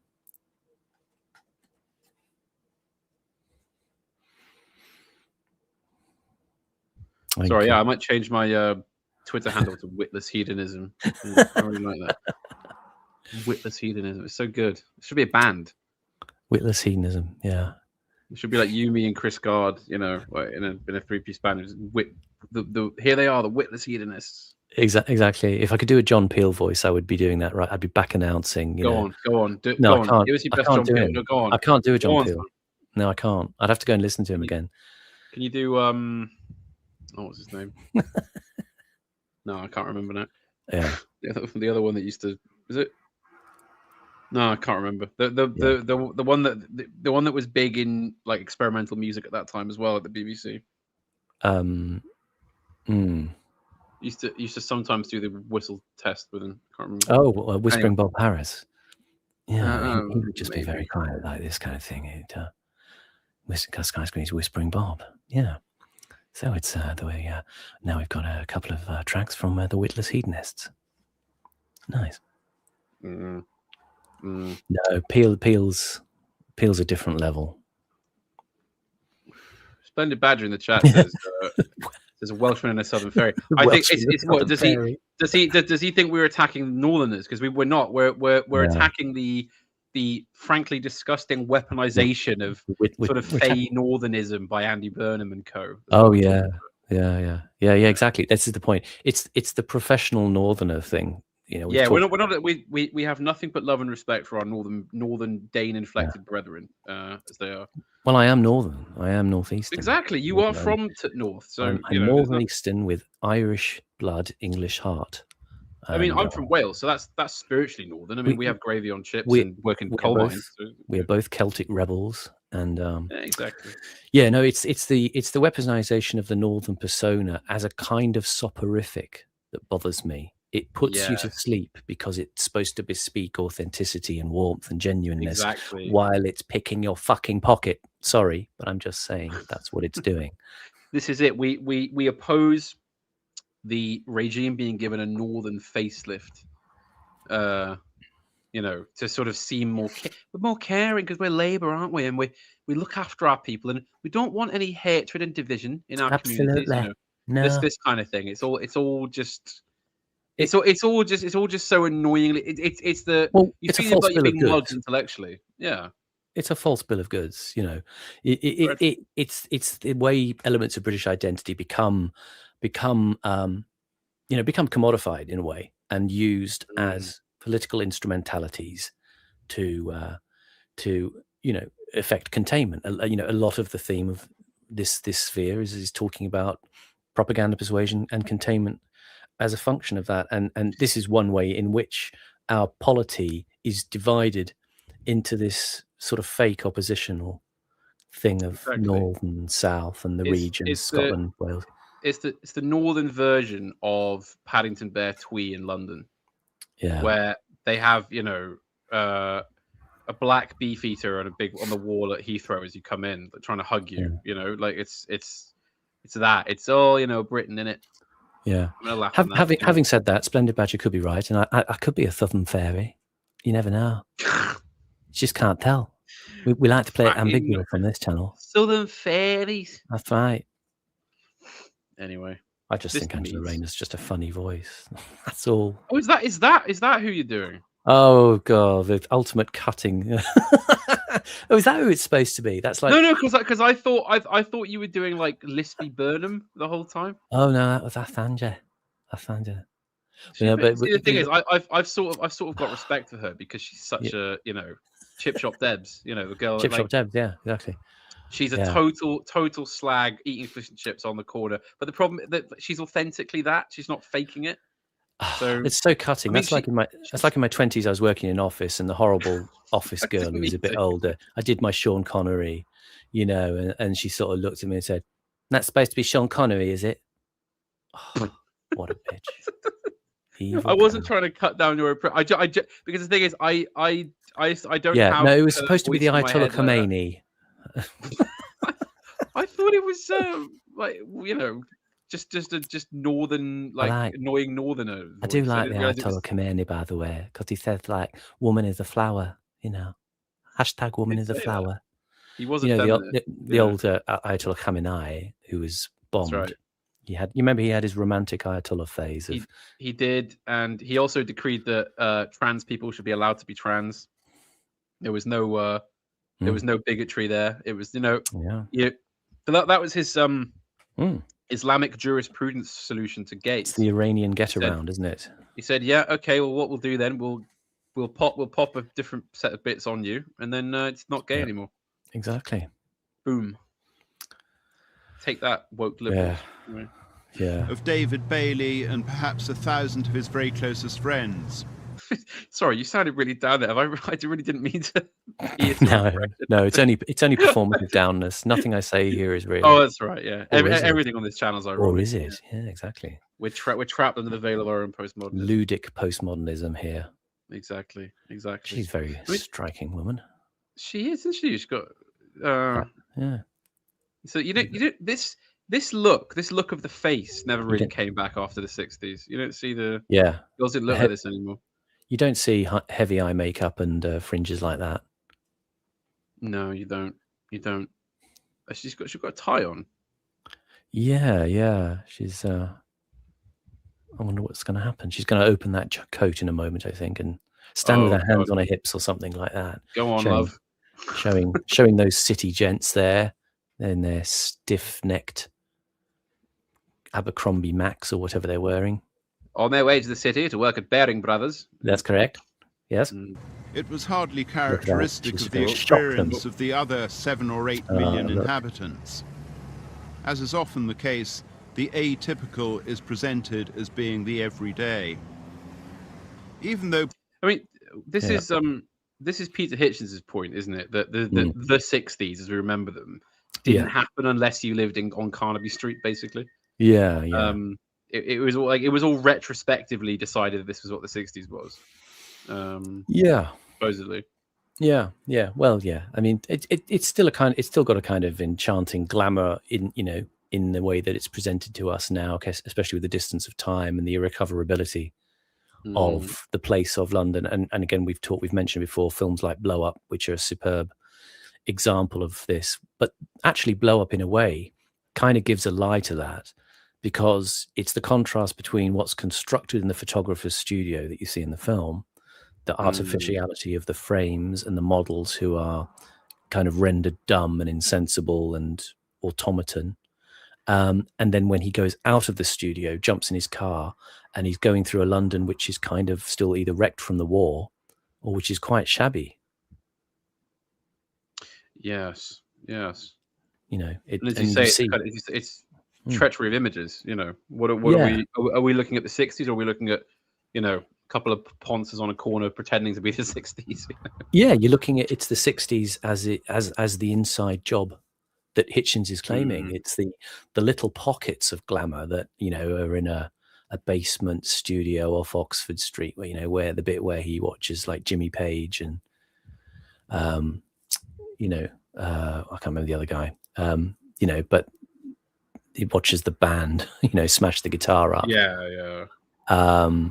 And then it's the studio, as I say, where he does the work of making the glamorous images. And then it's the kind of the house in Chelsea where he goes to the very decadent party but that in itself is kind of old London that's been repurposed on the inside for the glamorous bohemian set.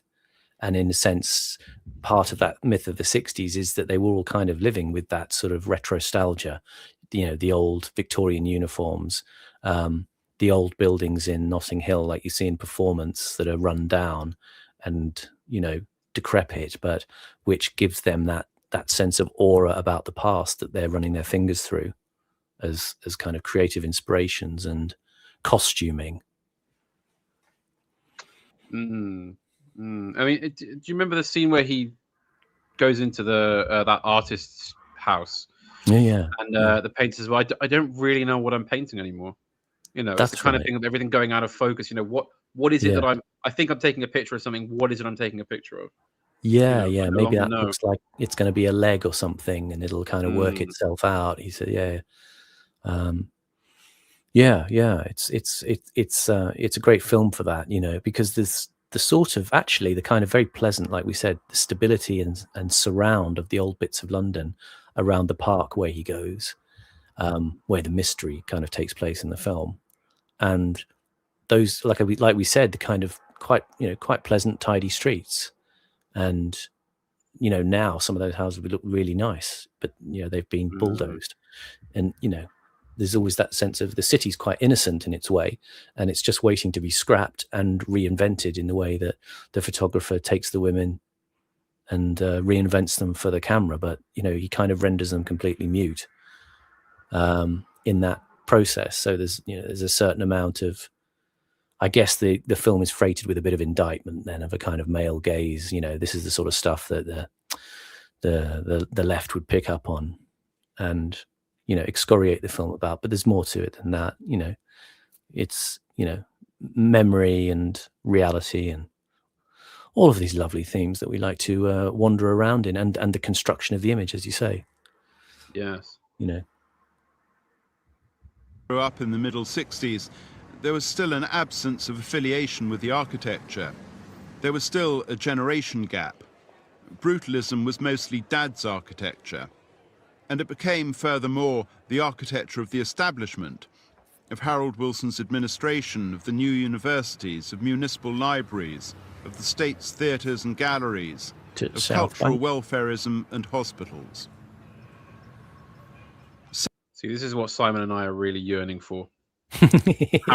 Harold Wilson lavishly funded South Bank and arts theatres, and we can go to sort of Bristol University and do mummers plays and this kind of thing. We'd be all over this back in the day, Simon. Totally. You and I. Totally. We'd be all over this.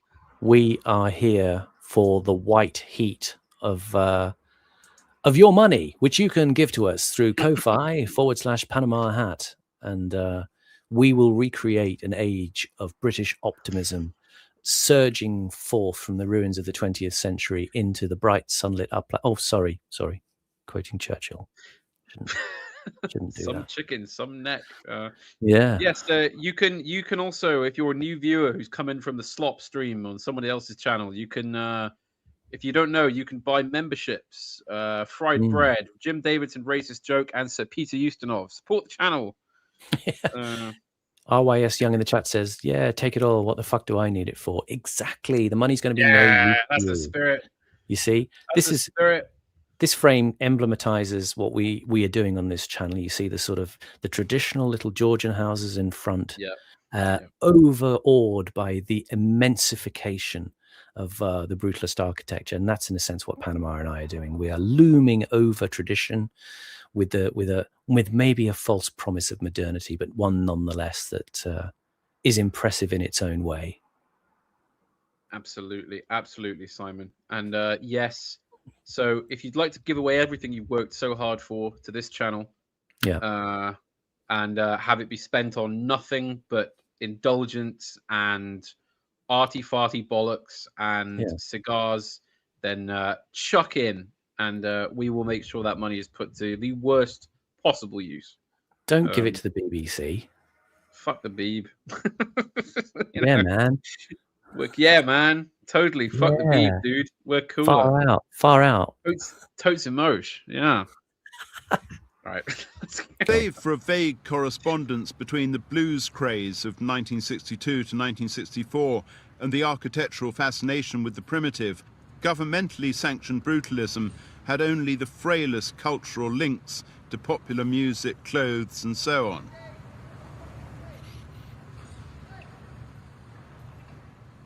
What it did share was an insatiable appetite for turning over the old order, for novelty for its own sake maybe, but why not?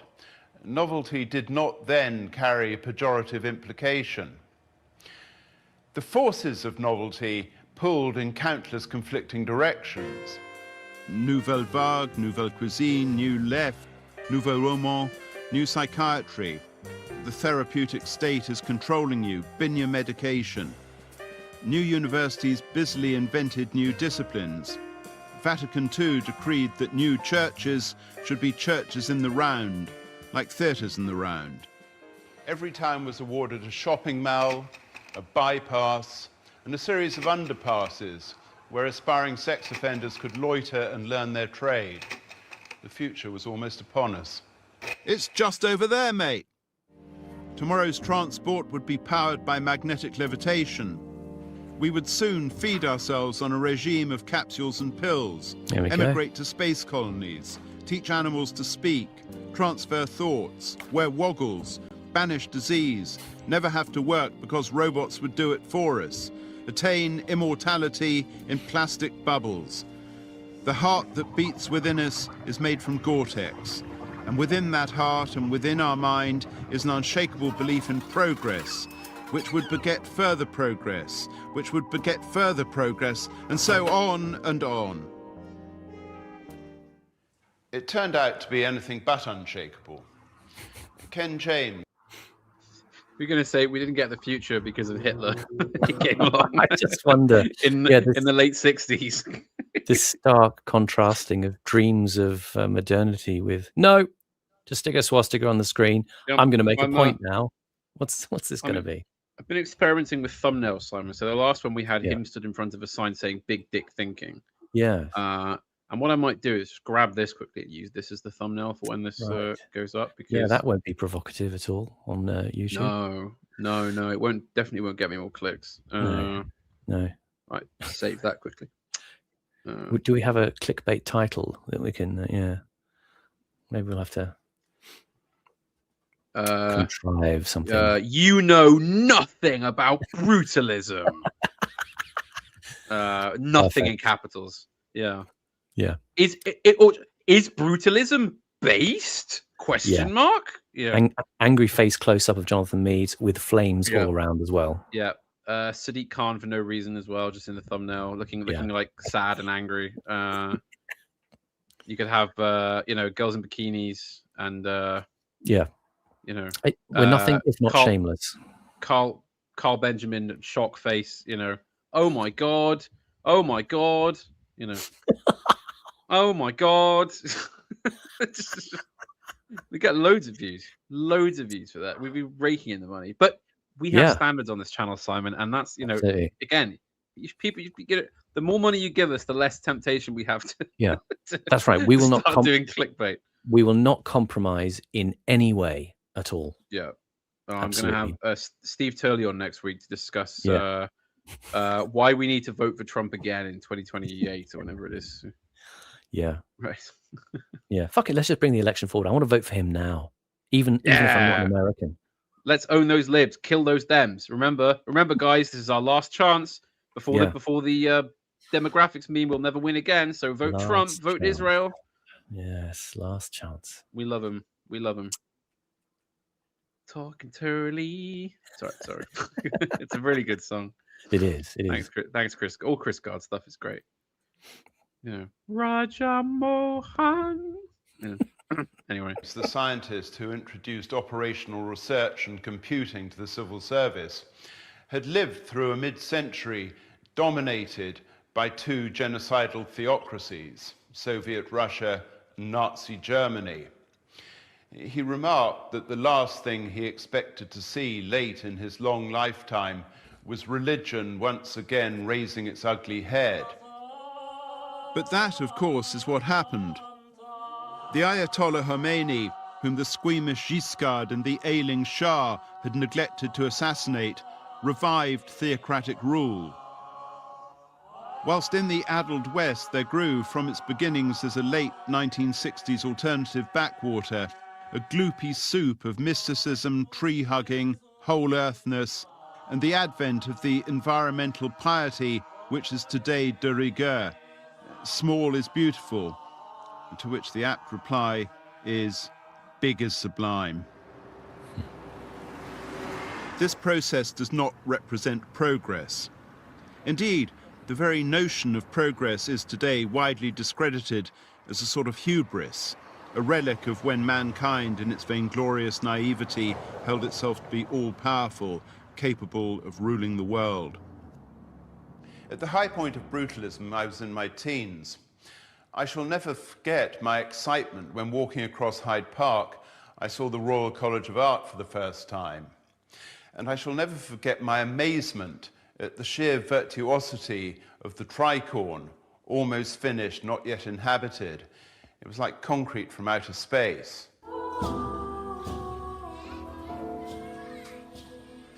You get to realize that you have lived through what to subsequent generations is history. Second-hand, lied about, generalized, mediated, and only obliquely related to one's own experience of a far-off epoch whose mores and hopes and moods actually promised a better world, though we knew the promise was preposterous. The cretinous apes of the demolition community must salivate at the very thought of brutalism.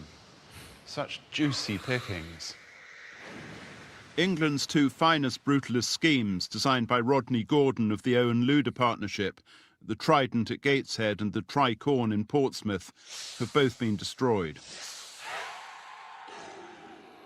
English heritage typically did not lift a finger to protest. You can imagine the kind of timid dross they've been replaced with. Pimlico School, gone. Basil Spencer's Hutchison Town Flats in Glasgow, gone. Long outlived by the ephemeral Rolling Stones, the ephemeral Roy Wood, the ephemeral Joe Brown, which only goes to show. Show what? Imperial College London got rid of its magnificent Hall of Residence. English heritage, well, you know the score. Cooling towers are sublime structures. They enhance the landscape. They especially enhance the landscape of the flatlands. They make the East Coast Main Line exciting. They create their own weather. Those at Richborough near Ramsgate, at Sheffield and at Retford have been wantonly demolished. Richard Green, an economist who is professor of something called sustainable energy in business at demolition-crazed Imperial College London, defends the destruction of cooling towers thus. You have to think, how much does this enhance the landscape compared to what else we could do if we weren't having to maintain the towers?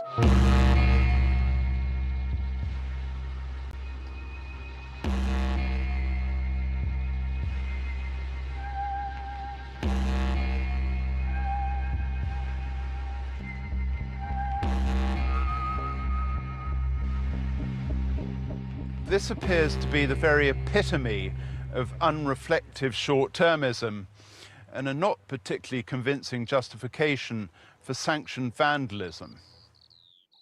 Would Professor Green propose building a science park at Stonehenge or dumping a housing estate on Malmbury Rings in order to make these sites pay their way?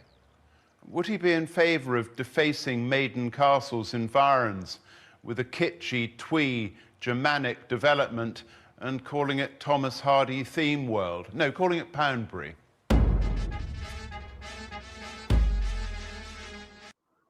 Any thoughts on Poundbury, Simon? Well, I quite like it, actually. No, I mean, I've been down to Poundbury a couple of times. It's down in Dorset near Bridport. If people are interested, it's widely recognised as being the town sponsored by the interest of King Charles himself when he would have put a prince. And And it's a sort of, it's meant to be kind of like a neo-Georgian. So it varies in parts, sort of reconstruction of a spacious, almost like a spa town of the sort of late 19th century, early 20th century. It's an interesting experiment. It's kind of odd. You walk around bits that are like, a rotunda somewhere in the city of London with large stone buildings that abuts an ordinary domestic junction of terraced streets. It's almost like bits of London in miniature, put together in a reconstructed form, and it's quite interesting to be there. There's a sort of antipathy towards the way we have things like excessive street furniture and very narrow and very cluttered streets. The people who go to Poundbury obviously buy into it because they want to be there, so it tends to be kept really, really quite trim and tidy, and there's something of a more generous proportion to the streets and the houses, and the areas where you can park your car near your house. You're not so constrained as you are in places like London. So it's interesting to go and have a wander around. It does have an element of film set about it in a strange way, because there's this highly artificial cluster of neoclassical, neo-Georgian simulacra in this one place. It's worth having a look, seeing what you think. I mean, I guess again, it's the thing of the experience of looking on the outside, but then I want to sort of go in and live inside in the buildings and see how it actually feels to be there for a week or two. So it backs on to the sort of suburban end of Dorchester down the road. It's interesting because it sort of bleeds into Dorchester at the back, and I can't be really conclusive about it. I think for me, it's the problem of you can't sort of force recreate things. Yeah. In that way, in that, like as you say, it's just, to me, Poundbury has this really uncanny vibe to it. Yes, exactly. Yeah. In the way that when you see people on Twitter going, it'll be some twat, some twat 20-year-old in a suit, goes on some podcast just going, well, look, I've done an AI generated remodeling of this high street, and look how much more trad and Lindy in 1950s it looks, guys. Yeah. And it's like, yeah, but look, how fucking dead in the head do you have to be to not see how dead and alien and nauseating it looks? Because you've done this horrible computerized rescan of it. Like in a less visceral way, Poundland has that problem where it's trying to rebuild something sort of old English and sort of vaguely twee. From the top down just won't work like that. It has to. The reason that those old villages and old towns feel good and feel right is because they're organically produced over a long period of time to fit the life of the people around them. It's the Heideggerian thing of placement and existence being rooted in the physical terrain. Yeah. And again, there's all. Sorry. You go on. Did I say Poundland there? Sorry. Poundland, Poundbury. That's quite an interesting Freudian slip, if so. Someone says "ha ha Poundland," but did I accidentally say Poundland? Anyway, well, I mean, if I did, then it's kind of apt, really, because it's. I mean, again, here's me, shaking my tiny little angry Marxist fist to talk about, the economic barriers to entry again. But it's one of those difficult areas in England where you look, as you say, there is an uncanniness to the reconstructionism that goes on in a place like Poundbury. There can be aspects that can be pleasant. I mean, it can be pleasant to be on streets that are not, cluttered with junkies and junk, and you've got a place to park your car. There's just plain elements of ease of living that can happen there. But there is an oddity about this sort of oasis that springs up in this artificial way. The other thing is that, in England, there's always the thing of people say, well, there is the organic growth of housing in a place. And, lots of people like to say things like, well, it's lovely because all the houses here are built with local materials, and what they're really talking about is, they're all built with Cotswold stone because you live in the Cotswolds and it's incredibly expensive to live in the Cotswolds. It's great having, Portland stone, or, you go to places like Suffolk and there's a particular kind of salmon pink that a lot of the houses houses are painted in. It all looks lovely and chic and wonderful, and it's great. And you can talk about the local materials, but again, it's not particularly accessible to most people, because that local materials gig kind of applies to people who breathe a certain kind of rarefied air. And so it gets a bit difficult as a generalization about the quality of architecture, because in the interstices between the houses built with local materials are all the sort of squats and slums that the rest of us have to live in, and it can get kind of difficult. The one of the main problems in Britain really is just that the ordinary demotic buildings are often just made in a low quality way. I mean, that's just a problem in itself. And no amount of local materials need to be involved, but there is a kind of a very specious attitude towards the construction of housing in Britain, and it is a kind of grab the money and run, grab the public money and run, usually, in order to generate masses and masses of very low quality housing, which I think is a thing to be deprecated. I don't think people. I mean, I find it just horrific. You fly out of Heathrow or something, and you fly back into Heathrow, you go out of London, and you see the way that millions and millions of people are living in these pokey little boxes, and you think, yeah, that's kind of horrible. That isn't nice. And in a sense, we probably have the space, but for the fact that we are artificially oversubscribing the space by all of the kind of invidious social policy choices that have been made by evil governments over time, that ruin the possibility of living in a kind of even and orderly and pleasant and high quality. I mean, I've talked briefly before about being in Germany, but you go to Germany and the houses are built a bit better, the proportions are a bit more generous, the amount of the distance you have. Obviously, you have blocks of flats, yes, but mostly have detached houses. As it struck me in the places in Germany I went to, and a certain amount of sympathy between the house and the surrounds, whether it's forest or countryside. And in Britain, it just seems to be kind of hiving off a kind of mean little sector at the back end of something, chucking some houses up, but not really then caring about whether there is any harmony with the environment around, or, like we said, the construction of the places and spaces that people have in communities. You can just put developments up and then you're stranded in this shitty oasis of low quality homes. So I'm sort of reasonably exercised about that. And one last thing that Meads mentioned there, he went through a sort of a list of various of the brutalist architectures that are being disposed of. I mean, one thing that struck me is he mentioned, Hutchison Town demolished. I mean, Hutchison Town was the classic block called Area E in Glasgow that was built in the early 70s, where, within 3 years, those buildings were infested with, black mold and green mold. There were tint beetles. I'm just looking at my old notes from when we did that stream. People's food, their clothes, everything would smell. And within a few years after that, you had maggots in the carpets. Water was running down the walls. People were getting long-term health conditions. They had to literally go on rent strikes and be rehoused. And eventually, the place was eventually wiped out, knocked down. So I can't lament too hard for Hutchison Town as a sort of shining example of brutalism. When you've got to house thousands of people and you're putting them in something like that, you think, well, no, these aren't the noble dreams you were dreaming. No.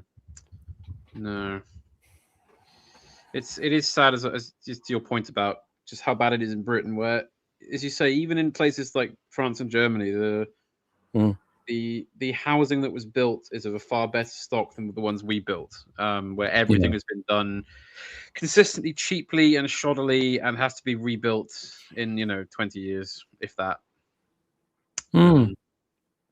It's not a nice place to live.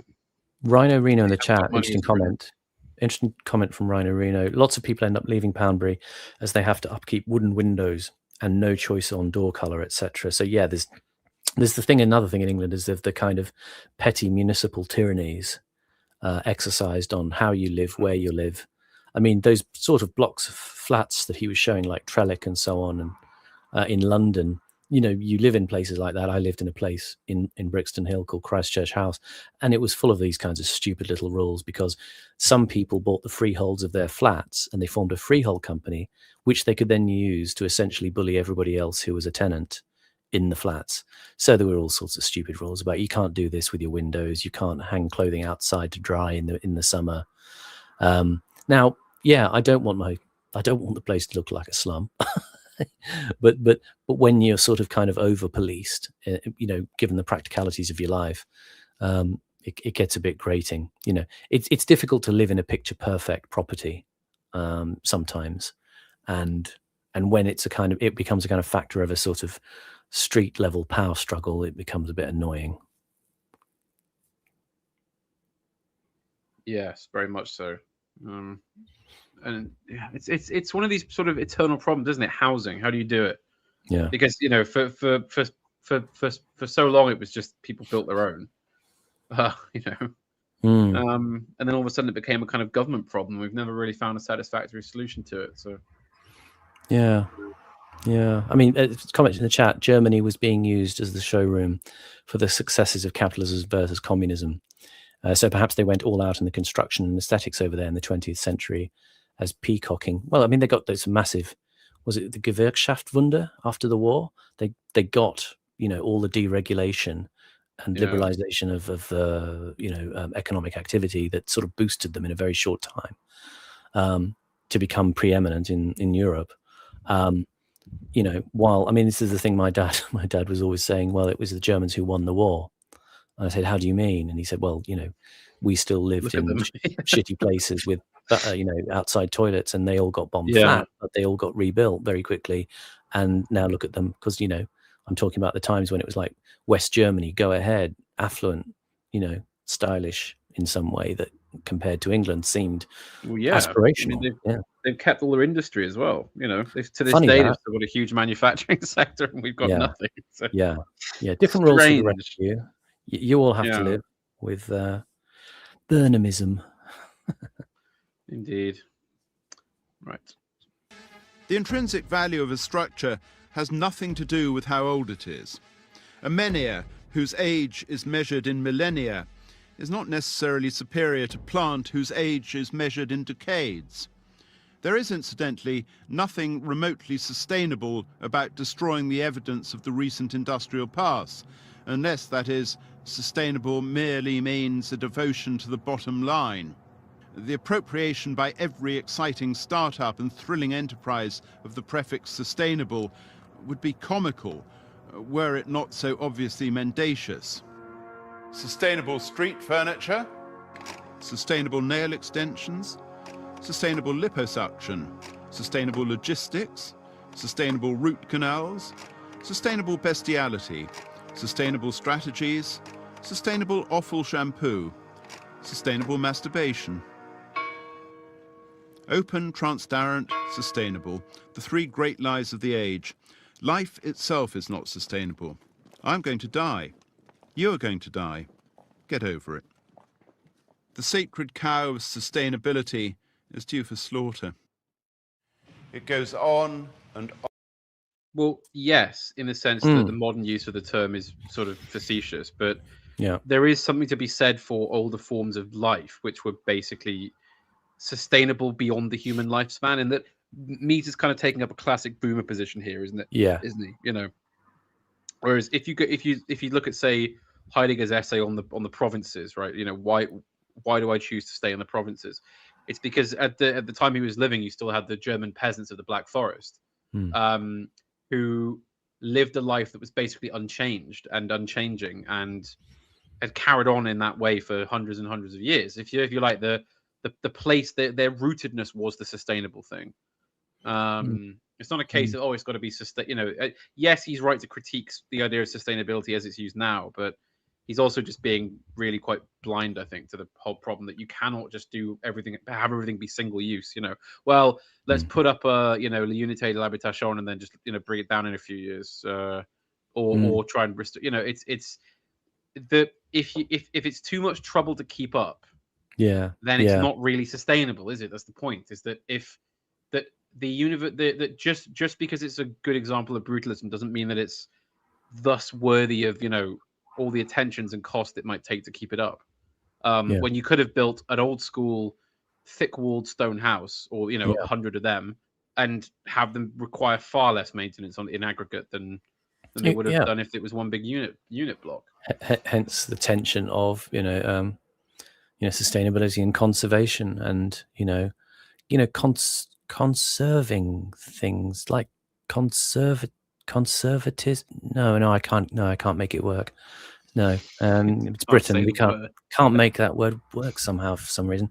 Yeah, the idea of in a sense deploying the arts and faculties of man to extend life, as you say, beyond the inherent quality of the material by virtue of conservation and maintenance and caring to create something that is sustainable. Whereas the importation of sustainable now is again loaded with all sorts of assumptions that, something that's sustainable has to be kind of very cheap to begin with, but then it has to last, longer than the fucking concrete in which you store nuclear waste.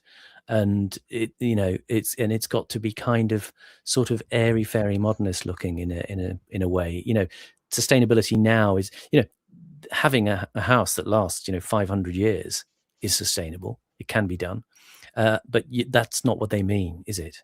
What they mean is we want it to be made out of plastic, but plastic that doesn't catch fire or something. They mean, and it's all part of a grift. It's all part of it's just a money making exercise at the end of the day.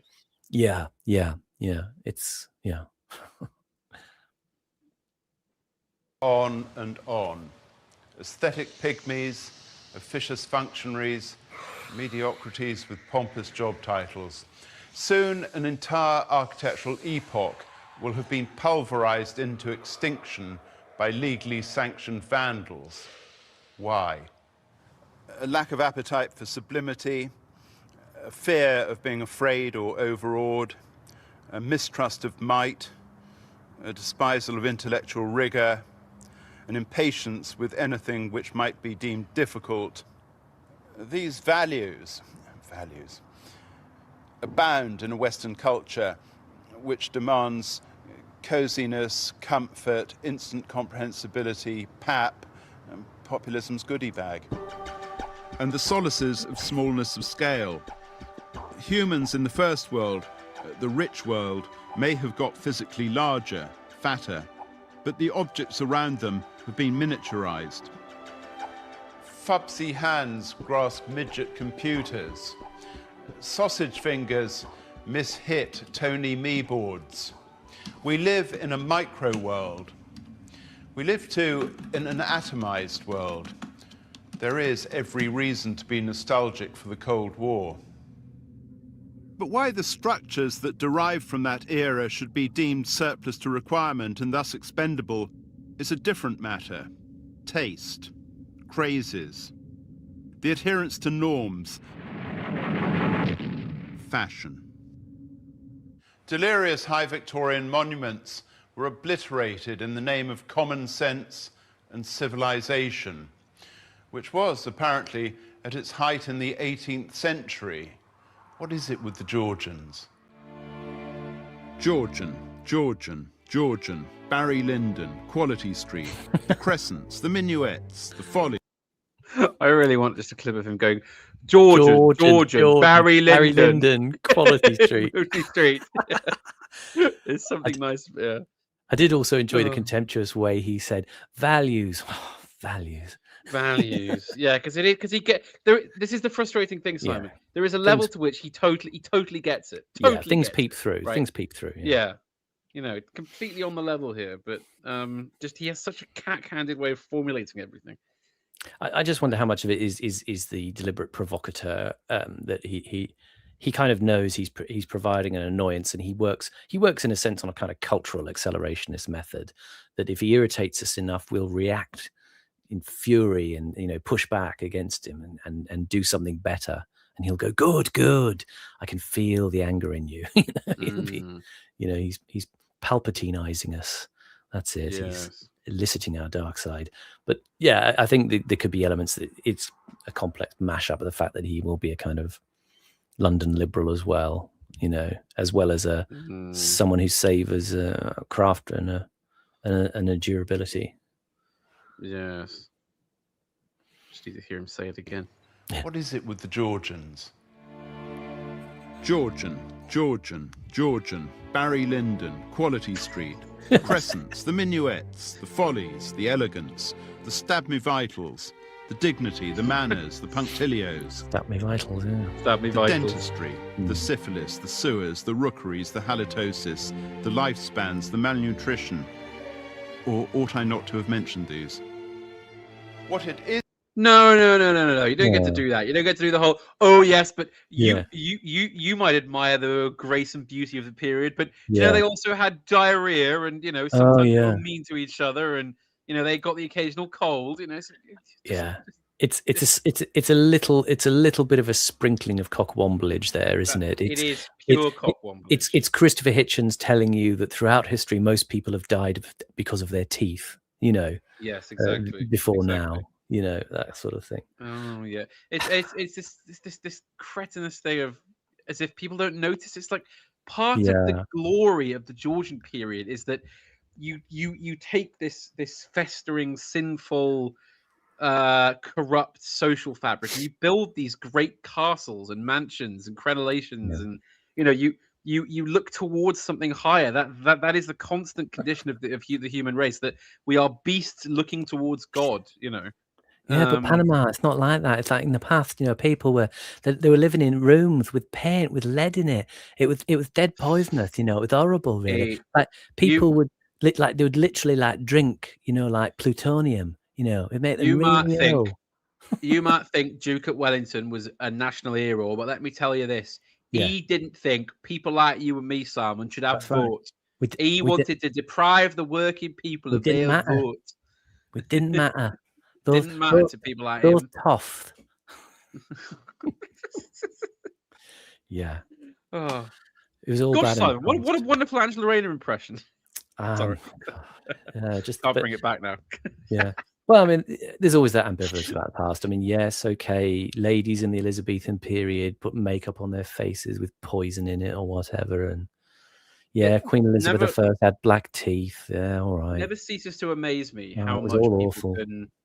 How they must miss. They can't see the wood for the trees, and that the lesson to be learned from in the Elizabethan times, women put lead on their faces. Yeah. That's because women will do anything to be part of the trend of beauty, right? If that's just female nature. It's did you know that people were cruel to each other? Yeah, because people are cruel to each other no matter where you are. It's not. This thing of the past was this evil, horrible other place where we were all brutish and. Again, that thing I droned on about the other week with Birthday Party, about the feeling of living in the past and the sense of freedom it had compared to now. And yet the story of the past told from now is always one of, some sort of social disease, some sort of guilt, some sort of, malign spirit of the age, that we don't do that now.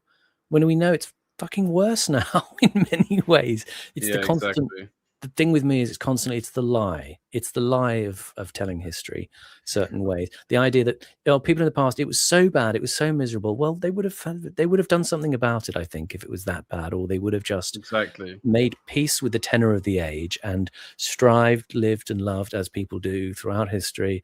They weren't sitting there going, "Oh, it's terrible, the makeup, it's all full of lead. It's really bad for you, I mean, it is only 1597, and we don't know any better, but I suppose."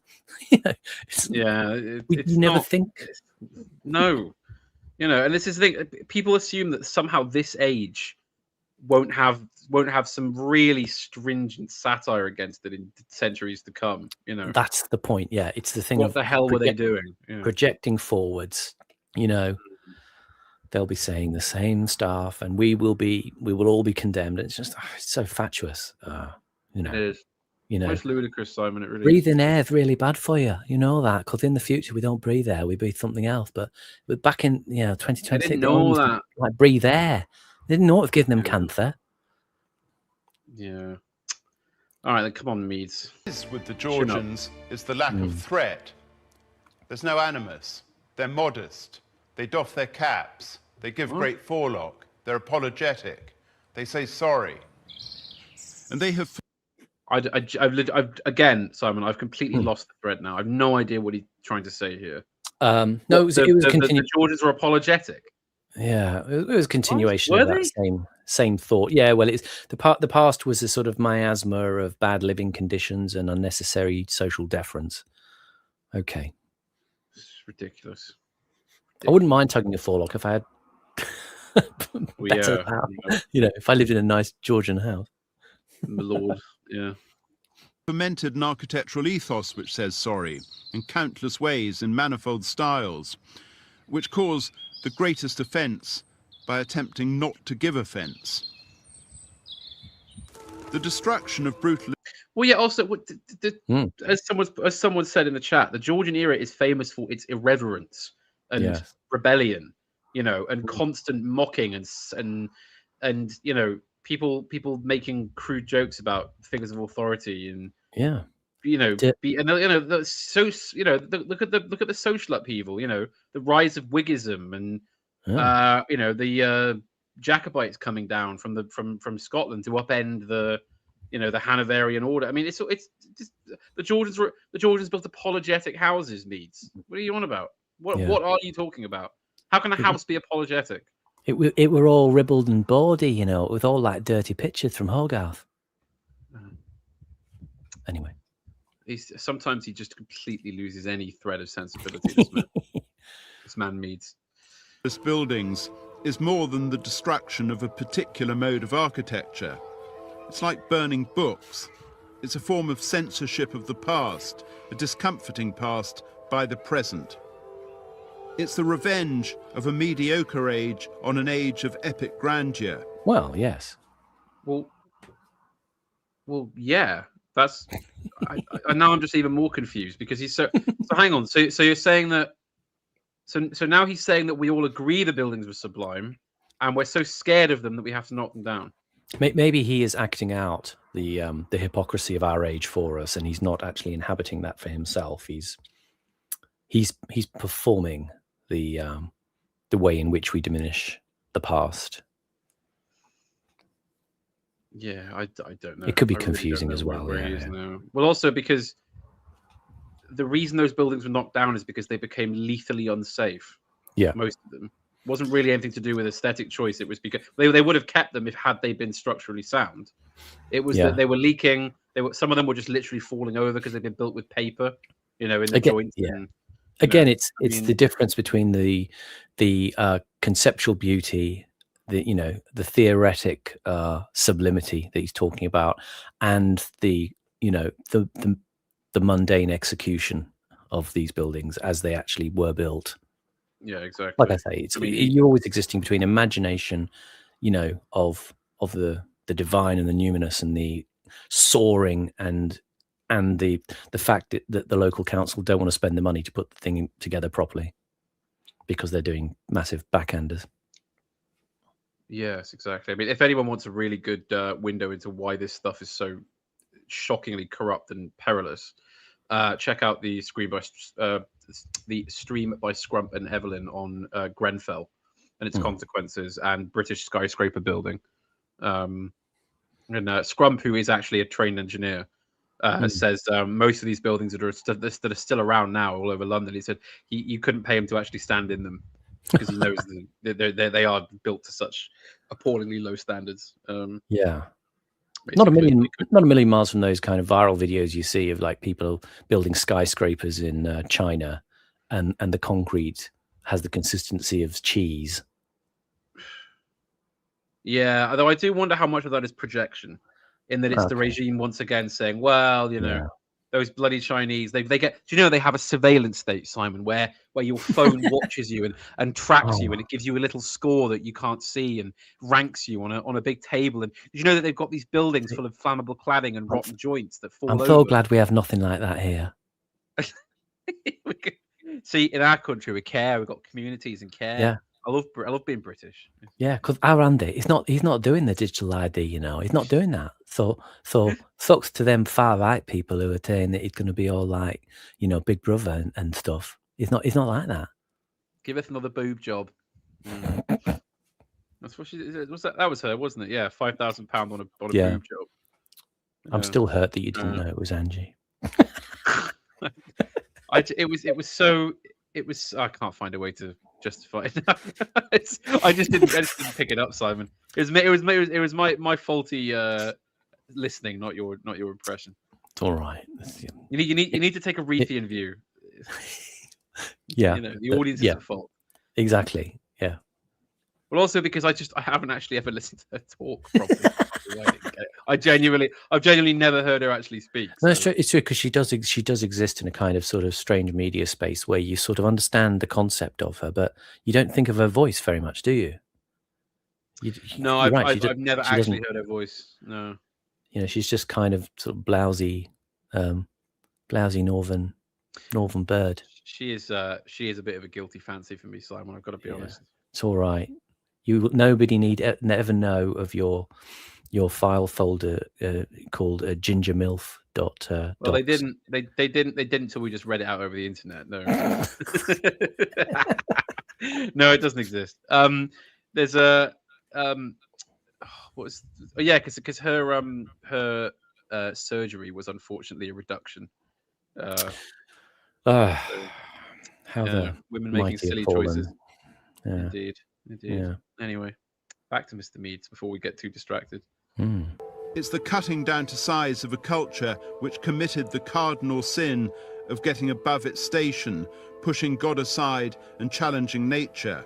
Okay, yeah. It's the destruction, too, of the embarrassing evidence of a determined optimism that made us more potent than we... I was going to say, Paul, that little shot where you had this kind of sculpted landscape gardens there, just a couple of frames back.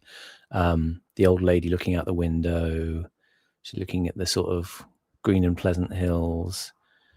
Yeah, and then it was then it was that shot, and then I think it was the next one after that. Yeah, and it was, you say that there. So does that move anything in you there? That sort of, that might actually be a model. I don't know if that's actually real.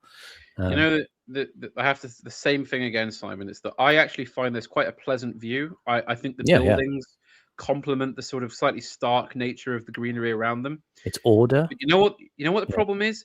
Yeah. I would happily live here if it was filled with lovely, polite, middle-class people like Mr. Meads and his family. You know? Yes. But it isn't going to be, is it? It's going to be full of spackwits and drug addicts and ne'er-do-wells. Yeah, spackwits. Ne'er-do-wells. People who just that's the problem. I would happily live here if I wanted, assuming I had a reason to. Yes. If it wasn't full of utter troglodytes, but it's going to be. So it's going to be full of ruffians and ragamuffins of the kind with which you do not want to associate. It looks like it's got ample parking and a very pleasant fields. Can you imagine? You could work from home, then you could go out and sit under a tree and have lunch, maybe have a cheeky pint or two of a nice dry cider in the sunshine, and amble off somewhere if you wanted to go.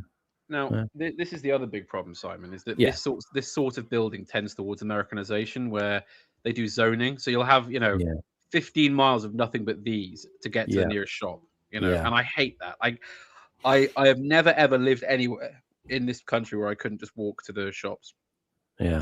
Or to the pub. So I mean, I literally lived next to a pub at one point. So yes. And that's the kind of mode of living I prefer. Yes. I cannot have to get in some shite car to go and drive 100 miles to get to the pub. It just doesn't work for me like that. Yeah, you've got to have flaneur compatible housing, really. Exactly. That's got to be a thing, so you've got to factor that in, It's all right for me and my motorbike. I could live in a place like this and then swoosh around. Fine, Yeah, I've seen you, going around London, Yeah. You could zip around like the Wicked Witch of the West, on a broom. Yeah. What does he say? I've seen you up there. I've seen you. What does he say? Jake the Poacher. I've seen you prancing like I've seen you prancing like a tit. You weren't working on, boy. Yeah. Working on. Yeah. I ain't got no feathers. With a big lump under his coat. Yeah. And he keeps fishing his trousers. Optimism that made us more potent than we have become.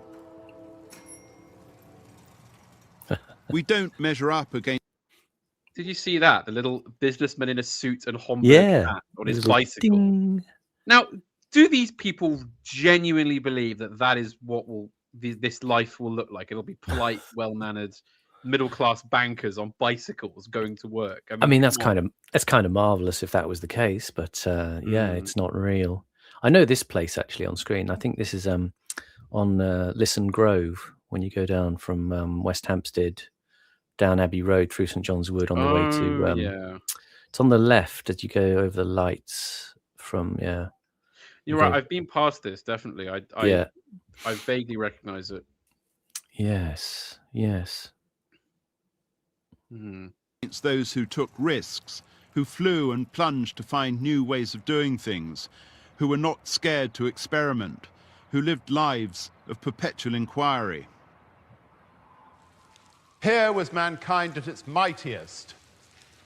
Brutalism has to go, for it's the built evidence of the fact that once upon a time we were not scared to address the earth in the knowledge that the earth would not respond, could not respond. Brutalism's grandeur taunts us.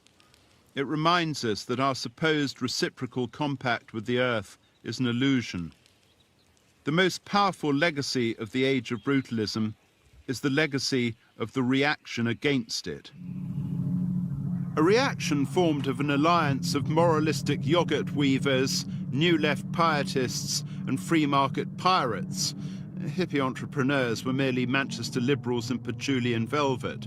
Thatcherites avant la lettre. By the time this generation was middle-aged, its bullying sententiousness was established as the consensus from which only the perverse accepted themselves.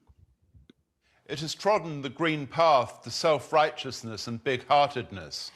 It cares for animals, it cares for trees. Boulders have rights. Every grain of the earth's sand possesses a raft of entitlements. Beware the child. I mean, yes, Jonathan, we all hate these people too. But their relationship to brutalism is kind of moot, isn't it? There's no... They don't really have any impact on that one way or the other. Also, because he's saying that they are, by their hatred of brutalism, being less authentic in a sense. And well, I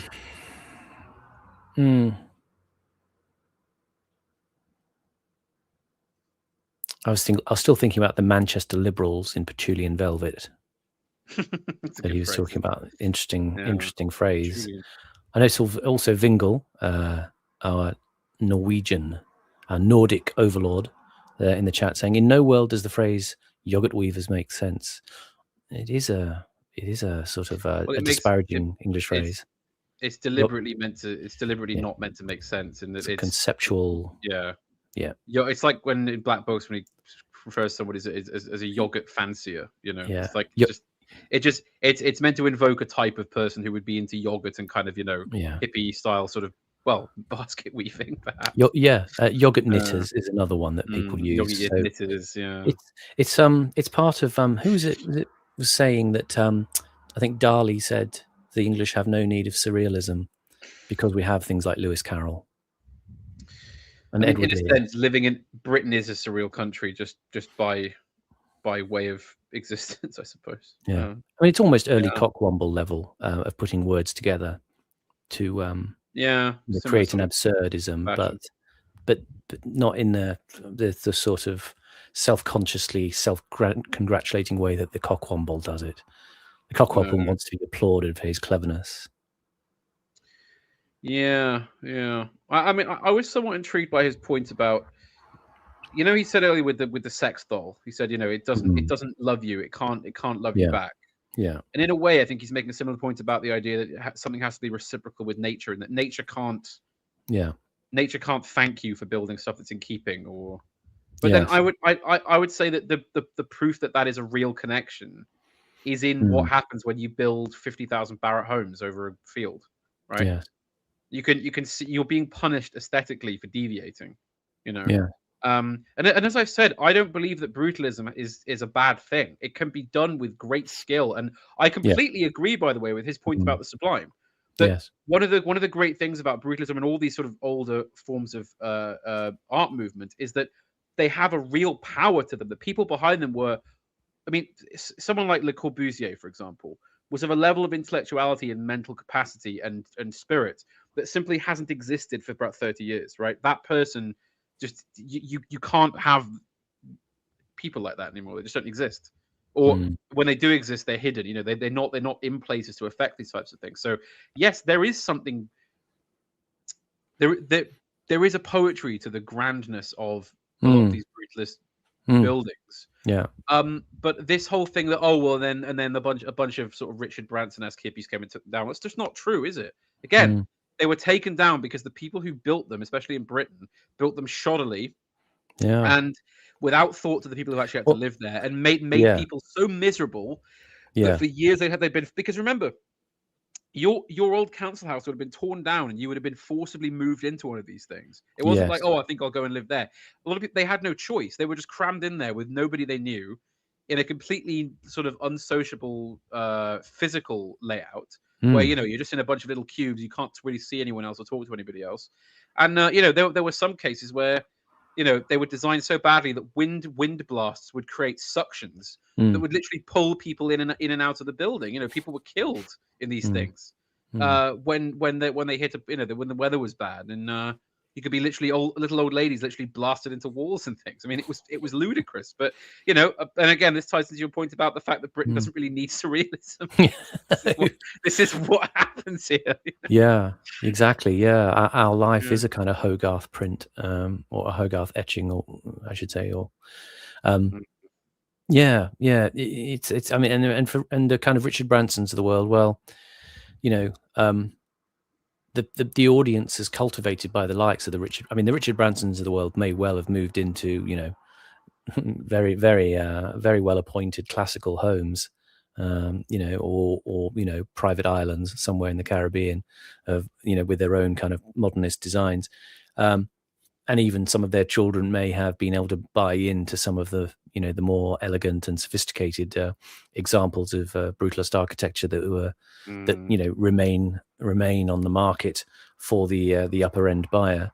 But a lot of these audience, as I say, the people cultivated, you know, by Virgin Corporation, you know, became the kind of people who drifted into the hipsterism, which sought a kind of authenticity that it saw in brutalist projects, but again, in a highly selective mode, not in the mode of you know, buying a tatty council block in Bradford that's falling apart with water running down the walls, but buying a place in the Barbican, or in one of the other, you know, remaining, you know, high examples, let's say, and having the kind of fetishistic regard for that, and a lifestyle aligned with the idea of living in a particular mode, trapped somewhere in the kind of mid to late 60s. Yes. We live in the ruins of dreams, Simon. I'm afraid so, yeah. The ruins of dreams. Yeah, and usually other people's dreams. Yes, dreams that we can't even really inhabit. Yeah, ones that we don't have ourselves. Yes, exactly. The new Boney, Bono, will smother the little mite with humanitarian concern. Badger gassers, innocently going about their daily business, risk finding Brian May strumming some dreadful rock anthem to his stripy friends in their set. And the post... I mean, again, I sympathize, because I do hate the people who just monetize concern. You know, Bono, fucking Geldof, you know, is the patron saint of this. You know, I just care so much. I can't stop caring. I care about everything. Oh my god, I care. You know, it's silly type of thing. Or the Brian Mays of the world who you know, prevent farmers from culling the badgers that then give the cows the TB, which means that they have to destroy the herds.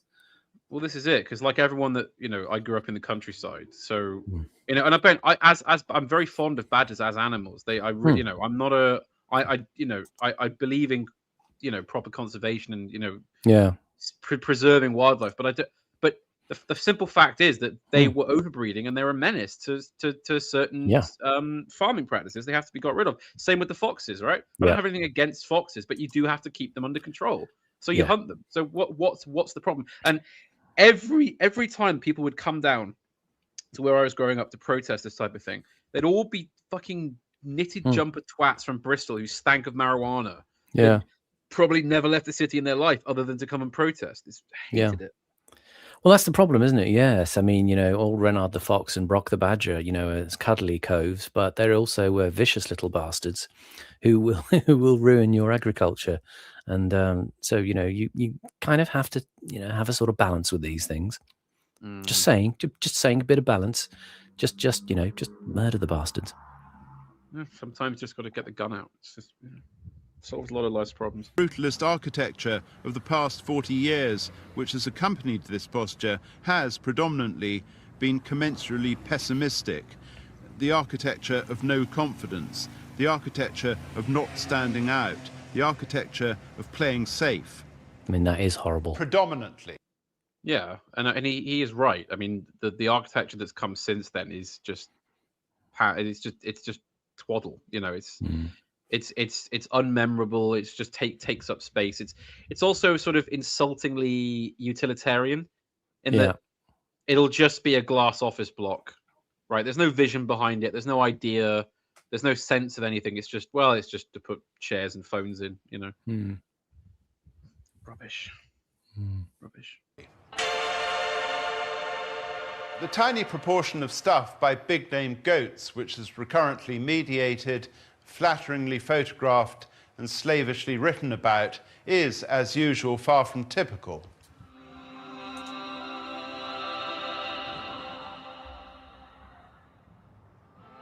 What is typical, always has been, always will be, is the work of the small-name sheep.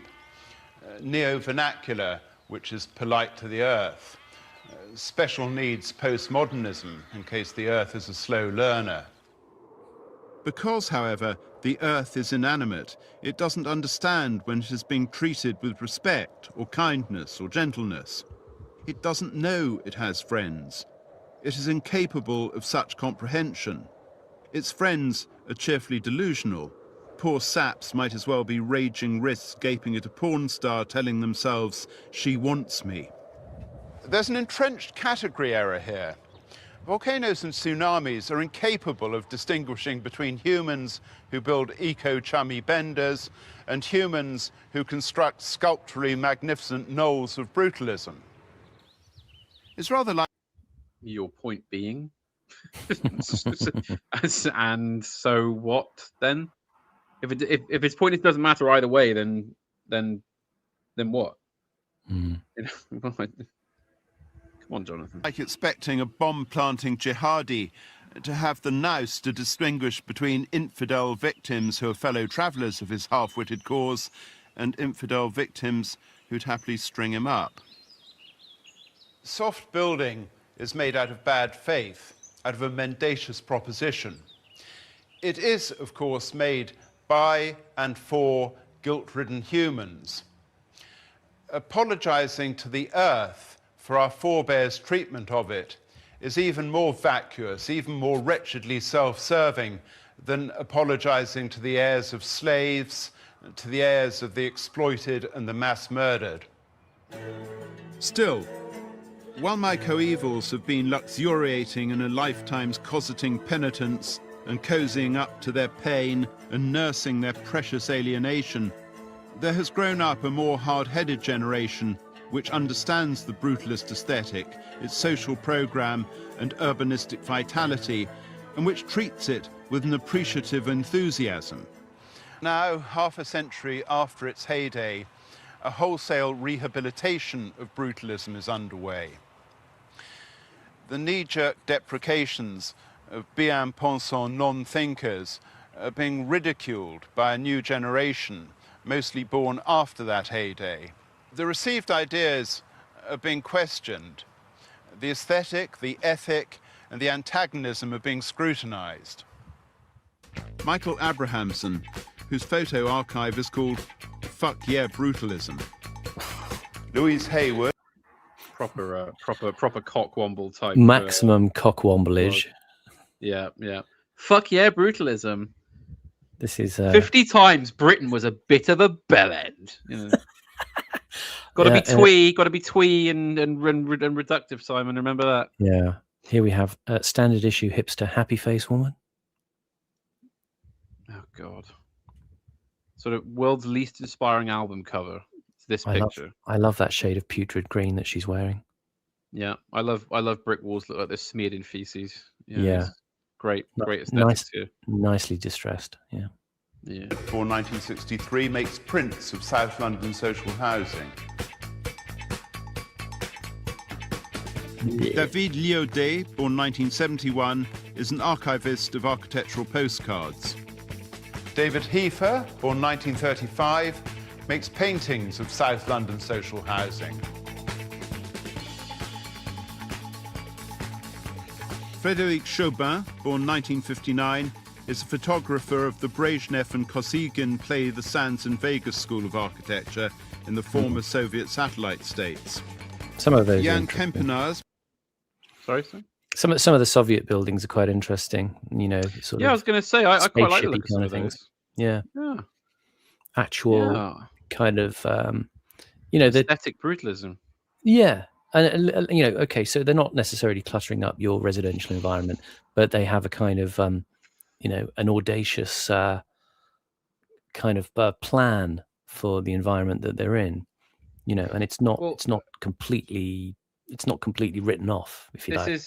This is where I think a lot of brutalism missed the trick, is that they should have leaned more into the heroic. They should have leaned more into the grand. So rather than saying, all right, let's just build a huge block for loads of people to come and live in and embrace the mundane. No. Build government palaces, build opera houses, build, whatever these are, build sculpture. Yeah. I mean, interestingly, all the examples of classic brutalism that have survived are all basically government palaces, aren't they? Or auditoriums, or, the cities like Brasilia, for example. Yeah. That tends to be what makes it out of the inferno, so to speak. Yeah, I mean, I find I don't know about you, but the South Bank complex. I like it. yeah, it's. I don't know if it's because I'm used to it, but I like it. Yeah, well, we are. I mean, it's interesting seeing the earlier photos that we did in this documentary, actually, of bits of the South Bank complex. You had, that undercroft, which is now just covered in graffiti and populated by skateboarders. It actually is more interesting and evocative had it been, first of all, if all the skateboarders had been taken away and shot, and the graffiti wasn't there, you could actually wander through it with a sense of a kind of a dark utopian, imaginary world that's being made for you. But of course, they all get kind of co-opted into a sort of communitarian vibe type of thing, and they get adapted then, and then they get changed and fundamentally changed from what they are. The National Theatre. When I did my little stint at the National Theatre in the mid-90s, it was before they did all the thing of building the kind of forecourt in front of it, and all the sort of adaptations and changes that had come in. It was kind of more or less the building that was opened in the 70s, and had the charm that it did. It didn't need to be kind of rewired so much inside to give a different kind of visitor experience. They always kind of have to kind of remix the building in some way, very much like when again I worked at the RSC and I used to go to Stratford in the theatre there. The theatre was a kind of red brick building, quite forbidding looking in a way. It was kind of, I don't know, was it early 20th century design? We used to call it the Jam Factory. That was the name in the company. I'm going to the Jam Factory, but it was compared to what it is now, where they've plonked all kind of bits of like glass on it and extensions and things. It was more charming as the old Jam Factory as it was. It was sort of just bordering on kind of deco, or it might have been deco, I don't know. But you would go in and you could walk through the foyer directly into the theatre through the door. So it was easy to access. Now they kind of gutted the whole thing and built a really forbidding brick wall inside, so you felt completely blocked off from the theatre in a way. And you had like a big sweeping staircase that would go up to a first floor bar that was kind of like a big sort of almost like a bar on a cruise liner of the 1930s, and it had all these original fittings, and it was amazing. I don't think that's still there. I think that might have gone. And those things were all quite nice, you know, the old original 20s, 30s features. And they then just chucked in a bookshop, you know, and it was all kind of spare, you know, and bricky, and there was no need to reconstruct the building in that way. No. And it's so reconstructed, I go back now, I don't know my way around anymore. So it's kind of sad as well, because you've taken away the historical associations the building has as well. And because you wanted it, it was all about customer experience, customer facing, this and that, accessibility. Well, it wasn't inaccessible before. I mean, nothing was stopping you going in. You know, whether you're fully bodied or disabled or not able-bodied. So all those things were kind of specious nonsense, really. And it seemed to be another excuse for an architect to kind of, you know, stab a bunch of glass shards into the thing and make it, you know, remodernized in some way that it didn't ask for. It didn't need, it didn't want, and it didn't improve the vibe of the place. The vibe was killed completely by it. Well, yeah, and with all this kind of stuff, there's always that sense of being messed about with. Yeah. You know, like you say, like it seems to invite meddling from people. Yeah. This kind of thing. Let the period vision be the period vision, and exactly. Render it as well as possible, but don't start fucking about changing it, because then it's something else. Exactly. Jan Kempenaars, born 1968, is a photographer of the monuments that Marshal Tito erected to preserve the memory of the National Liberation War, the war against Hitler. Nicolas Moulin, born 1970, is a photographer and collagist of ideal dystopias and immense lyrical grim morphoscapes. Neil Montier, born 1982, is a photographer and collagist of desolate landscapes infected by ruinous point blocks and viaducts. The sheer joylessness is thrilling. Baz Printzen, born 1975, is a photographer and collagist. Peter Makitic, born 1948, photographer of the Atlantic Wall.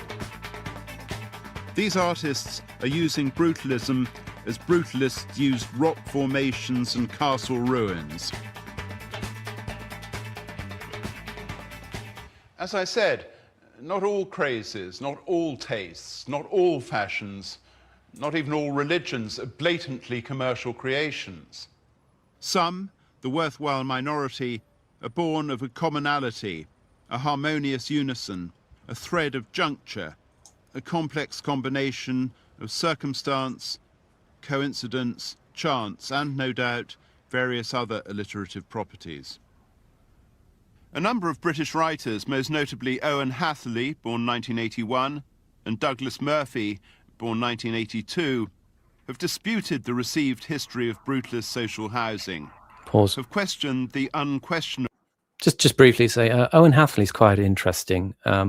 He's very interested in the whole Keeler, Patrick Keeler thing, psychogeography, all that kind of stuff. He is also a pretty hardcore communist. So, by his own confession, you know, he tries to sort of soften it a bit in conversations, but he's quite interesting on architectural subjects. He's a very bright young guy, but yeah, he'd have you all shot. And we respect him for that. You know, that's fine, because at least he's honest. He has a bit of strength and a bit of vision and some balls. You know. Yeah. Yeah, that's what's lacking in a lot of these people. But there you go. Same publisher as your chap Mark Fisher there, I see. Zero Books, yeah, that was I can't remember which one, was it Zero or Repeater Books that Mark Fisher started, but yeah, essentially that sort of London publishing for progressive books, some of which are interesting. So, you know, it's never simple. Really good. The supposition that such housing was not welcomed by its tenants. It was welcomed It was new, exciting, hygienic, light. There were inside toilets and central heating.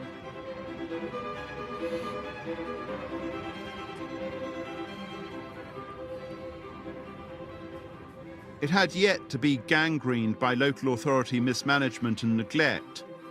You don't buy a car, then never get it serviced. The lifts had yet to be pissed in. The stairwells had yet to become crime scenes. It had yet to be used as a sort of asylum. That was... If only those bloody people that we make live in our buildings weren't so bloody stupid. Yeah. Yeah. Don't piss in the lift. How hard can it be? Yeah, as I keep saying, it's really a case of the people you're going to put in them more so than the building itself, and those are the people that end up in these types of places. Yeah, look, that's racist, Panama. Okay, we're not going to have that. Sorry, I'll go kill myself. No, don't worry. You're already dead. Oh, good. Thank God for that. Britain. It's Christmas. It's Christmas. It's Christmas in heaven. Hip hip hip hip hip hooray! Was the horrible future, which was by no means inevitable. These writers have displayed a nuanced nostalgia for a utopian grandeur which was far more realized than the media have subsequently been willing to admit.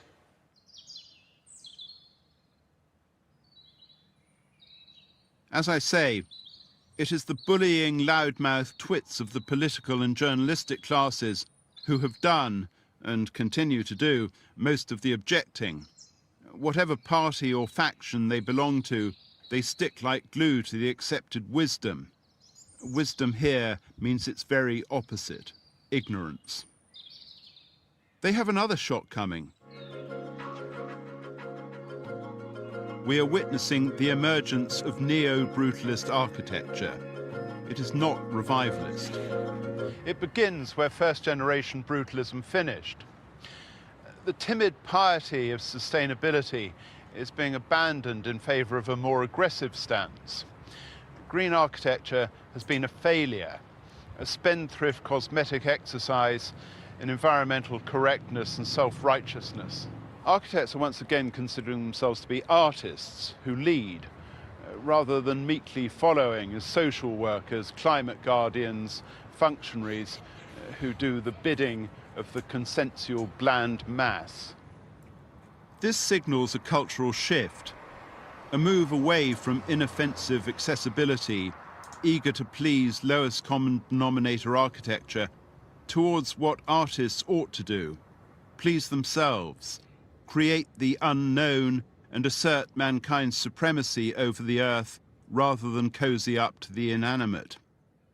This revived brutalism is saying once again...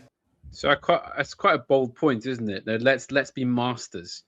Let's show that this is our world, you know. Yeah. Let's really build, which again, in a sense, you could argue that's been the motivating factor going all the way back to the beginning, isn't it? With you know, the epic temples of yore and the vast cathedrals of the medieval age, and then the skyscrapers and the massive columns and so forth.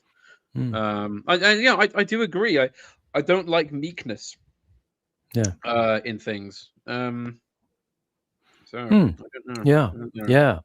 So there, here's the potentiality of living with the Mead's jackboot on your neck as you try to control the architecture of the future, and you assert and stamp it on the face of the world. Maybe so. Maybe this is Jonathan's call to arms. It's masculine. It's well, you know, he's not holding back. Yeah. No. You are the audience, we are the creators, no concessions. We're going to be getting an architecture as tough as that archetypal Cold War figure, the steroid-enhanced East German woman shot putter fighting off the crinkle-necked security simian who's attempting to arrest her for shoplifting. An architecture which, in the words... Is security simian the Eastern European version of parking Pataweo? Is that like... It could be, yeah. Security simian, maybe. of Mr. Owen Luder doesn't have any reason to say sorry.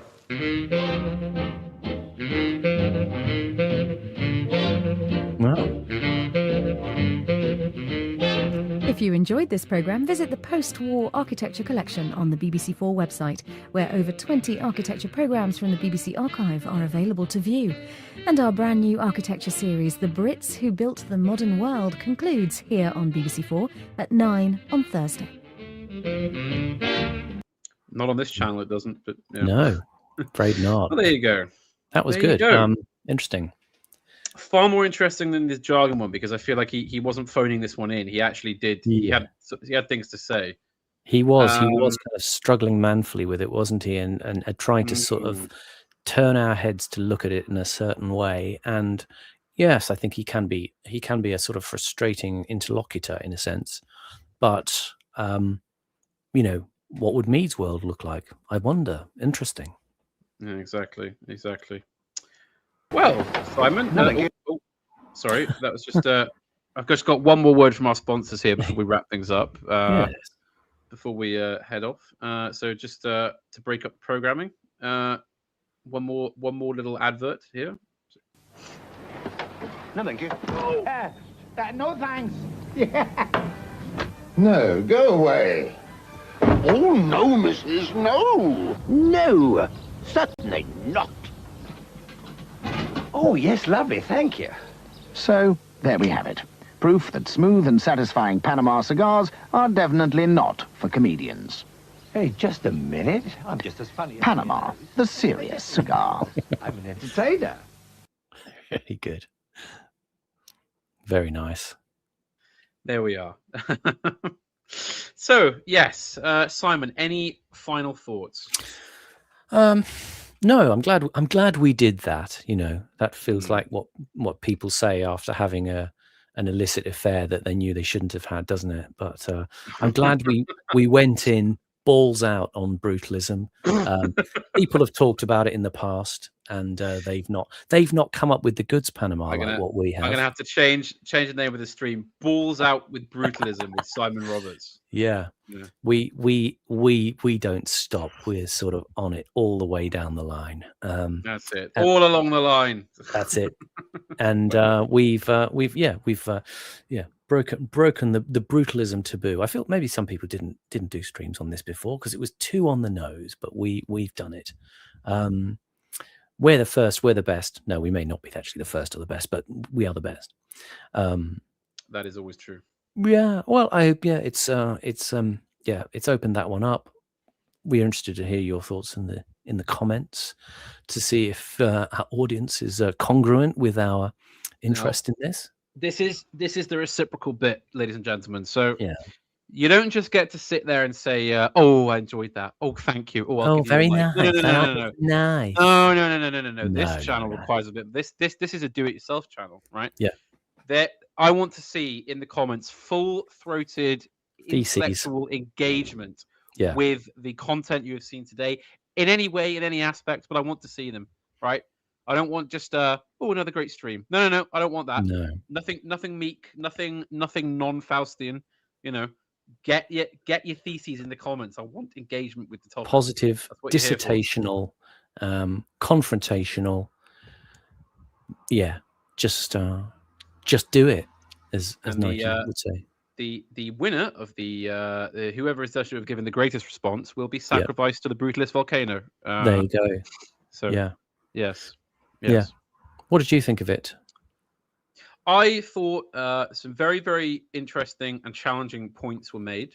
Unfortunately, under the blanket of obfuscation and self-indulgence, which I think bedevils.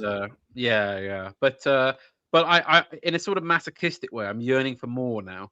I kind of want to sort of get back in the ring and go, point for point with him again. Yeah.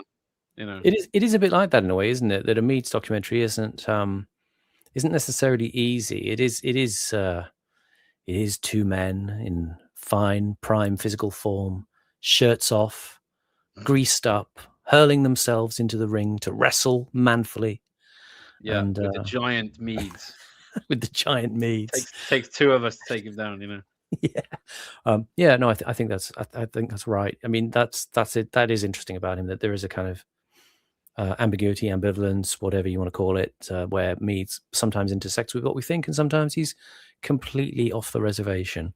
But he is tackling interesting heavyweight subjects, which are not being, certainly not being tackled now. When was the last program you saw on brutalism?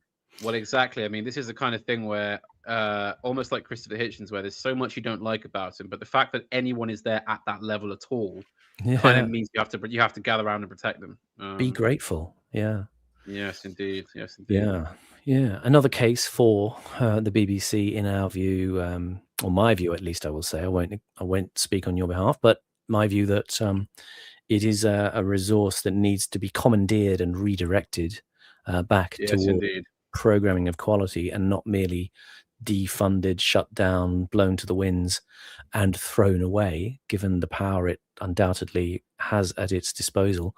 I think the idea is overblown about the BBC being the font of all evil. Yeah, they're definitely evil people programming it and running it. But to be honest, I don't think the studio technicians or the tea ladies or the people who actually do things are necessarily the problem we need to worry about. I think there is a cadre of people who could be extracted from the BBC and fired from a cannon into space, and then better people could come in and take it in a better direction. But very difficult as well, given that they have also sold off much of the BBC estate, and the BBC's actual hard tech has all been outsourced to independent production companies now, so that very little of the fabric of the BBC remains, and it all is simply, Hat Trick and Talkback and, all these kinds of London production companies that do very well out of the public purse. Thank you very much, which is a shame. Yes, indeed. And if it was, I mean, that would be the dream, wouldn't it, Simon? A sort of, there's a new regime, a new state, and you and I, they say you're going to be co-director generals of the BBC. I mean, wouldn't it be lovely, Simon? Cthulhu Rise asks in the chat, Simon, I would love to know how young you were. You were in that picture on your profile was taken. I was 40, so that was 14, 15 years ago now. There you go. It doesn't look a day older. I look exactly like that. I'm still ravishing. Yep. You know what's fascinating as well is that whenever I go out with Simon, he sits down, and whenever he's not talking or doing anything else, he sort of snaps to that pose. I do. He doesn't move either. It's quite uncanny. He just managed to sort of very sort of Ben Wheatley-esque tableau vivant. He just snaps into it. It's really, really quite impressive. Yeah. Yeah. I am my own best performance of myself. Indeed. Yeah. Indeed. Yeah. Well, do we have any super chats, Panama Hat? Because this is a channel which can take super chats, can't it? Let's have a look at the super chats. Oh dear, Simon. There don't appear to be any super chats. No super chats? How can that possibly be? It's not like the audience is ungrateful or anything, Simon, is it? Yeah. So it must be a technical fault, I think. We have lavished them with 5.5 hours of entertainment. Natertainment. We need to aggressively jingle a cap full of coins, Simon. Yeah. Come on. Oh, people are going off to the Scrump stream, are they? Oh, are they? Well, to be fair, I wouldn't want to stream snipe Scrump. Oh, also apparently, people are saying no, we don't have super chats yet. We were wrong. Oh, okay, fair enough. Sorry about that, chaps. I thought we did. I was told this morning by YouTube we do, but apparently they're not. I must have to manually enable them or something. Well, once more with feeling, you can go to ko-fi.com. That's ko-fi.com/Panama Hat, all one word. And you can relieve yourself of the vast quantities of clanky coin that you have shuffling about in your pockets. Yeah, putting your trousers down. Or the bundles of crisp notes which will rustle tantalizingly into the Ko-Fi and transform themselves into more great ludic entertainment experiences on this channel. And we promise we won't spend all the money on sweeties and comics. Yes, indeed. Because we'll spend it on booze and cigars instead. Yes. So once again, this has been the Panama Hat channel with Simon Roberts, and we will see you all on Thursday. Look out for anything that pops up in the meantime. And of course, we'll both be on Deepest Law tomorrow over on Academic Agents. So have a good evening all. Signing off. Very good night.